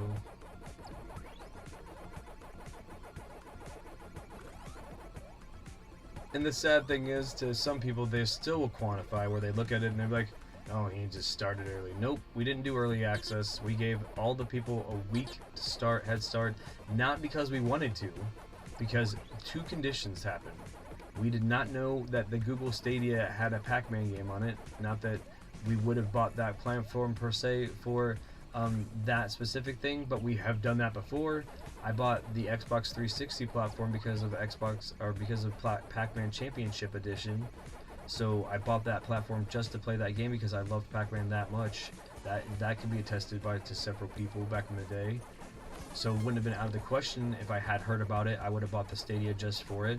And then on top of that, that means I never played the game that they came out with on the Stadia, so I don't have any preconceived notions of how the game should play. So when you watch our first impressions video of it, which is really what the launch of the idea to do this is after spending so much time with it, I decided that I would actually really give it a shot. And if I would have thought how much I had to work for it to give it a shot, then I could have worked a little bit harder. But the fact that there's a chase is what's amazing with it.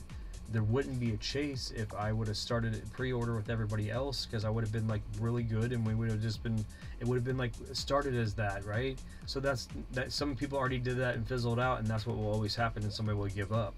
Well, now other people's already given up, and maybe he's really hurt some of these people as far as like their feelings, as far as how he's been able to beast through with his min-maxing. Well, I've like classically let some of these people have their moment in the sun. I've done ways to showcase them through an announcer style format, which I just started doing, and the only reason why I haven't done it again now is because I have to spend the time making the ground of, but I also gave him plenty of time by wasting a half an hour of my opening of this program with talking about other people up and lifting them up. So my energy is all about the community.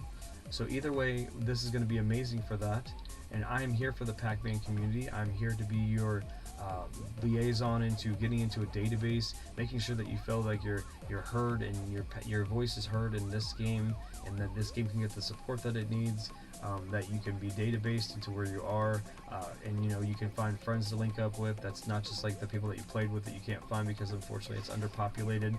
All of those things, the Vid-Bits are going to help you do that.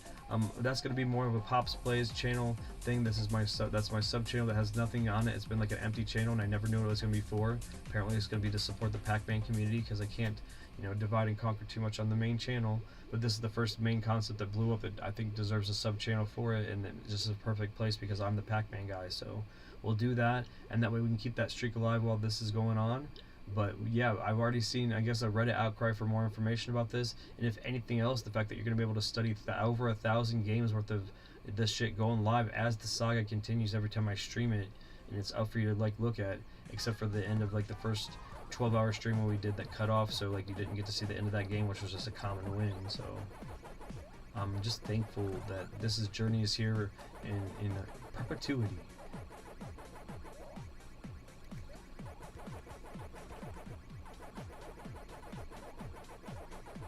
I'm sorry that I was in the middle of that tangent and I didn't read chat. After this one, I have to grab my stomach medicine. I can tell you that something else is like when you stay up a little bit later, your cycle of when you should consume your meds kind of goes a little bit awry. So that's something you should keep in mind if you're gonna try to do some sort of marathon or stunt. Also consult a physician. I've already consulted local physician, but I'm also going to have Bray double check some stuff while I'm doing this and everything else, so I obviously don't have the time to have that phone call. But while the king is down, we are going to continue to kick him in the head. Head kicker. Man, I can't wait to see who stops by just for the saga of the fact that like there's like a timestamp of when this happened, the whole battle between me and him losing against me, and that mini battle, me just now kicking him in the head, we having some sort of like metaphor for it in chat, and now guys, I'm the Pack King of the North. Pack King of the North! Waka waka.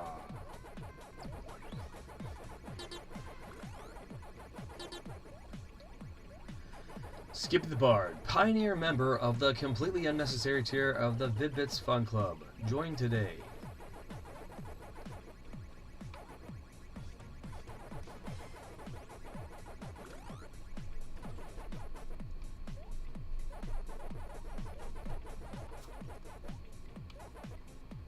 People don't realize that, you know, again, you may hear this and think I'm shilling the membership. You can join the fun club just by subscribing. That's the base level. That's the free level. Like when you get shilled that program at every fucking place that you're at, and they want you to do the thing, and they're like, but the free tier. Yep, the free tier is just subscribe. So just don't watch it and then subscribe. Like, I know for a fact that I was guilty of it, and karmatically I've had to go back and write myself and subscribe to the people that I just watched and didn't subscribe to. I'm like, what am I doing? So that's just number one. If you want to be a part of that, that's all you have to do. So, you know, if you're a subscriber, when we do the giveaways, then you're part of the fun club. Now, there may be subsets of those giveaways based on if you're in a membership tier, because I guess there has to be an incentive for that. We're still discovering those metrics and everything else, because again, we've told about how much money we're willing to make. So why are we going to worry about what those tiers should be? But again, if there's different levels of perks that incentivize you, we're still trying to figure all those out. So they're not completely defined. They're loosely defined now. And I'm sure people will get an equated value if we feel like that has to change in structure, if that makes any sense. But going to chat, the King of the North, for sure. I'll be back in 5. Awesome. I have to take a wee. I'll be right back in 3 seconds. But no, I'll be back before this game loads, I promise. I won't be fall asleep, I promise.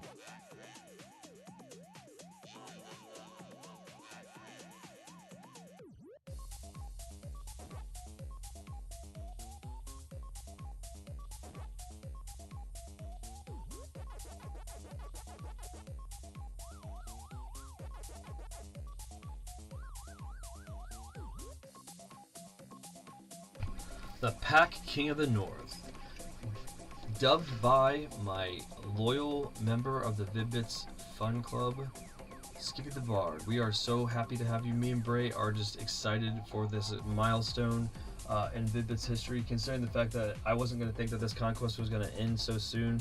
Again, it's either going to end in, you know, heroic victory, or it's going to end in the sequel coming soon. So I'm not upset at that at all.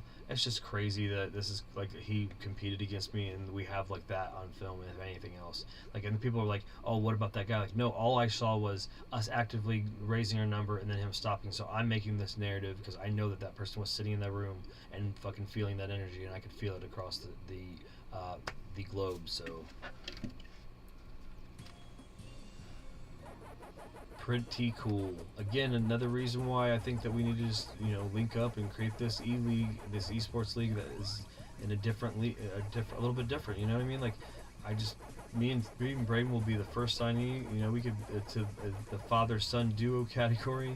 Like, as far as like the diversity, man.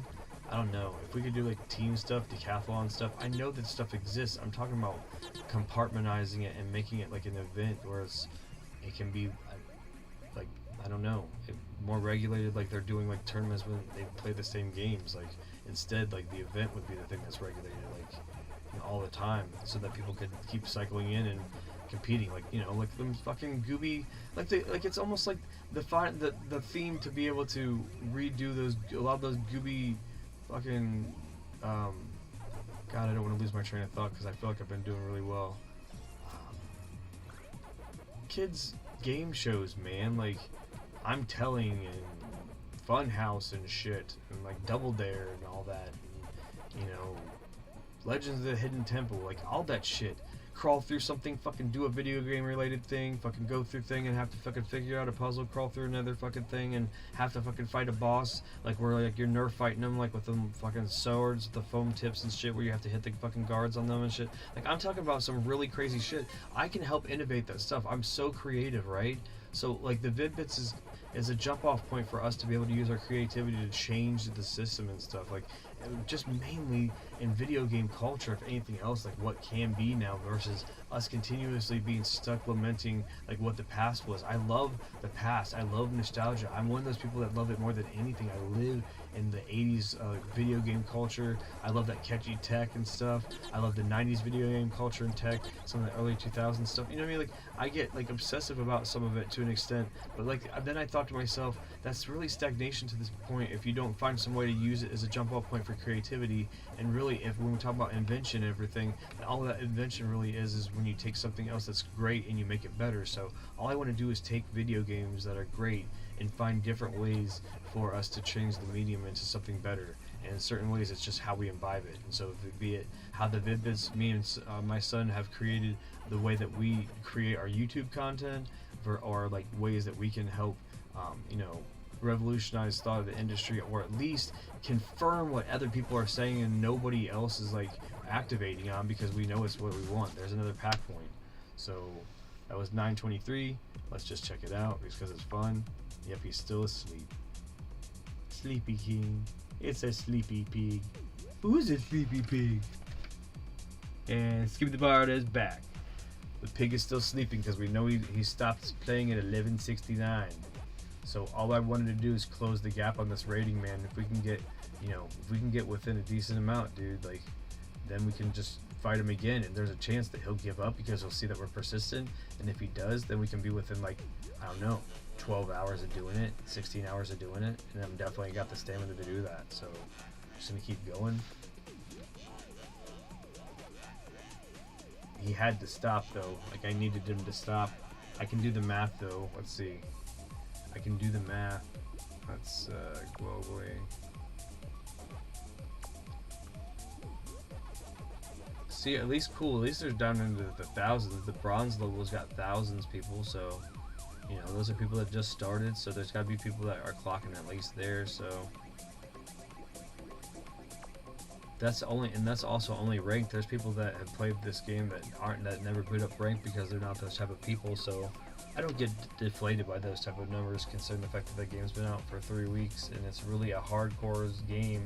A lot of the times that I jump on the hamster leaderboards for some of these games for Switch, man, I'm in the top 10 in so many because people just don't want to compete in the classic arcades anymore. Because a lot of people I don't think know how accessible it is. So it's also part of like increasing the availability to hamsters products so that people can like compete, virtually, that don't know that they can just get like a bit dough and sit in front of their TV and then play one of their favorite games on the arcade archives on so many different consoles and compete against people worldwide on some awesome arcade game that they can't physically make it out to anymore.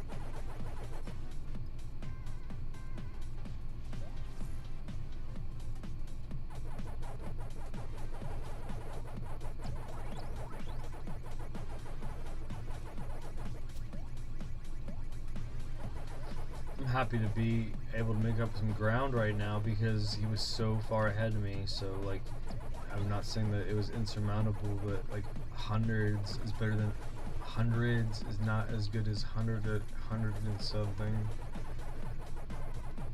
You can at least get closing some of that gap. And I mean, I don't know. I've played games before where I've competed with people like this where we've demotivated each other. So there's potentially that whole thing too. So. And then there's also, and this is the other thing, and I'm sure I'll feel like an ass to find out, but there's also sometimes that people would be humble. Like, if he found the YouTube and he saw the story, it's really would be humble for him just to like kneel and let me have it, because it would be easier on my body, and the universe knows I really don't want to tax myself this way at all. I've just bartered with it to the point where I'm like, okay, your will, man. I've done this before, and it was 7 years ago in my life that I bottomed out and had a cycle like this, but I've been bottoming out as far as like all the resources to go back into the channel for 2 years now, like working a part-time job and barely having enough money to survive, and still putting everything extra in them new games and repairing tech and getting stuff saved up for tech and stuff, and trying to stay mentally and physically stable. It's just been so difficult. I've just been lucky to have a support system that's there for us.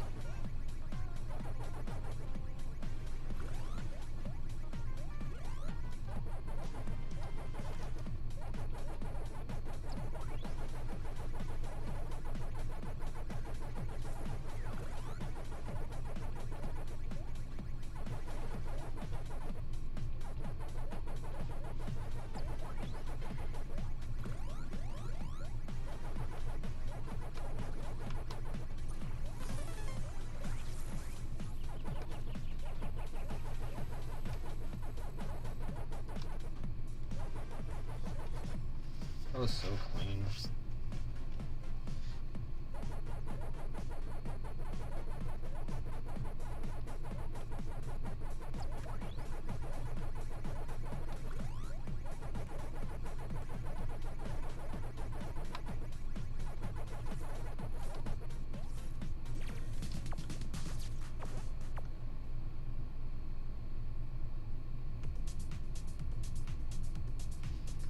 Alright, let's do the math. Let's do the math, Skip. You gotta appreciate a good math deal. Full transparency, you know, because we've fucking been that way the whole time. That's the only reason why this works, is we have to fucking barter with the universe that we're gonna let everybody know what we're doing in order to make it so that they have an option to be able to fucking stop us. So 63,967 minus our 67,436.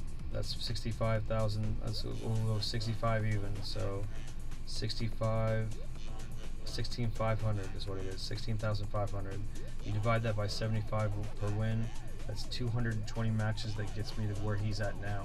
So if he stayed stagnant and didn't play now, and I got 220 matches, I would win. So I have to battle him a couple more times, keep knocking him down, or I will sit here in 220 matches.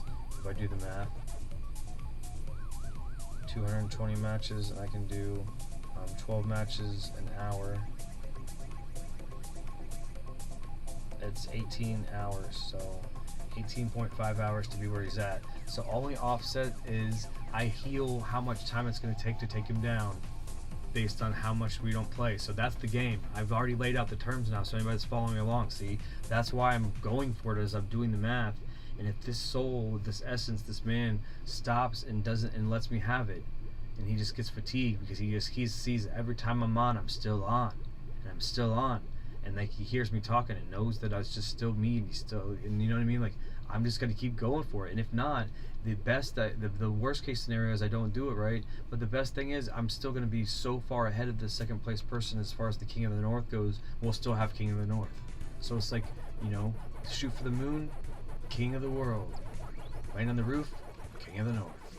Totally fine with it. Still puts the Vid-Bits out there, still puts the journey out there, still puts the hope out there that I could do it.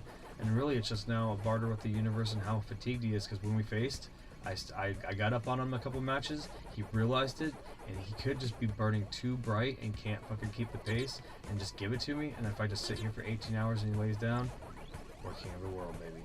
that's the variable, man. I got enough water and food to keep me there. I have the motivation to do it, and I'll just keep going until, you know, I don't want to quantify what my limit is, so that way you guys know, you know, don't know the inner baseball of what it is. But I'm also gonna double clock what's healthy. You know what I mean? Like I like linked up a bunch of stuff together, like how I chained and trained my body to deal with this. If you watch the course and the ebb and flows of my uploads, there's times that it's like when little snack packs or pack snacks, where it's a 90-minute session, and some of them are 4-hour sessions. I'm still taking breaks to let Braden do blocks of content. There's times I'm here with him. There's times I'm not. Like it was so like it's orchestrated how it is to either happen or not happen, but also just I feel like it's just going to be a big personal moment either way. But no matter what, being able to be the main pack player in the USA at the newest Pacman game, it's just something little kid Brian ever dreamed would be possible. So, and when these guys start coming in the maze and replacing these, you know, bots and stuff, they're not going to be ready for this because I've now got so many games under my belt. You see how mindlessly I can deal with the AI, so they don't think that my adaptability to the AI will be able to help them when, or you know, they think that that's not going to be harmful for them when I can do stuff like use that and manipulate ghosts into them and stuff. And I've already seen some people start to do that stuff. You know, use like the repel for yourself, but use the attract so that they come to you, but then they're repelled, so you can just basically shoot them towards people.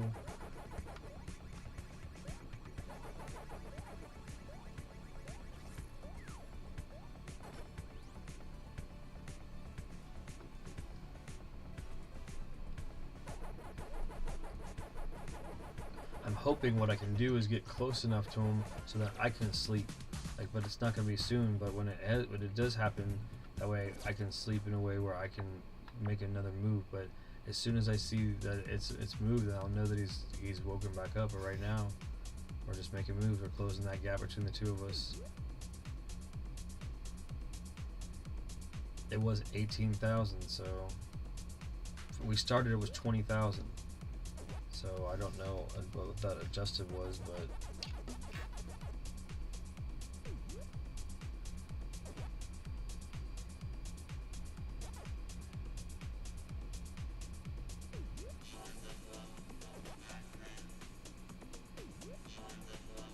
so yeah, we've now gained on the session so far at the 7-hour and 20-minute mark. We've gained 3,500 experience points on him. So we've took his hit points down. If this is an RPG, we took his hit points down from 20,000 to 16,456. If we're quantifying this as an RPG, which I can at this point. He's got 16,456 hit points left, guys. And we're going to keep whittling away because this is the most epic RPG I'm ever going to play. And who else can quantify Pac-Man into an RPG by min-maxing the rating and knowing how it happens when you can actually, you know, sustain good, healthy work and body functions and stuff. So we just got to keep being healthy and eligible and blessed, and you guys are witnessing a type of history as somebody's going to whittle away the damage at the king.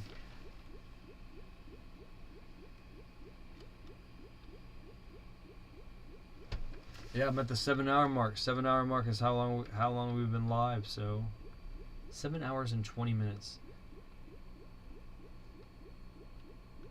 And this is just the beginning, guys. We're planning on going a full, you know, full deal, so.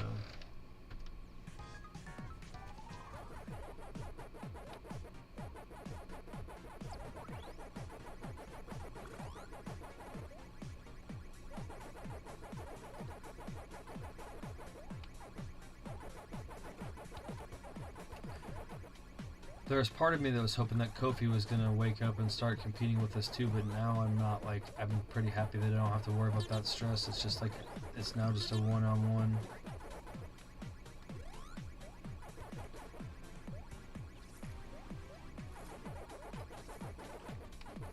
And I also am just hoping that, you know, this type of stuff will make it so there's some sort of revigoration of the leaderboard, because if we can get the groundswell about this game where we get a good install base, then when people get losses all the time, that they won't keep a big rating like this. Like, it won't be possible. Ugh. like that's what nobody's talking about, because a lot of more people will be suffering L's, and when you do, you like lose rating and you can actually drop rank. So, which is pretty much what ranked is supposed to be. I know, unfortunately, too well from the good old Halo 3 days. This is like the universe's way of healing my soul about what ranked can be horribly. So.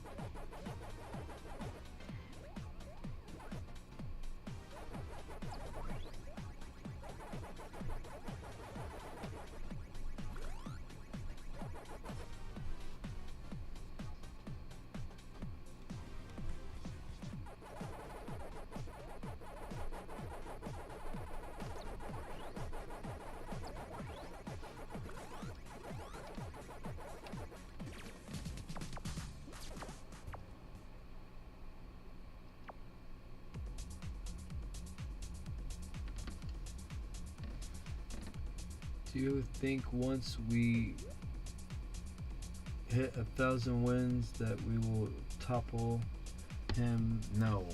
No. Unfortunately, the magic number is a lot not fun. Let's see.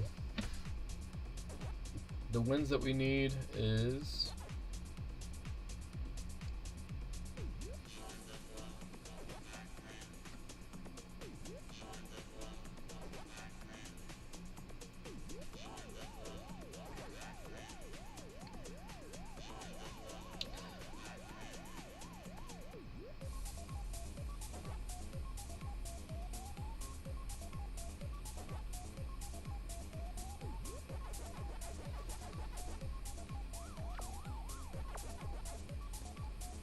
we need basically 1146.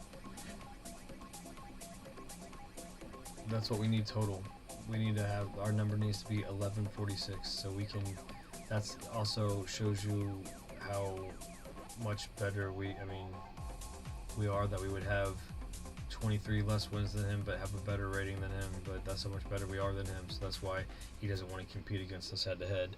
That's why he went to bed, but it doesn't mean that he won't. If he, stamina-wise, my problem is I don't want to keep it so that we're gonna either, one of us will concede the battle of wits. Like, we can get, if I'm playing this professionally, which I am, from this point, so like, I have to make leagues of growth. So that would be, this has to be a crazy ass session. Like, I'm talking about 16 to 24 hours. Then I have to sleep like an 8-hour cycle, and then I have to do at least another 16-hour game, and I could win. Or I could just push it almost all now. If he stops and gives up now, I can just do it, and then just be done, and do it like I did the math, like 18 hours, and I'll do it.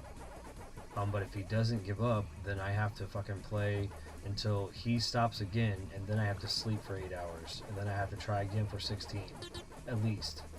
But I'm gonna do it, guys. It's gonna happen. Like, I'm in it to win it, and then like I've made the universe's agreement that I'm just gonna get over the finish line and be okay, and then like eventually one of us will not want it more than the other one, and I can like do you know, if it's me and we're in control, then we'll just do like pack snacks and stuff to appease the audience as the global champion, like, and so basically win like 18 wins at a time until somebody comes calling, and then we can decide whether or not we want to pressure it or not. You know what I mean? Like, you can be in the community too, man. Like, you don't have to like be at the top of rank, but the fact that you'll be in the pack army and stuff, like, you know, we can just supporting it is important. We need to make sure that as many people in our membership support it if they can. I know that's like a shill thing, but like when I'm also trying to like let them know that we want a brand deal, it's nice to know that I can say, okay, look, I already have the social club working now. And, you know, if anything else that we can get together in elimination games, and fucking you can say that you're with the number one Pacman player in the world, and you can go in elimination games and have fun and shit.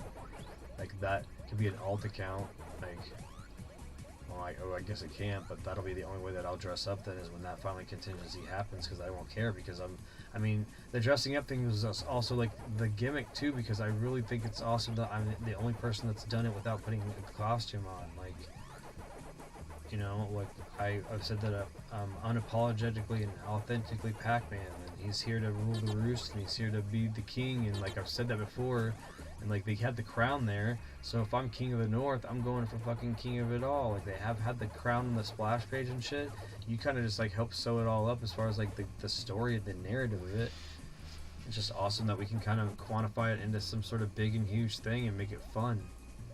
Make a narrative fun about arcade games again, because before it was just like the way that they made it fun was making it so that you could compete against each other, because again, even if you were really good at it, the only way that there was a measure of anybody knowing that you were good at it is if somebody stared at you doing it, and if they couldn't stare at you doing it, you being able to leave your mark with those 3 letters was the biggest fucking thing ever. Well, I have 927 episodes of my soul, mini 7-minute episodes with 90 seconds commercials for you to be able to get up and take a drink or whatever in between them that you can watch now sequentially.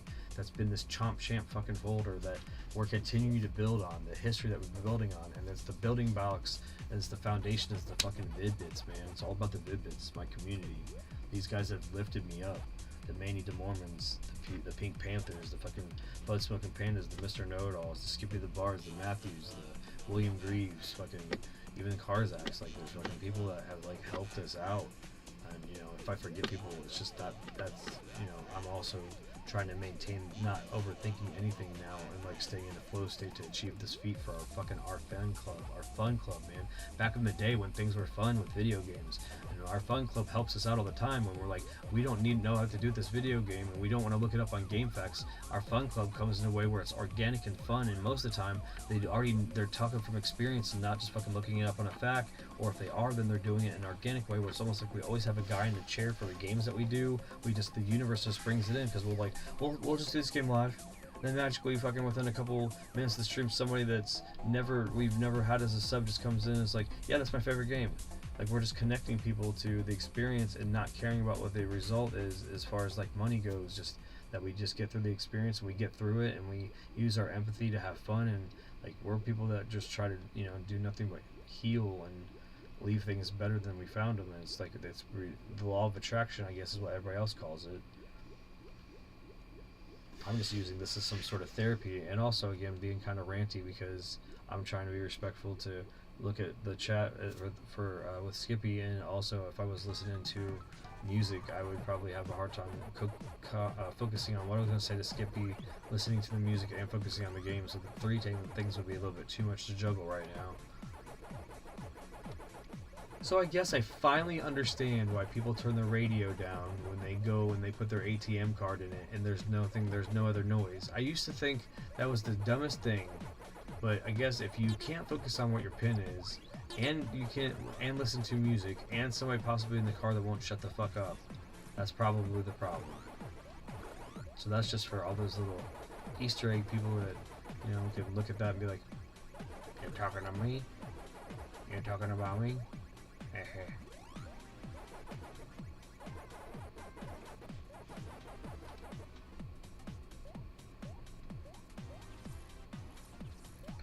Alright, so I need a new bottle of water in between this round. I need to get my stomach medicine. I forgot to do that last time. Oh, don't pinch me. I got pinched anyways. I should go to the left.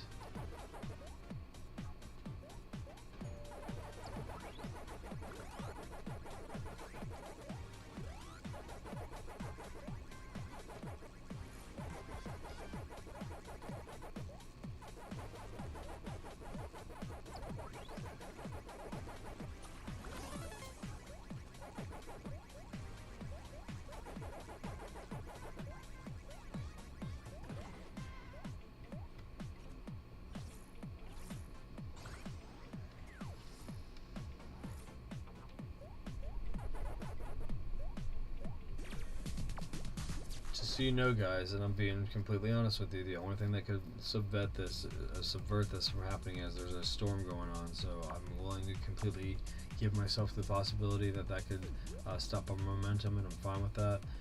There's nothing I can do about that. So if things just kind of shit out on the stream or whatever, it's that's because of that. But I don't know how bad the storm's going to be because I've been just staying in my own lane and continuing to crest on towards knocking down the pig.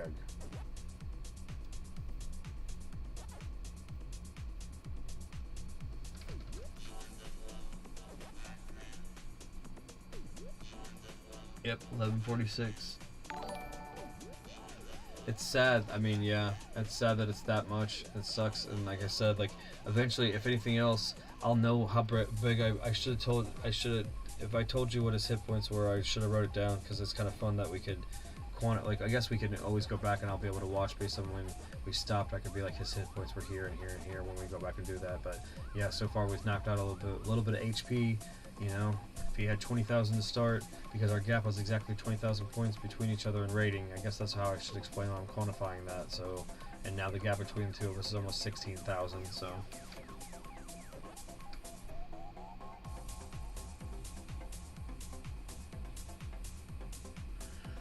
I feel like if I set it as the goal mark either way, no matter what he moves, the fatigue will still set in for both of us, so then we both will rest equally, and then he's fucked, because then the next round I will just go all out and do a 24 hours one, and then I'll be able to just, like, because I'm doing it full time for the rest of the week, I can just fucking rest after that and just be, like, done with it. And like I said, once I get over the finish line and I can just say I'm okay, then he's the one that has to push, and then I get another period to rest, and then we can just go back and forth and make it a fucking game. It's gonna be so great.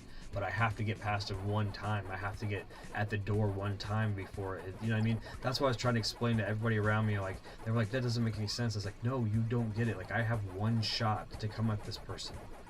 This is the intensity of this fucking esport that people are missing. Like, there's people that don't know that they can buy right in right now. I'm willing to, like, talk to people about how we can, you know, I'm showing you, this is my fucking, like, my what do they call that? My demo tape. Like a skater or surfer gives somebody, this is my fucking demo tape as to how much I'm going to commit for your esports team. Like, and I'm in my demo being an 80s kid, and I have, my son is like is 18, and he's got just as much the intensity and passion to do his feats. So like we can create contests that are balanced to make it so people can compete against stuff. And it's just, I feel like the potential there is just limitless.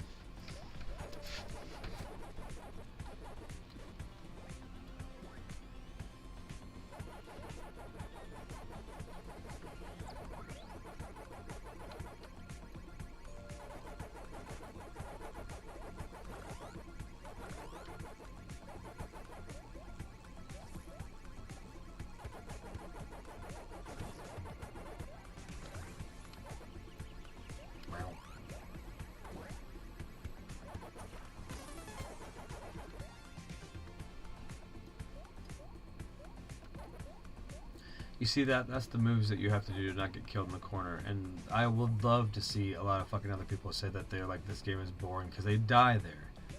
They just outlast these bots, unfortunately, so they think it's boring. They can't outlast me.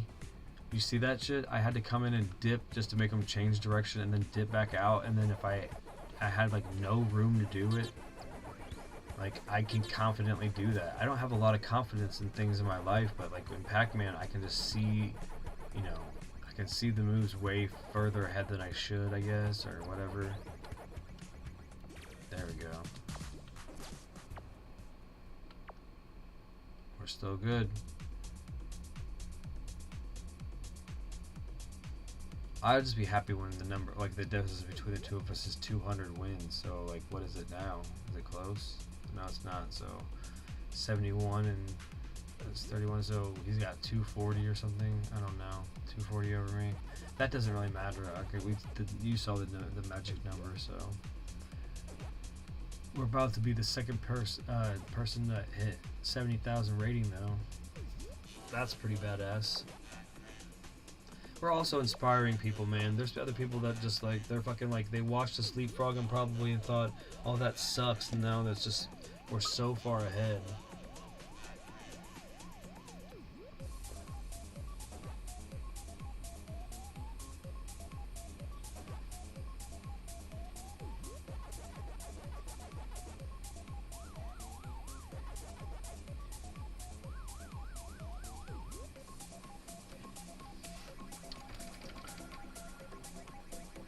It's the final boss. True. Look, if you had one shot or one opportunity to seize everything you ever wanted, would you capture it or just let it slip? Yeah, that's what it is, dude. It's what it is. I fucking have that in my head. That was a quick round. We are close. We can't give up now. Hell no, we're not. We're not. We're rallying, man. We're fucking rallying. We're just gonna keep going, dude. Let's go, baby. Let's fucking go. We're gonna rally through this shit. I'm so fucking hyped. You fucking really just came in like the point where I was like, I mean, again, going through some of my worst moments is me being almost dozing off, or I will doze off and hit a wall. And there's been times that, was it Matthew's been in chat and been like, dude, you're dozing off, and I'm like, oh shit. But like the focus is real now, so I'm dialed in.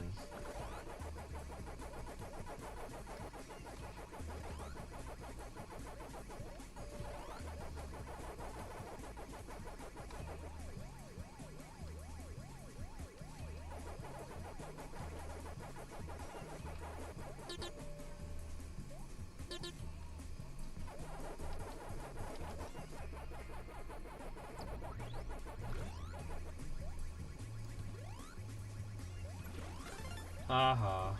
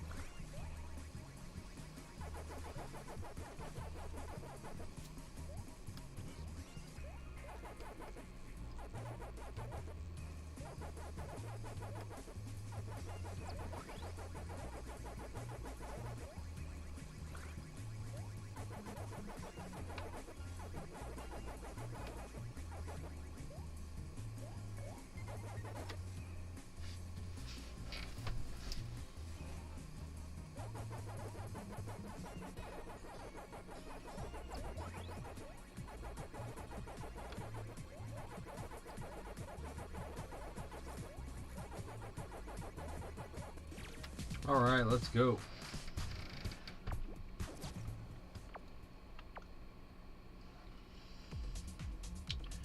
Alright, so I have successfully wasted 2 hours of work time. It's relatively quiet, so don't worry. I'm gonna keep stream on in background and work simultaneously. Sorry I didn't show up to stream earlier. It's okay, man. You came in and rallied me when I needed you to, Skippy. We're good. We're just gonna stay the course, man. And it's just like, to me, it's just amazing to be in a situation to be able to do this. So just trying to stay eligible to the process, and we're gonna make moves, man. We're making the moves now. We're just doing more damage to the king. We're closing the gap. You know, you could feel free to do what you need to do. I don't want you to feel like you can be distracted over your work time and get in trouble or anything, so I appreciate you. So but definitely keeping the stream on is important. You know, getting all the eyes on it possible, but to me, again, maybe sometimes the best eyes are not getting the eyes onto, you know, MintDaddyPig. So if you need to veg out from it, I totally get it. I'm just gonna put some tunes on, and you know, I'm gonna get some good games, keeping good games in.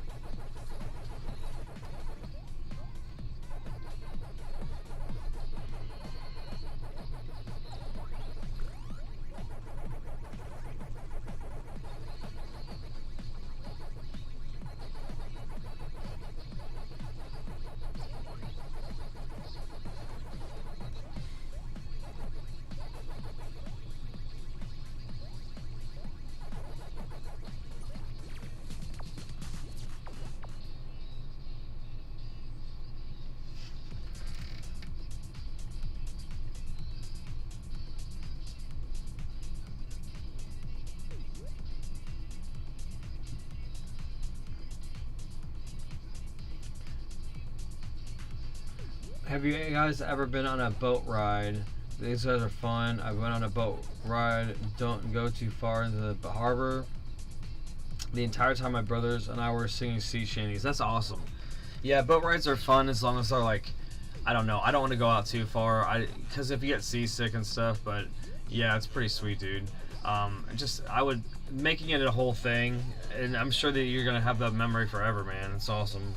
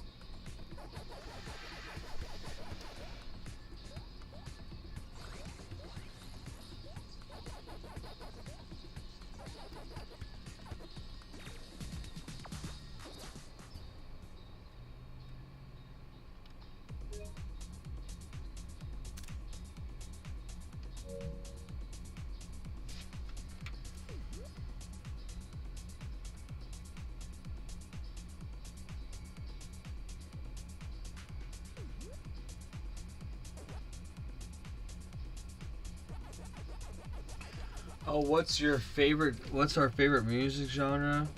I don't know. I'm very eclectic with my taste. I like a lot of stuff. I don't really want to quantify it. I really just don't like hardcore mainstream country. This is my main thing. Like, I can deal with classic country, but like a lot of this stadium country just kind of like falls on deaf ears for me. Right now I'm listening to a lot of like, I guess it's independent music for the most part.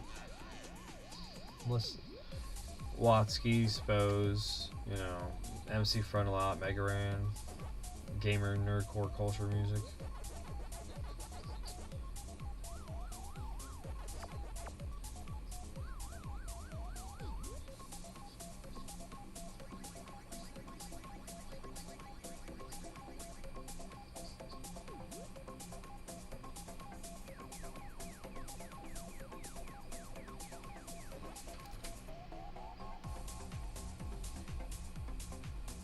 Oh my god, yeah, I love orchestral stuff.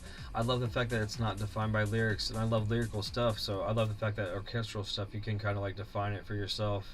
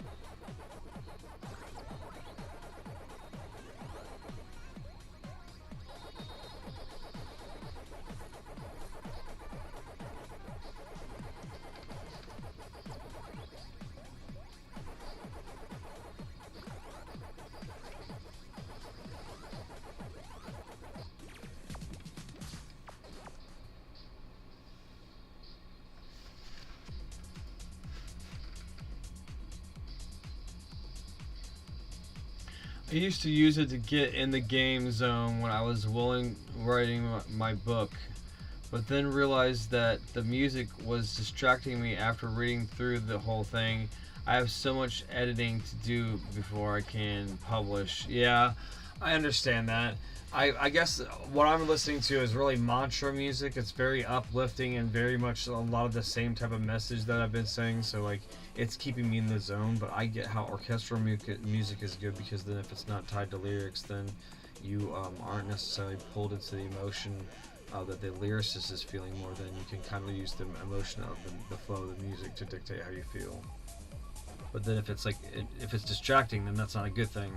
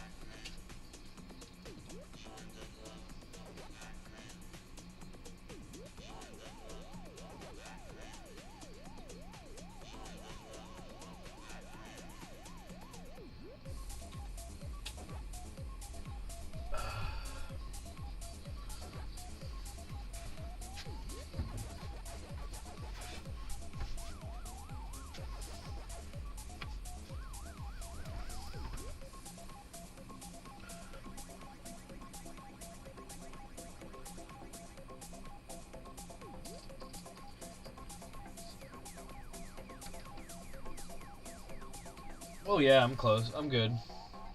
Just had to get up and get some drinks, and if you hear me like that's what I'm doing, just get something to drink and more hydration. We're good. Thank you for asking that.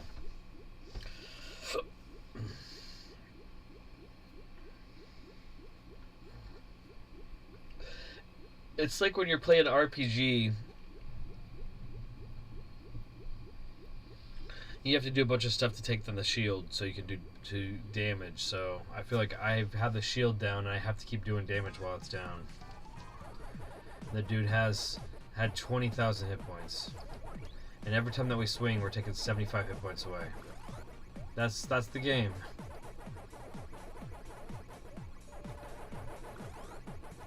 It's like and it takes 6 minutes or whatever to hit a 75-point hit.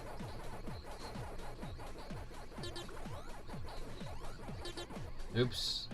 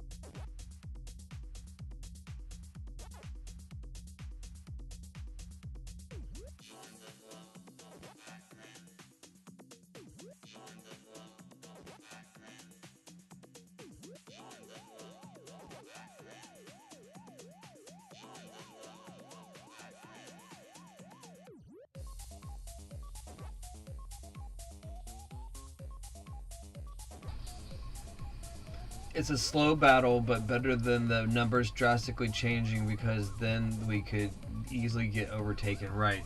So what it is we keep ticking away, and even if we have a little bit of loss, and we wake up in the middle of his marathon, then he's gonna still be going to sleep back before we go into our marathon. So it's literally a battle of wits, and I have until Saturday morning, pretty much, to do it. So I'm gonna keep going, and I feel like, you know, as long as I can keep the stretches, as long as I humanly can do for health reasons, we'll be fine. I'm totally feeling it.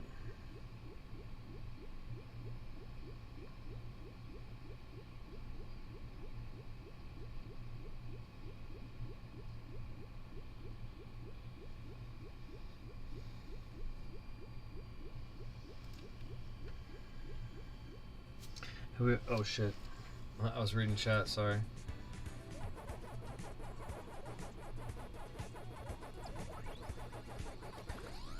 Nothing matters. So if it doesn't matter, if you nothing matters, yeah, it doesn't matter. Will all you be true. And if you won't, fuck you. Burn your clothes, open the wine, close your eyes, freeze time.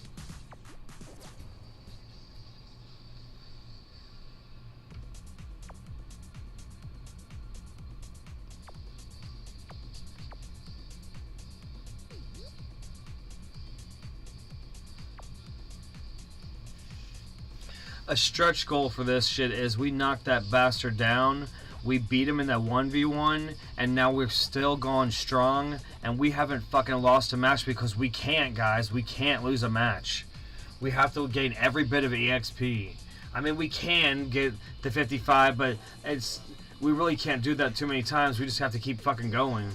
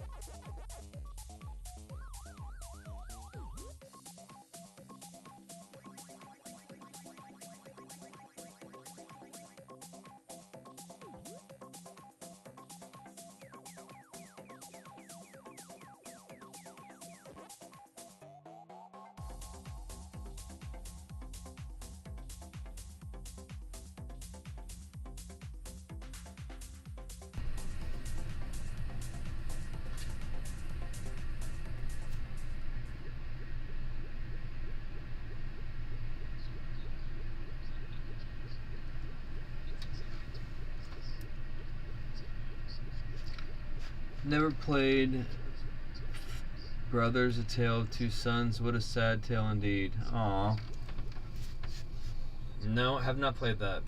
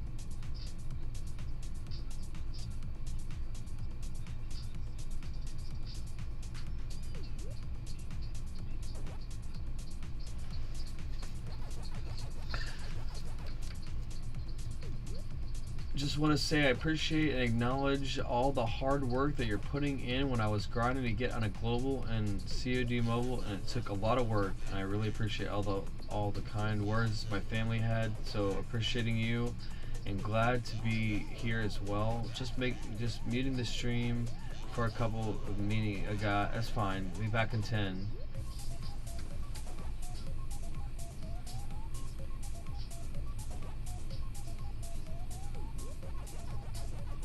Hello.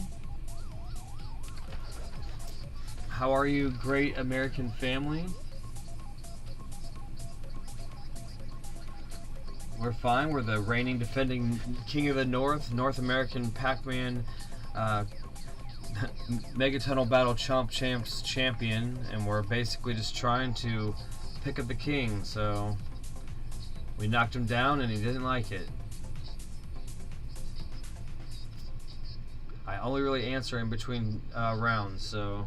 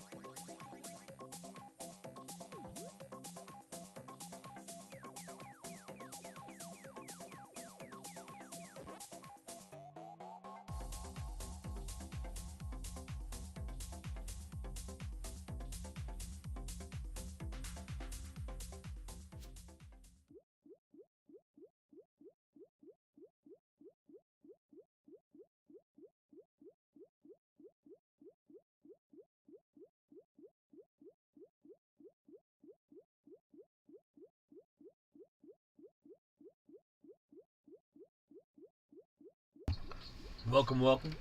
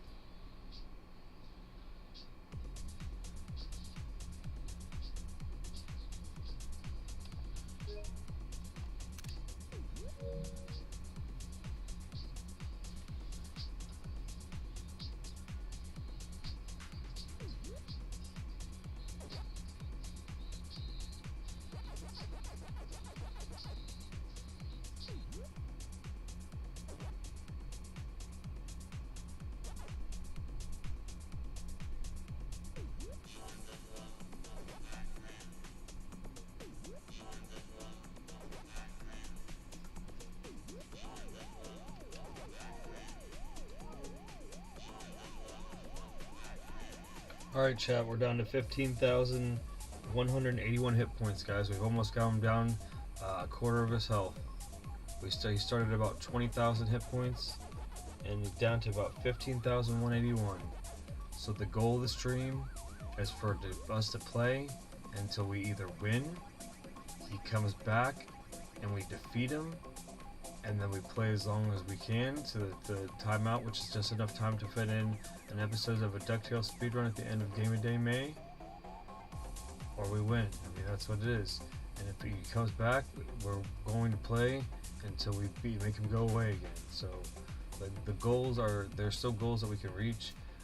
If he comes back and we play against him and we basically played, confronted him, beat him, kept playing, and then he came back and we beat him again, then we know that we got him, guys. We just have to get a good sleep cycle in, and we'll have fatigued him, and then the next stream will be just like this, knowing that the next time we battle, we've knocked him down twice, because then we'll just sleep, and he'll fucking try to min-max, and he'll get tired, and then I'll get up and pull like a fucking 24-hour fucking stream and get another mythic stream. Even though I said we would never do it, I would do it within the course of a 4-day period to do it twice, just to know that we could fucking put ourselves on top, guys, and then we could just stay competitive, and then we could just be up there. Because like when we try to launch this esports brand as well, with the Vid-Bits and shit, we're gonna have like some sort of foothold to stand on as far as like our accomplishments, and this is another foothold that we can stand on, is that we are the #1 global person in this multiplayer battle royale. So when we bring up our whole army as like people that are gonna compete in it, then that fills all the spots. So it fills itself. Like we just use Pacman and it's just fun. And yeah, it does cost money, but we could all win so many cool prizes, and then when we get a prize pool to be able to give you guys donuts for, we can just use the money or the whatever prize cards you get to buy the game if you don't have it to be able to compete. Like just people just have to pay a little bit. That's the contract. You have to sacrifice something. I still had to pay $22 to play this. But the $22 I paid to play this to make me feel like now I'm now, and I've also quantified this whole series as like an allegory for my life, and I've quantified this end fight like an RPG fight, and I'm facing like the big bad, you know, the MintDaddyPig, and it's like I'm gonna just do this for the Vid-Bits. I'm just like, and then I got the shield right now, the knight in shining armor for the Vid-Bits, and I'm facing the bad bosses again. That person could not be mad or be bad, and I'm not trying to say that, but like if I'm trying to make this a game, and that's what it's fun. It's a lot more fun to make life a game, right? And I've been looking for this item that people think doesn't exist, and it's called the Key of the Twilight.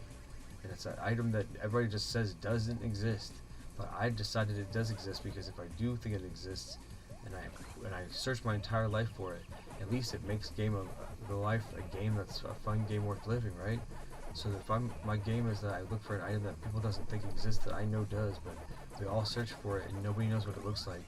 It's this thing that just can either grant you your wildest wishes, or it can remedy a situation, or whatever. It can, you know, heal a lost one or something, or you know, a lost person's opinion about you or whatever. It can transmutate energy. It can do all these things. Well, you find out that it's called the Key of the Twilight, right? So you're looking for it, right? And you can't find it because nobody can find it, because nobody knows what they're looking for, what it is. Well, then you eventually look at one day and you just look inward within yourself, and you realize that because you can't find it, it's fucking you. You're the key, and you're just trying to find a way to whatever you can to actuate maximum right now. Pow boom, just actuate. And that's what we're doing. We're all just trying to actuate. I'm just making myself eligible for this. I don't know why I've been able to wait this out, this ride of like a multiplayer online battle royale game, and also an arcade older game, and my desire to compete, me practicing Pac-Man my whole life obsessively, you know, never being really able to take classic Pac-Man past, you know, the 5th key. It's like I guess it's like eating the key like 10 or 15 times. That's as far as I can get, but I lose my nerve to it. But now, like, even what I'm doing, there's people that will discredit what it is because they don't think that it's important enough because there's bots. And I think maybe if there's anything else, the reason is for me to inspire some people so much to invoke a new wave of Pac-Man fever this far into the franchise, where we can now just kind of as a community have fun and use Pac-Man as a vehicle to get together and have fun. And I decided to be regular Pac-Man so that you're seeing him, so he's still there. We want you to come into the community and get geared up and pick, your own unique Pac-Man and stuff. But my message is that I'm just unapologetically and authentically Pac-Man, and I've been it the entire time. And now I'm King of the North, Pac King of the North, and I'm trying to be Pac King of the world. And once I get it, I'll settle down, and everybody else can chomp on for a little bit, and I can like marinate in the accomplishment and try to like use the media push that hopefully this garners to make positive sales for this game in a way where people aren't looking at it as such a fucking horrible thing, because it's bringing me so much joy, and it's bringing attention to my brand, and it's bringing attention to my son's brand and our followers, and it's just like, that's a good thing. That's not a bad thing. And if you look at the core values of our brand, we're just about hydration, self-activation, and actualization, and trying to be cool to each other. So that's it. Let's just go. Let's fucking go. Win 943. Is the king asleep still? Yep, he's still asleep from when we knocked his ass out. Let's go. Stay motivated, stay hyped, share and like this and subscribe to this and all that. And if it gets to the point where I get too hairy, I'll just go to sleep and it'll be what it is. But right now we're doing damage to the king. If he fucking puts his shield back up again, like if he gets back active, and then we fight one-on-one again, and then he wins, then we're gonna lose ground because he'll keep playing, because I'll go to sleep, and then he'll keep going for his session, and he'll gain ground. If we can sleep where he thinks he's gaining on the ground cycles that I'm sleeping, then I can always gain ground. And then when we do head-to-heads, so far he's lost. He lost one. Let's wait for this bastard to come back and let's knock him down again. If not, we got this shit by midnight. Midnight tomorrow. I've already did the math. If he decides to not come back, we have it for sure midnight tomorrow on this pace, if I could just keep the faith. Just gotta keep the faith. Alright guys? Here we go. It's like an RPG and you can follow along. Like, share, and subscribe. Let's go. I'm gonna do it either way. I'm gonna do it. I'm at least gonna go till midnight tomorrow, and then if he's still active, then at least I'll have kept him active. Every time we'll have on film that we fought and how many times I won the 1v1s. So all this stuff is still chronicled, and he will not have the tremendous ground that he had on me. He had days on me, guys. I'm just trying to close the gap on that. He had like I don't know, 30 out. He had, the math was he had let's see, 27 hours on me, guys. So I'm trying to close the gap at 27 hours. It's something like that. The math is a little off. But yeah, basically, you can equate if you get straight dubs to this situation. And this will be the only season it works like this once we populate this game, because there'll be so many people, and at least for a while, that the bots won't be affected by pro players like me that can always get first place by dodging them, when there's the randomness of all you guys being in these lobbies too. That's what we want to get. That's what we want to create. I'm literally sacrificing part of my essence to try to get this there, where people, at least in a mainstream way, or at least regionally, will check it out and see how cool it is. Because I love Pac-Man. That's my drive and motivation also. And the fact that I have a vehicle and a voice to display that passion, where then like, hopefully people, when they meet me and we talk with this, will be like, I understand. I don't have to have all these conversations over and over again. And then by the time that I do have to have them publicly, I promise I'll have simplified. This is just amazing that I have an opportunity to do this. My fans and my friends, and maybe me and my son have the best brand ever. The Vid-Bits is one of the coolest brands that I've ever seen, and we're creating it and we're living in with it. And you have to see what it's doing to the small community, and that would let you know the change that we're affecting is awesome. So there will always be missteps. It's just really how you handle it.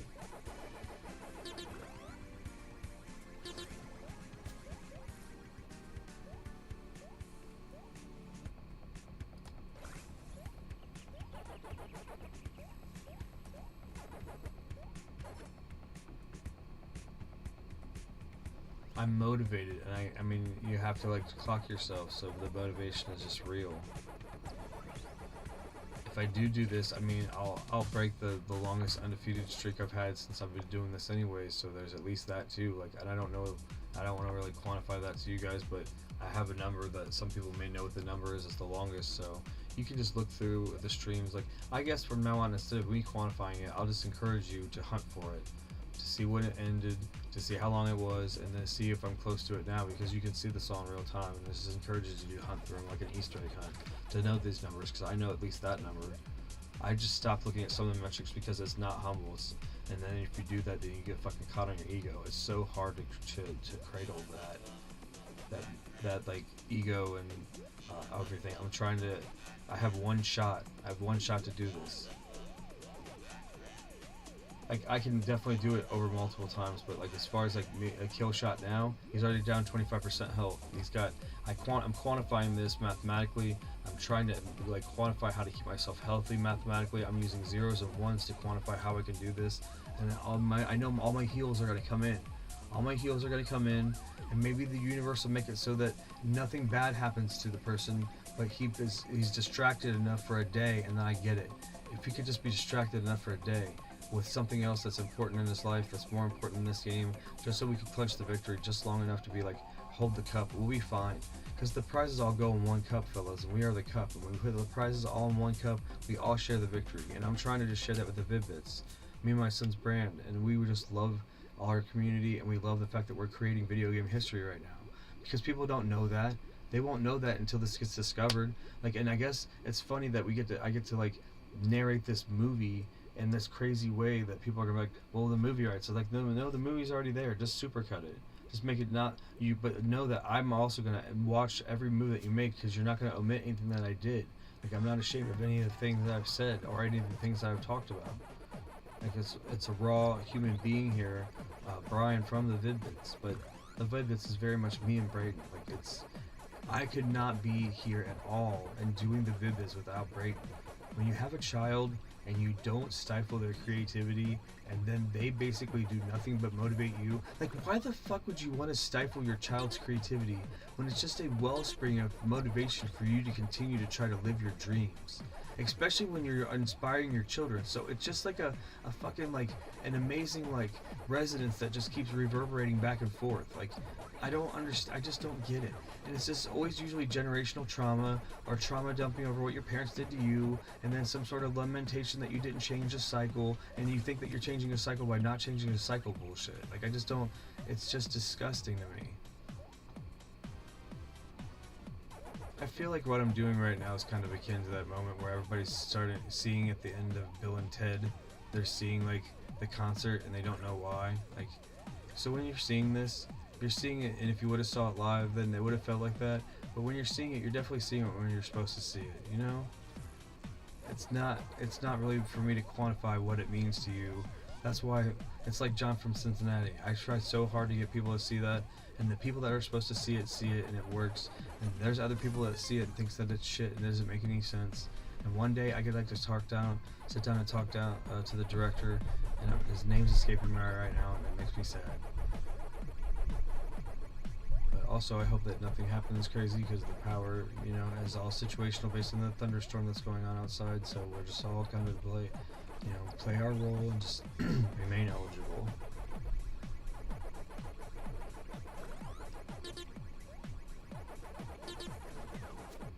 There we go. But we definitely know what we gotta do, and we always check it, and the king is still asleep, and we keep making moves. We're just going through, man. Keep going through.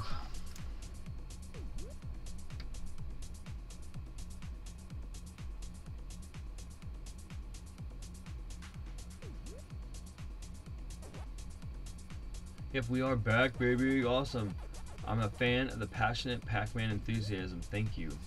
Thank you. I really want this to reach Moist Critical. I think that if he could just, he doesn't have to watch the whole thing, but if he could at least see me come up along the finish line of the end of it and know that it's happening live. And I mean, I'm not doing it to get us blown up. I just think that he as a person, like, even if he just didn't blow it up for his channel, if he just as a person could just get the eyes on it so he could watch it, I think that he would enjoy what we're doing.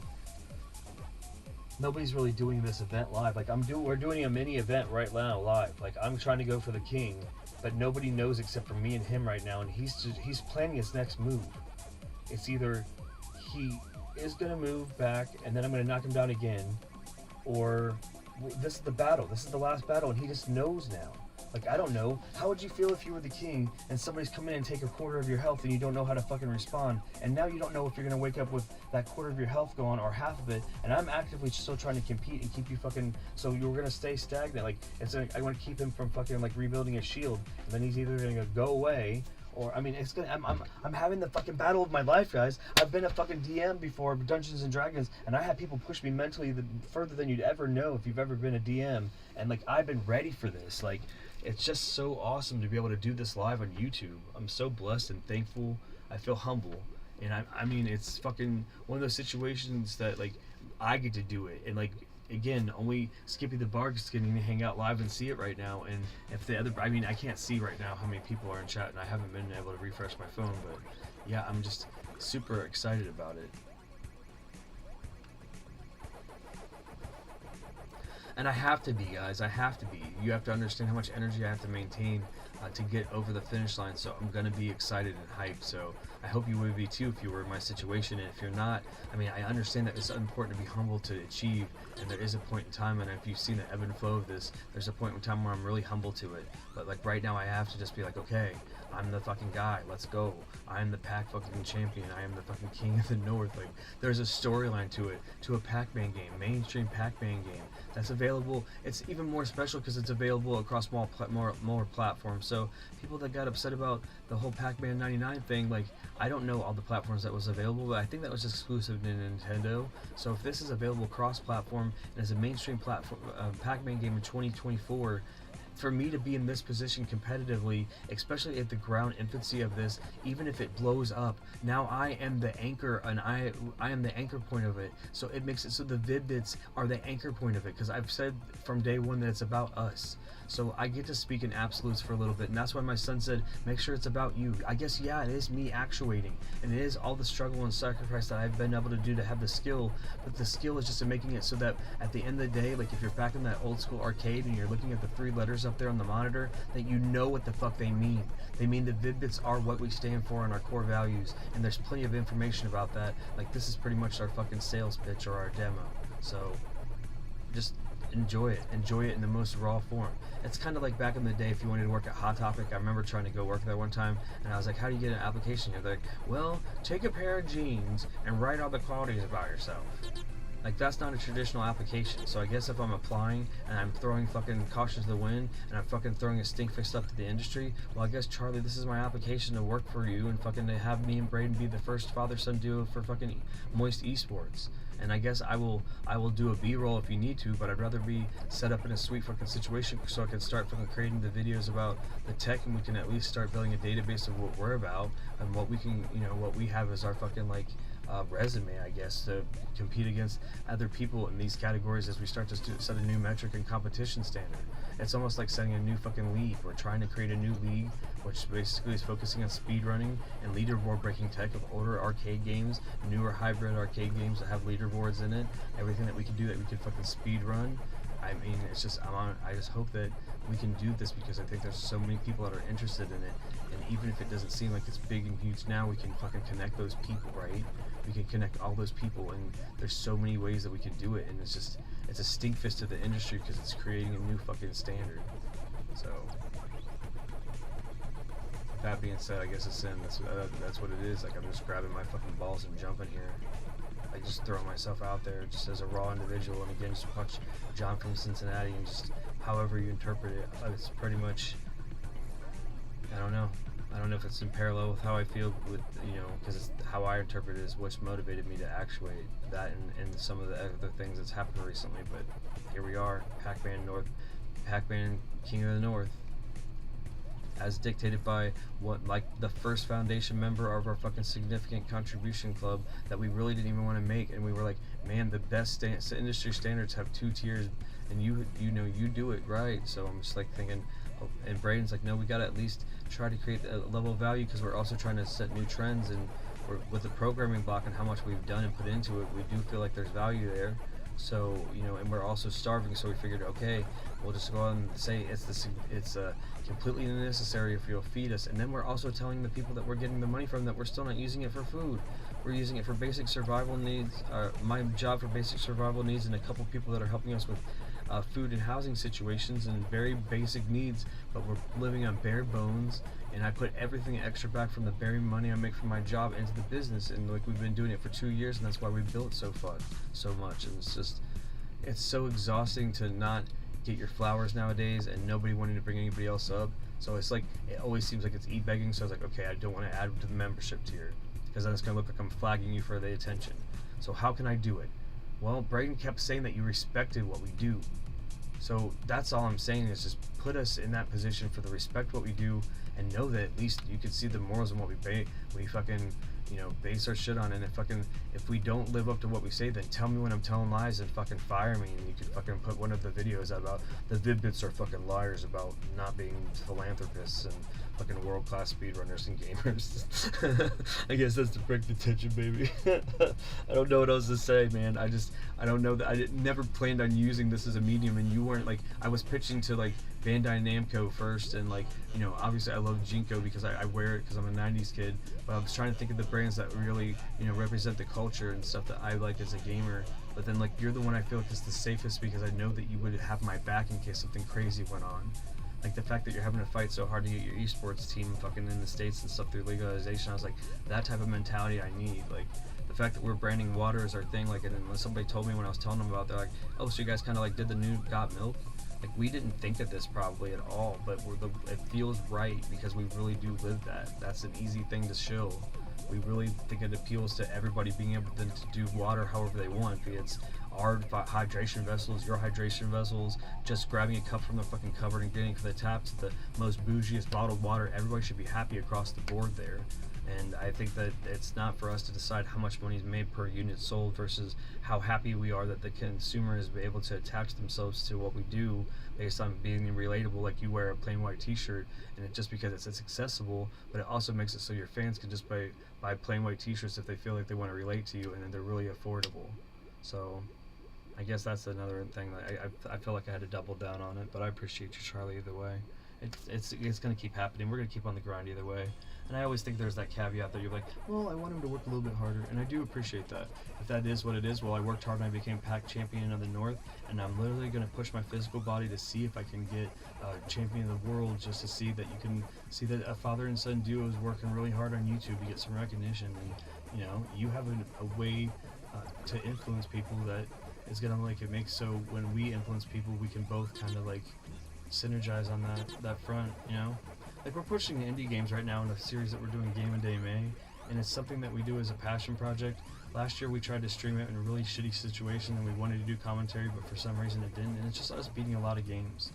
You know, so if you want to like look at that and then not have to worry about what the manic crazy shit is, and just look at me and my son as under a game acumen, there's that. And then this season we're featuring indie games. Some of those videos got demonetized, and we just felt on a whim when we did our programming schedule that was all about just featuring the artist and no matter what. And a lot of this stuff is just oversaturated content-wise, but we wanted to make sure that when we did it, it was more about being passionate about what we're doing. Like, we're still being, you know, very selective on our you know, the rest of the block that we structure for the rest of the month. And unfortunately, if I do this feat, we're gonna break the streak of between the last 2 years of having it every day. I mean, I was running home from work and barely being able to beat a game right before midnight EST, and like we still haven't broke that streak, but I will break that streak to beat this, you know, conquest, and you know, get public media that somebody was able to rise like that. And also, it's just, I guess it's going to be a public endurance feat too, and it wasn't never meant to be that because I don't want to be the bad example there. But David Blaine has done endurance stunts, Houdini did endurance stunts. This is just my fucking endurance stunt, and I won't do another one after this. I've already made a cosmic, you know, barter with the universe that if I can pull it off, that I won't do it again. But, you know, I think that I'm going to do it, and I really believe that I said when I started this video that it was like a calling my shot thing, and if it ultimately was to talk to you, even just to talk to you, just to chill and shoot the shit and fucking play games and stuff for a little bit and just like kind of pick your brain about how to proceed forward with me and Bray's stuff, it's just worth it for that, even if it's not leading to anything other than that. But I think that you would understand that the monetary gain here that would help set us up to do this in a more stable way would just be more productive for all of us, especially us being able to promote, you know, Moist Esports and being the first father-son duo over there. And, you know, we could inspire other father-sons that are gaming together, that have generational gaps, to start achieving together and building off of them. Because the way that you can build off of generational gaming, especially when you're in my situation where I raised him through the hard platforming shit, when he saw that, it's like he was watching his dad get really good times and stuff on these games, but he wasn't able to actuate. But then over time, he was able to just basically download it through watching me. And then when he started to pick up the ability to actuate, he got through all that hard shit. And then that kid got raised with all the fucking hard fucking platformers that got put out now through the resurgence of like the 2D platforming shit. And he's like really good at them because of that. because I classically, I call him, talk about classically trained, yeah, because I was raised on Atari, and I'm an 80s kid, I was classically trained, but this motherfucker was like raised through all of the shit, so like he's got the infinite capability to keep absorbing how the technology and the culture evolves, so that within itself is fucking invaluable, and we have more fathers and sons actuating those teams. We can build an army of fucking competitiveness that people are gonna come in and see, like the Wizard. It's gonna be like the Wizard again. Like you fucking have like this fucking huge arena, and I could just see it. Fucking Moist Esports, and fucking we're just fucking selling water, man. And most likely it's just fucking a bunch of public water fountains and shit. It's so accessible. I mean, we can give out fucking white T-shirts, and we can fucking just have fucking like we can co-brand our sponsor water, and your fucking like, you know, whatever you want. It doesn't even have to be anything. We don't have to sell anything. We can make it like a public event. It would be cheap as free. Whatever we'd have to do to get the attention on the first one, and then we'd hook them for the next one, because they'd be like, why did this happen? This was fucking awesome. And everyone would keep on that feels like, oh, that reminds me of the Wizard, and that was really cool, and Moist fucking did something awesome. And you would have done something awesome anyways. You do something awesome every day. You got so many fucking awesome things in the tank that nobody knows about. So I mean, this is just a pitch too, like, and if I pitch it to you now publicly and live, then nobody else can be like, oh, let's do that. Like, I'm pitching it to you now, so if anything, they're stealing an idea that I'm pitching to you that I wouldn't actuate on myself, so they're fucking stealing our idea. So I don't know, I'm crazy, man. I'm the fucking wild card, man. You know what I mean? So this is crazy. Like, I just feel like everything I'm saying is right to say. And again, if I just get a member for your PR team that says, hey, I know you're passionate about us, you've never met me and you're some obsessive fan. I've never met you. Like, and really, like, with Bray being exposed to you and people his age, like, I didn't get hip to you until the last, I don't know, I don't want to be like, you know, a hanger on, but probably I'd say 4 or 5 years. Like, I'd seen like a picture of you, but like actually getting down with what you're doing, and I might actually lose this streak being super passionate talking to you. Like, it was a super big streak, but that's okay. It's totally okay.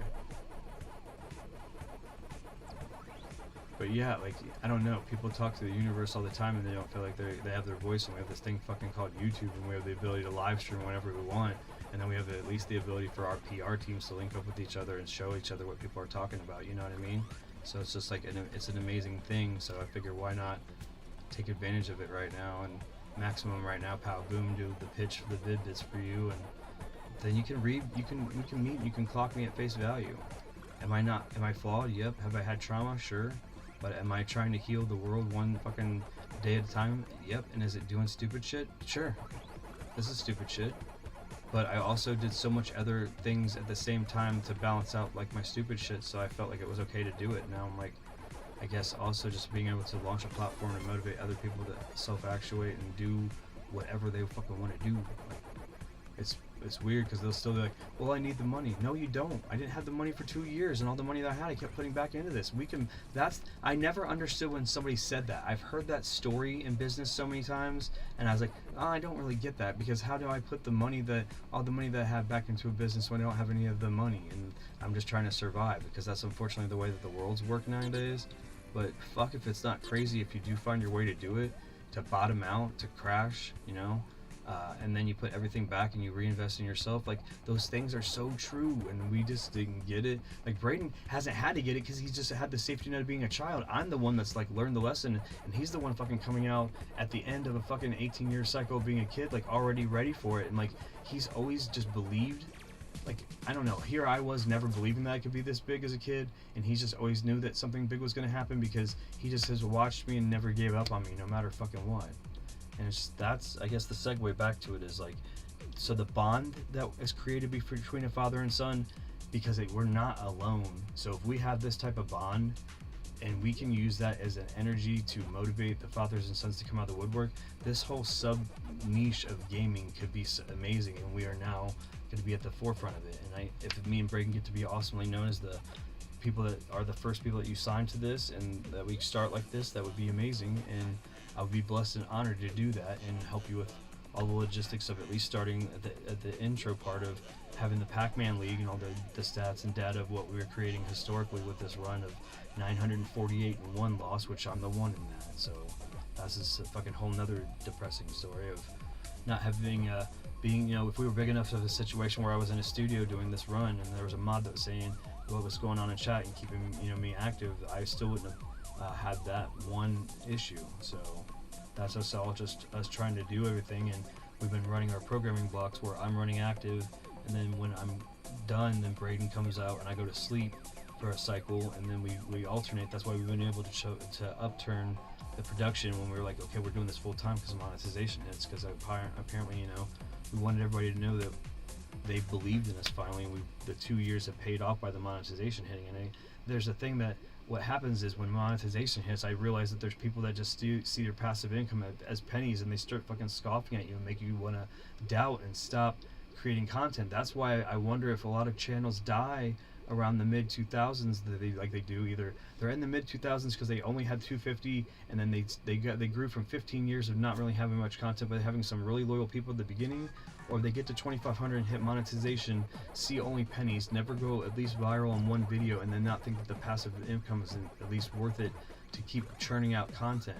And we're just lucky that we're in a fucking, you know, minimum effort you know, society now where they finally, I don't know, it's not really a good thing, but they really don't like super edited content, so that we can just rely on just showing you our raw emotion through our streaming. And luckily, if we can like hone in how emotional we get about something, sometimes we're just really great gamers between the two of us. So I think that we would like just to have that associated with the brand as well, so we don't have to stress about, you know, what other corporate sponsors to deal with, and the 1,000 of fucking ad rolls we got to turn off that we don't know, like who we can trust on that shit. Like, we don't have the time to deal with that and like not make the best of choices, I think. And I don't want to turn it all off because we need to start eating because we're hungry and we're starting to like physically suffer because of it.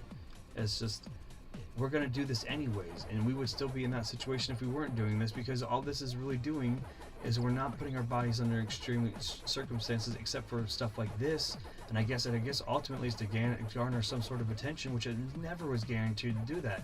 Like, I love Pacman, and I was like, first impressions, like if you see the empathy in my situation when I'm talking about that, none of this was fucking planned. It's just happening because I just kept going with it. Like, it could be bigger, it could be bigger, it's already big, it could be huge, it's fucking huge, it's not fucking just big, it's not just fucking huge, it's big and huge. And Charlie, I can fucking talk to you in an infinite connection about that, and I don't know what it means to you personally, but I mean, I can show you what that means to me. I can fucking show you things that I drew and artifacts that I did that fucking had to do with that like 7 years ago, and I did not know who you were. Like, I know that I can see that you had a presence now at this point, but it's like, fucking A, if big and huge isn't like metaphors for like different like things in my life, and I'm sitting there looking at your membership tiers, and your membership tiers are big and huge, and I really did not know that until the other fucking day. And it's just like, that shows you how negligent I am, and also how karmatically I figured maybe for a while I was not able to get any good karma on YouTube, because I had never even, at my bottomed out situation, had enough money to contribute to somebody else.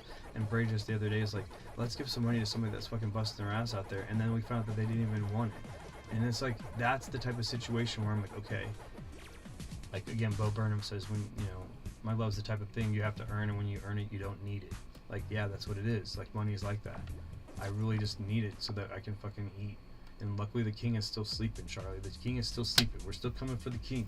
If you're following the story, we gotta look at the gap in hit points. Hit points is the rating.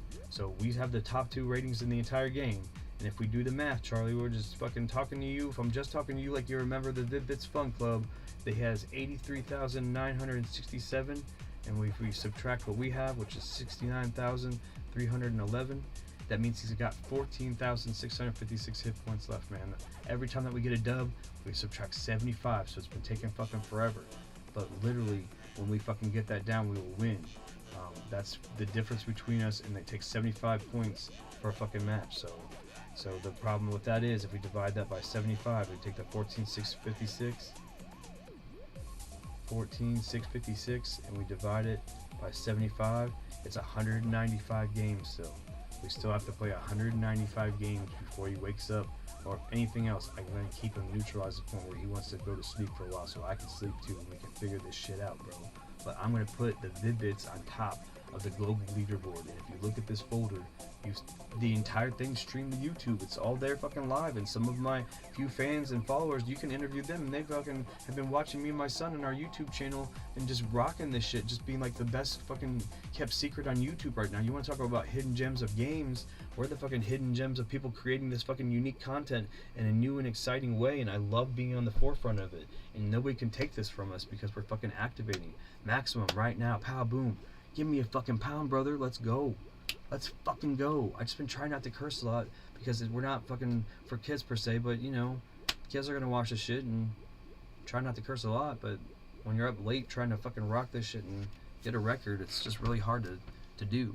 I'm willing to alienate all the other brands to fucking associate with your brand because I know that whatever brands you're sub-associating with are going to be along the lines of our ethics and morals. So it's just like, I kept talking about corporate synergy, but I also don't know how you feel about Bandai Namco. I don't know how you feel about Sony, and I don't know if they're going to want anything to do with us because we're going to be we're number one on PlayStation, and number one on PlayStation, and then also number one on the world.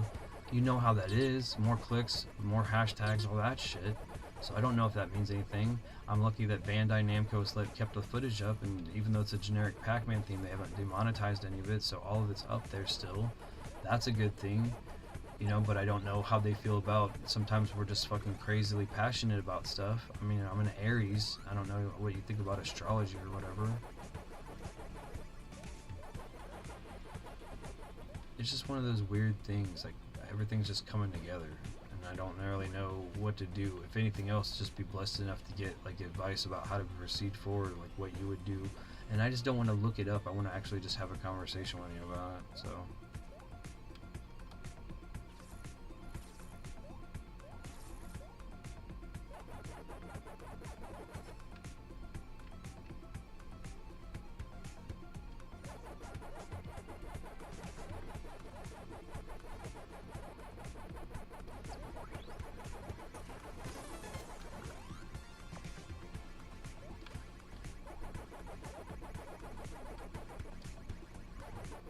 Was a little laggy.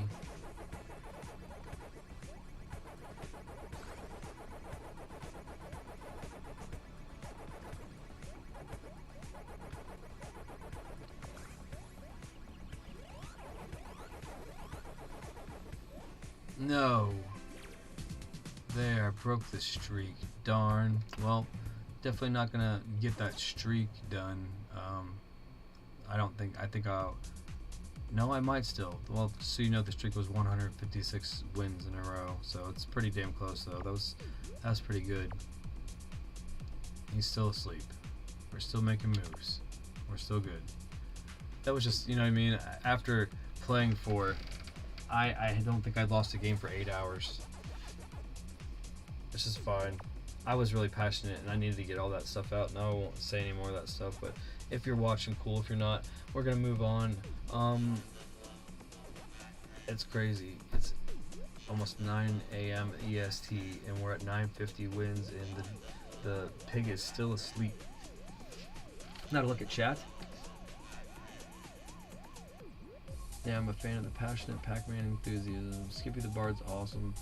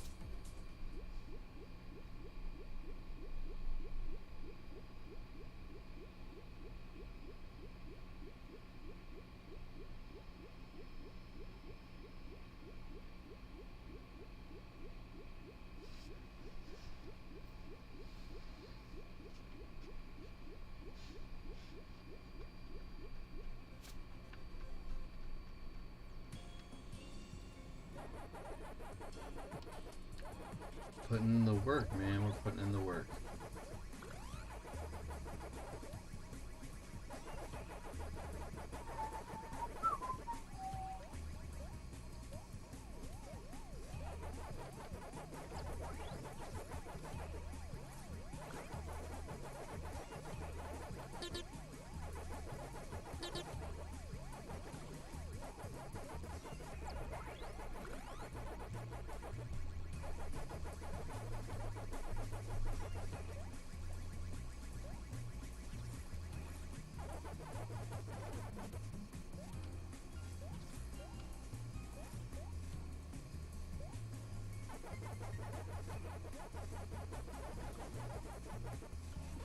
shit.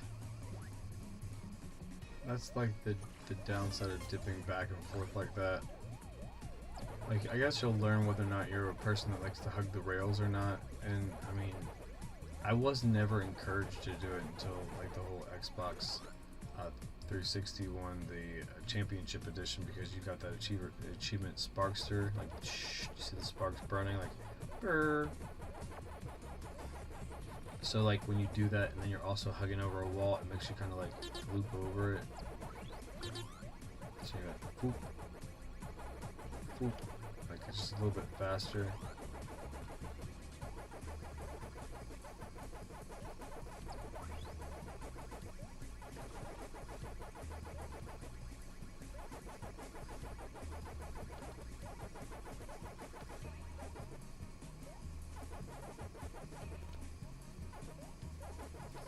Again, just one more time, I'm sorry, Charlie, for calling out to you like you're like Batman, like it's the bat signal or some shit. I don't know. I'm just, I'm in some sort of flow state where I feel like I'm just saying whatever I need to say to just get it out. I guess I don't know. I really don't know sometimes, but I'm doing everything I can to get me and my son noticed, because it's the right thing to do, and we're gonna be doing this anyways. And I was just tired of doing all these great gaming accomplishments and hiding in a fucking cave.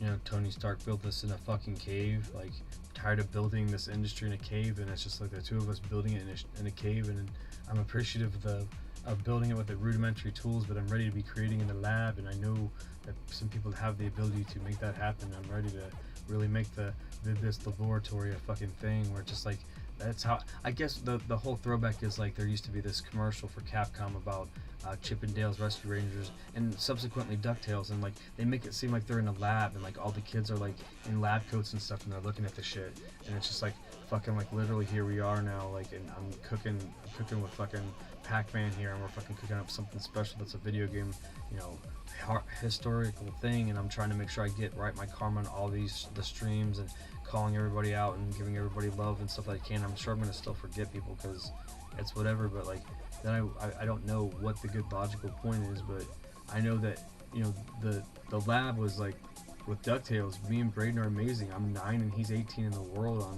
one format. Like, I know that we can get better in the other ones, but I have to get adaptability to using a regular NES controller and used to how my fingers feel with the pogoing mechanic, but I know I could do a sub time on that too, and like we know tech about that game, and that game is like a fucking video game Americana, so like stuff like that, you know, sub hour times in games that are hard. Like, we have so much stuff that we can, when we get the baseline, then we can create like the new level of achievements for some of that stuff, and then competitive like game show type stuff, giveaway type stuff, just inspirational stuff for kids that have like the feeling like, man, I'm really good at Mega Man and nobody really knows, but I'm on this leaderboard and then nobody really knows me, and then I don't really know how to get that information out.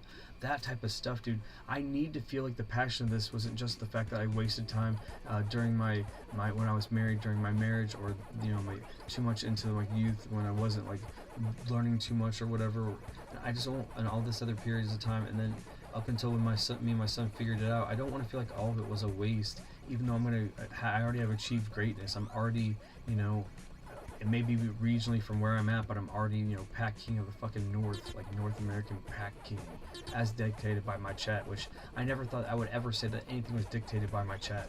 Me and Braden being here in the Vid-Bits, when he's doing games, the chat pumps him up. When I'm doing games, the chat pumps him up. So yeah, I may see my chat, but it's because like we have people that are individually in our chats, so we're almost individually by ourselves, so we don't have to have solo pages. That's why I'm so afraid to launch them. And then when we're doing our individual programming stuff, and then when we tag each other out, because we sound similar, it's always kind of funny to some people because they think that we're just fucking beasts that just don't stop.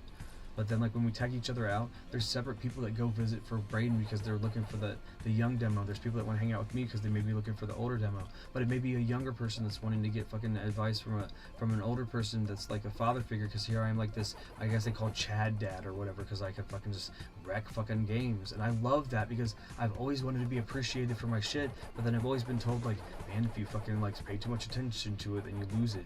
But then I'm like, man, but also if you fucking shut up about it, then you're worried that nobody cares about it, then it doesn't worry, calls it fucking butthole cancer. I ain't trying to get rectal cancer from fucking like worried that nobody cares that I'm a gamer. I'm still gonna be a gamer.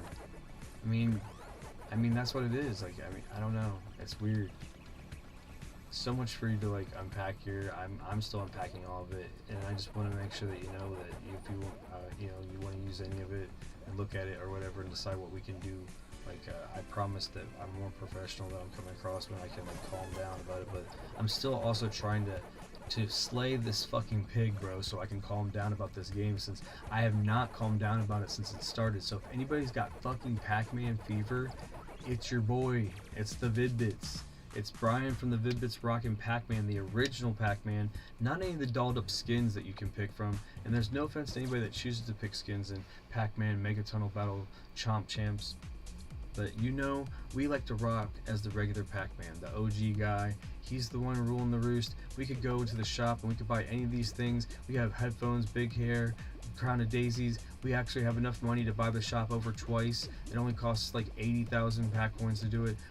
We can't stack coins in real life, but fucking we can definitely have 215,742 pack coins. And if we bought all of this stuff, we'd have still over 100k pack coins left. Woot.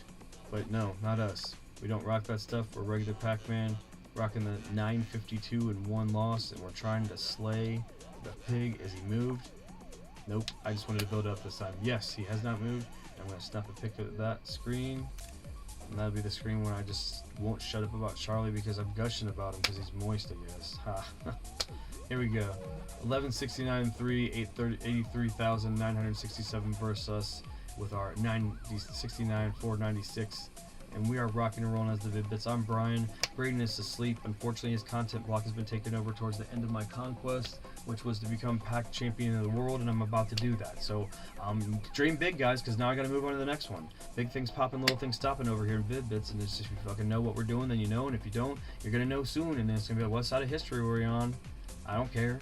I just appeal to somebody that I think is kind of like a hero, and I know that you're not supposed to, number one, have a hero that's younger than you, and number two, hero worship is passe, and it is kind of fucking shit. So to look up to somebody, though, you should look up to Moist. He does the thing that I used to do when I was a wrestler. He's a fucking nonconformist in the industry.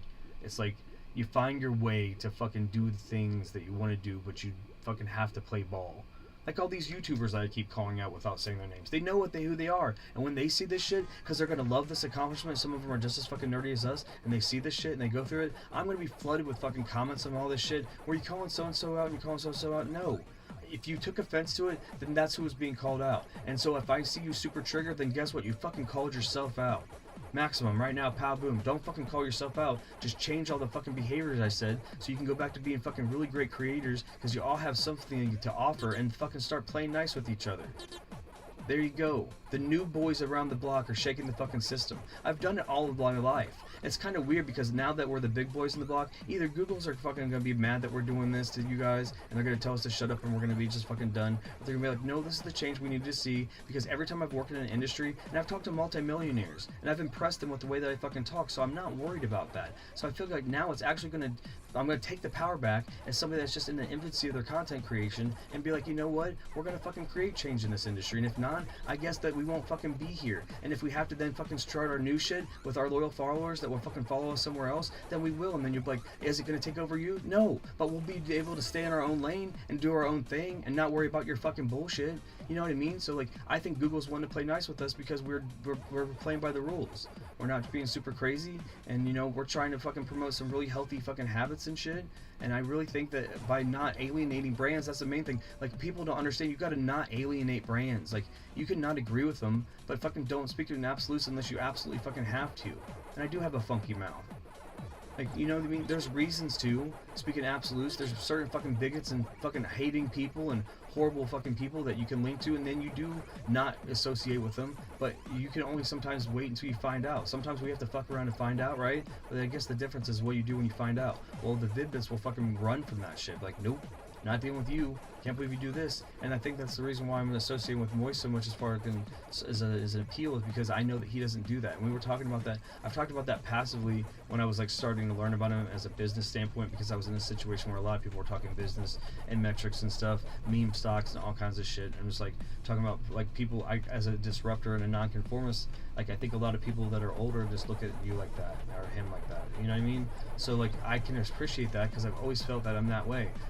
One of the first jobs I got, I was fucking getting into the shits for being like, you're you overcompensate. Like, I guess that's all I know is to overcompensate. I don't know if it's my genus. I don't know if it's because I know that if you want to fucking burn bright enough to get noticed, you have to overcompensate. So I just always wanted to do that. Like, to look at me, I'm the brightest, dumbest, weirdest kid in class. So at least I can get some sort of attention in one of the subcategories of who the fuck I am as a person. But man, if we aren't all different forms of philosophers and ways, and like what you do with that is just, you know, you do the great shit. You look at something that comes out topical, you find the way to min-max the fucking topic about it, and you go, why? And then, like, all you're doing is making them speak for themselves, and it's usually this type of shit that I'm just like, yeah, why? And that's really what the point of that type of, like, what content creation is to provoke thought. So I think it's really unique, and that you can do it in a way where, like, I can be like, the people that really need to know that, even if they just read that something weird happened to me today, if they care, they'll look at that. But it may be about something that they don't even know that they really need to know about, but they don't get it because they're not going to click on something weird happened to me today. That mentality, I need to learn how to write titles like that, but not seem like I'm completely encroaching on your shit, unless I'm part of it. But unless I'm part of the shit, then it's like, okay, then I'm part of the brand, so, you know, I can learn how to do it in a style where we get the most attraction, which is going to get the most brand synergy. Again, I got to stop with that. I don't know why all this shit's just coming out. I've studied business a lot, and I've talked to a lot of people that, like, I thought were gonna, like, have the power as far as, like, the relationship, like, higher corporate up people, and I don't want to give away too much about my schmo job, but I've just taken the power back, and then, like, I'm about to work at another job, and I thought I was gonna work for another multimillionaire and just be the person that was being the battery, and then I realized, no, I'm taking the power back so much to the point where they vibrated out of there, so when I went to go have the meeting to try to have, like, equal closure, they weren't there, and I'm still going to try to have the meeting. I don't think that they're bad people, but I think that until I neutralize that energy with the cosmos, that I won't be able to move on either. But this is just amazing that we're 216,003 pack credits deep, and we have 953 wins. And is the pig still asleep? He is. We're still making moves. We're encroaching, fucking being the second person ever to hit 70,000 rating, baby. We're fucking gonna do it. We're gonna slay the pig, man. If anything else, we're closing the gap to 1,000 wins. Dudes, oh my god. And if you didn't know the math, the end point, if he doesn't wake up, is if I will do this, if I keep min-maxing and just going to the bathroom in between breaks, staying hyped, having food brought to me. Bray hasn't woke up yet. I'm sure he'll bring me the food, so I don't have to leave the spot where I just have to go pee. I'm not eating stuff that's making me super crazy, where I have to do number twos.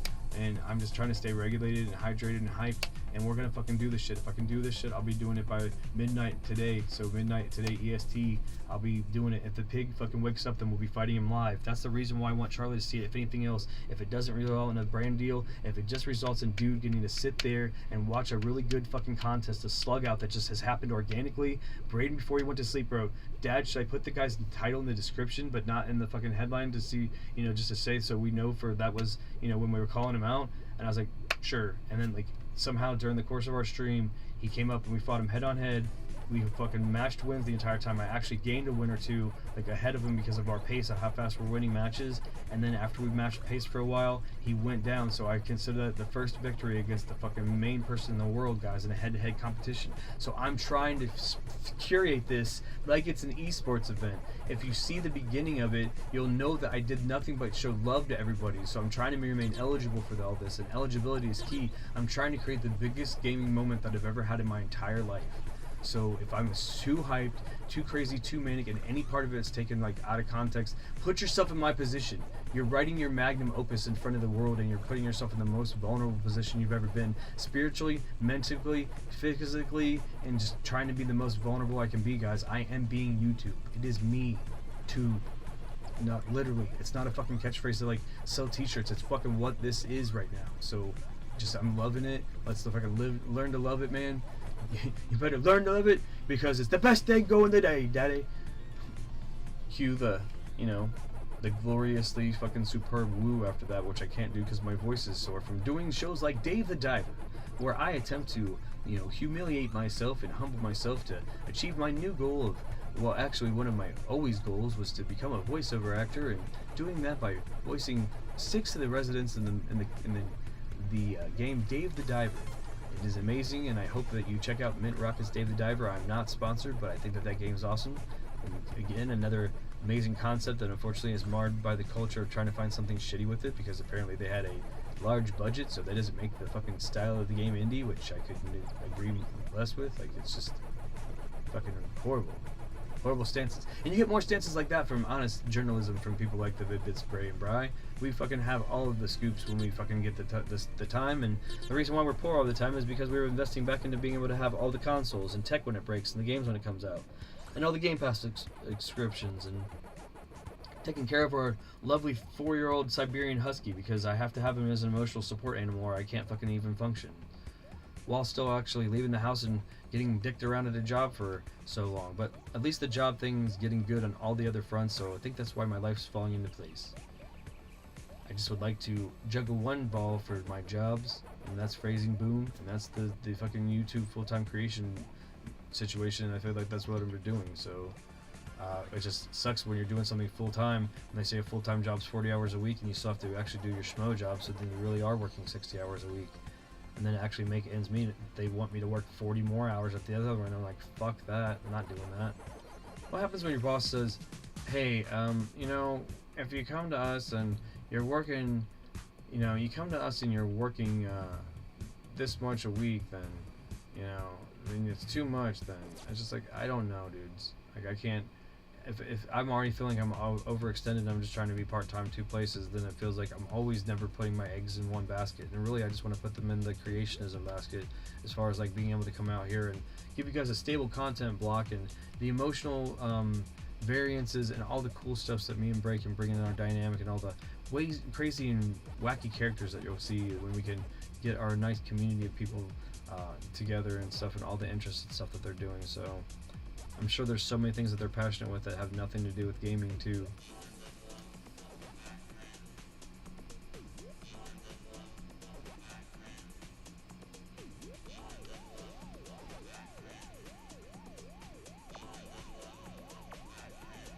He still's asleep.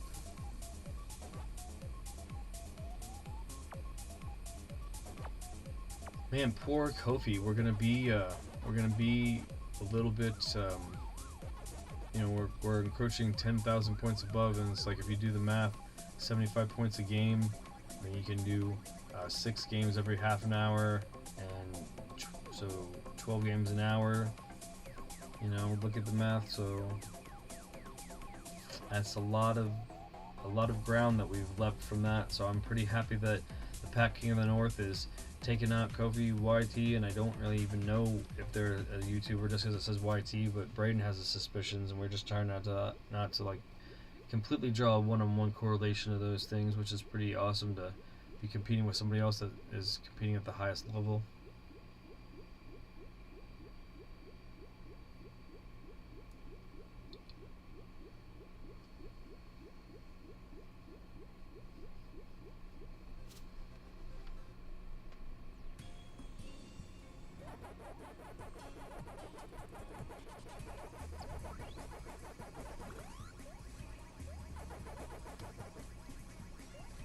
I wonder if we're gonna time out on this stream first, or we're gonna hit win 1,000. But either way, right before, if it's 1,000, that'll be the clean cut. If not, it'll be 11:45 just to be safe, so I can come to a last match and then hurry up and just slap right back into it and hit the other half of it, because it's definitely a called shot, guys. If we're doing the video game analogy, it's a called shot. Shields are down, we're still doing damage. Or we could say we have a sleep potion on him. You know, he's asleep, and somehow we're still doing damage, guys. The big boss, the big bad of Pacman Mega Tunnel Battle Chomp Champs, and that's you know, MintDaddyPig, and we are doing the damage, which is basically the equivalent of lessening the gap in rating between the two of us, which is going to be the difference between who's number 1 and number 2. And ultimately, if I can just match him, and while we're in an active battle, I will go to sleep immediately, knowing that when I wake up, I will be able to then take the lead, because he will have it. But then he will have to have a super marathon session motivated like me, and I will just battle him again until I beat him, and then I will push as long as I possibly can, and then we will be considered the ultimate victor. But as far as this first part of it goes, we're just trying to down him and take the championship once and see what it does to his morale, because I've seen this before when some people have such a lead for so long, even if it is a couple weeks, and they've ruled the roost, and they lose it to somebody that's more motivated, they will move on, and I'm hoping that will happen for the community. I'm hoping that will happen because I'm not going to move on in that way with this specific run, but when I get to that point, I will be moving the stuff over to the Pops Plays channel. So if anything else, I can start continuing the database of what's going on, keeping the streak of playing it every day, at least one match until it shuts down, stuff like that, stuff for archival purposes. Because we have this from one launch after public, we have this public access. It was one launch removed from like, you know, a private access or early access if you paid extra money. So that's the only reason why we actually have Marks to Fight, because these people paid $10 extra to get the content and put themselves hundreds of spaces in the leaderboard in front of everybody, and the fact that we're still trying to create a great install base enough to have lobbies that are populated with more than bots, so that we can have these people challenged more, which is what I'm trying to do, is bring more attention to the brand, to the game, also so that we can have people challenged more and shit. So when these people say that they're really good, they fucking actually have to fight good people, then they can be called out on it, because fuck that shit.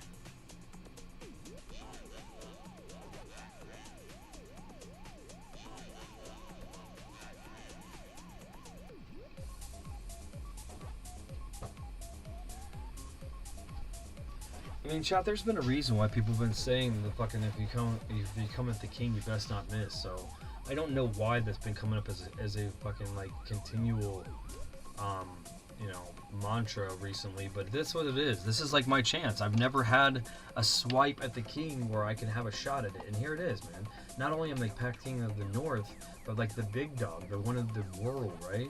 So that's what we're going for. And even if we miss, then the fucking like the landing on the roof is that we're going to be deep in territory into being the lead so far that we're so over double the next person that would be competitive that's not Kofi. And once we see that Kofi's fired up, the sub channel, the Pops Place channel, will still be that we rule fucking the USA as the champion. So we're going to be tied to Pacman as a champion. I'm still trying to like not. We have to keep going. We have to keep going before we fucking revel in that, because then we won't get the global one. Fucking then dude wakes up and it's too big of a deal, and he fucking is too motivated. But I really feel like it's just about, you know, how much you want it, and we want it. The Vid-Bits want it. That's how dedicated we are to gaming. Like me being a kid in the 80s and all the games, like, okay, I can tell you how dedicated I couldn't be. How about if I tell you that? I can tell you some stories about how dedicated I couldn't be. Like Ninja Turtles, like that game is amazing for the time, and everybody had it because of the IP, and I hardly knew anybody that could get even past the damn level, let alone even deep into it. And then when you do, you're just like humiliated with the most ridiculous ramp ever, like to the point where like an enemy's doing like a quarter of your health bar's damage. You can recover your guys, but you have to find them, and they're in areas where if you don't know where they are, trying to recover them basically makes it more risky, and so you do more damage. If you lose Donnie deep in the game, you're just screwed. Then we have Ninja Gaiden, which I've gotten to like the last stage, into the first boss of the last stage, and then you have the nightmare of the feature of like not being able to continue. You know what I mean? So I've never beat that. There was a trio of games that I finally was able to beat with Braden, and that should just show you our acumen, like because of me having that whole pass it back and forth through buddy mentality to get past stuff with those games. Even though I was able to do those, not able to do that with some of my best friends growing up. The reason why I know he's a badass gamer is some of my best friends growing up were some really great gamers, and even if we passed the controller back and forth, we couldn't beat Castlevania, Metroid, or Kid Icarus, and we did it all together within like a year. And I was like, okay, because I was like, okay, I have a bunch of games that I've never think I'm going to beat. And he's like, bet. And we just went at him. So, not to mention, like, you know, we did Kid Dracula on Famicom, and that's ridiculously fucking hard towards the end. So it's just like, I'm blessed to have those iron sharpens iron gaming moments that I'm having with my son. So that's another pitch for why I think, regardless of who helps endorse it, and we just have to get it on the ball rolling on a father-son esports gaming like subset of like esports gaming instead of just focusing on roided up people that are playing FPSs and chugging a bunch of energy drinks. Fucking a bunch of father-sons drinking water and fucking high-fiving each other while they fucking run the competition in like different speed categories and stuff, like the fucking Ryus and the Arcuses that have children that are good, like me, being able to fucking keep their kids competitive with them, so they have like that father-son competitiveness that they already have that nobody knows about, and they're able to display that on the main stage. I think that's a fucking sexy as fuck thought. Who doesn't like that? Maximum fucking pound, maximum right now. Fucking maximum effect, maximum, pow, right now, boom. Like I'm hyped about it. Like I can't even formulate what I'm saying. I'm so hyped about just seeing the future of that, because I'm so passionate about gaming. Not because of the slice of pie that we can get money-wise. I just, again, want the money to fucking be able to have a great gaming studio, be able to live well, be able to travel with the fucking things to associate with the brand, make the fucking change philanthropy-wise, but also just worry about fucking continuing doing what we're doing. I wouldn't want to remove myself so far from fucking the creative process where I can't keep the churning and burning, but I want to be able to have fucking the food courier that I need to, or like the healthy food options and stuff to drink and shit, and you know, the best gaming chairs, because right now I'm sitting in a haggard situation and all that kind of stuff. Like, so like the wants are humble, and like once I found out from other people that it's easier to actuate than I thought as far as like you making the contracts. Yeah, but most people just want to have all the money and give like 10% to charity. I'm like, I want to have all the money and give like myself the charity portion that everybody else wants. So like I can still, because I still consider myself a charity case, I guess. At the end of the day, I still want to consider myself least, and I still want to make sure everybody else is taken care of first. I still want to pour from an empty cup to make sure everybody fucking drinks first, because that's who I am as a person, I guess. I don't know if it's ever going to change, even though I'm just bartering on the biggest of stages. If it happens, it'll be like that. Because like I can't drive, so I don't have to worry about fancy cars. And I'm not gonna like let somebody in a fancy car, like I'm not gonna let the person that's helping me get around have the fucking fancy car. It'll be like the most affordable, you know. I'd like to do a tour bus so that we're fucking riding around in a tour bus like wrestlers and stuff, like Cody Rhodes and stuff, and just like, so it's got all the gaming stuff in it, so we can always be practicing and stuff while we're going from destination to destination, because I really don't like flying too much, like that kind of stuff.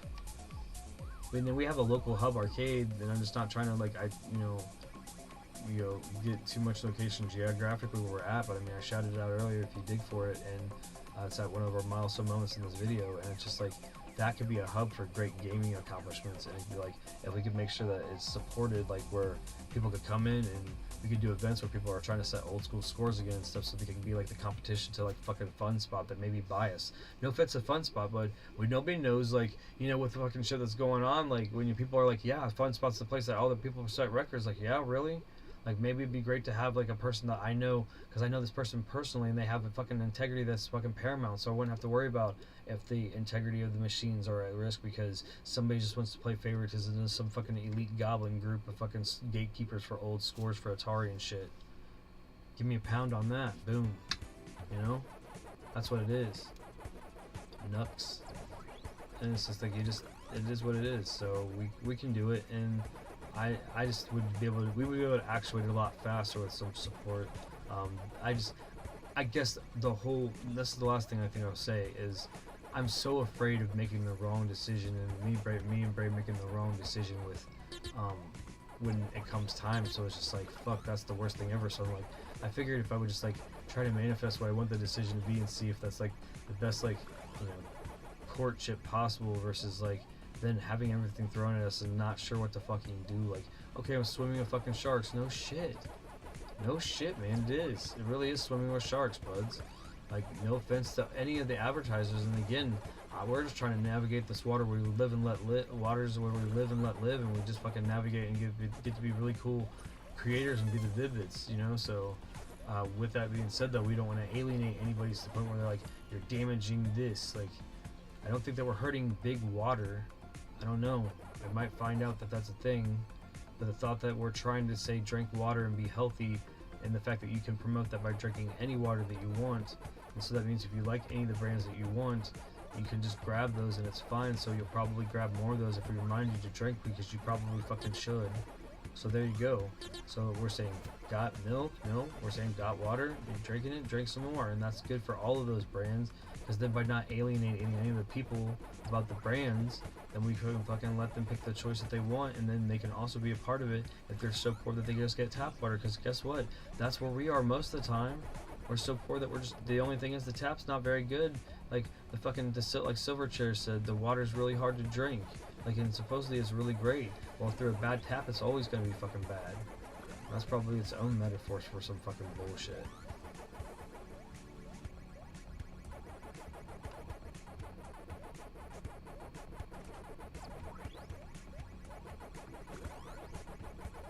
I'm happy that the pig is sleeping. Is he still sleeping? He's not sleeping anymore. Oh no, fellows.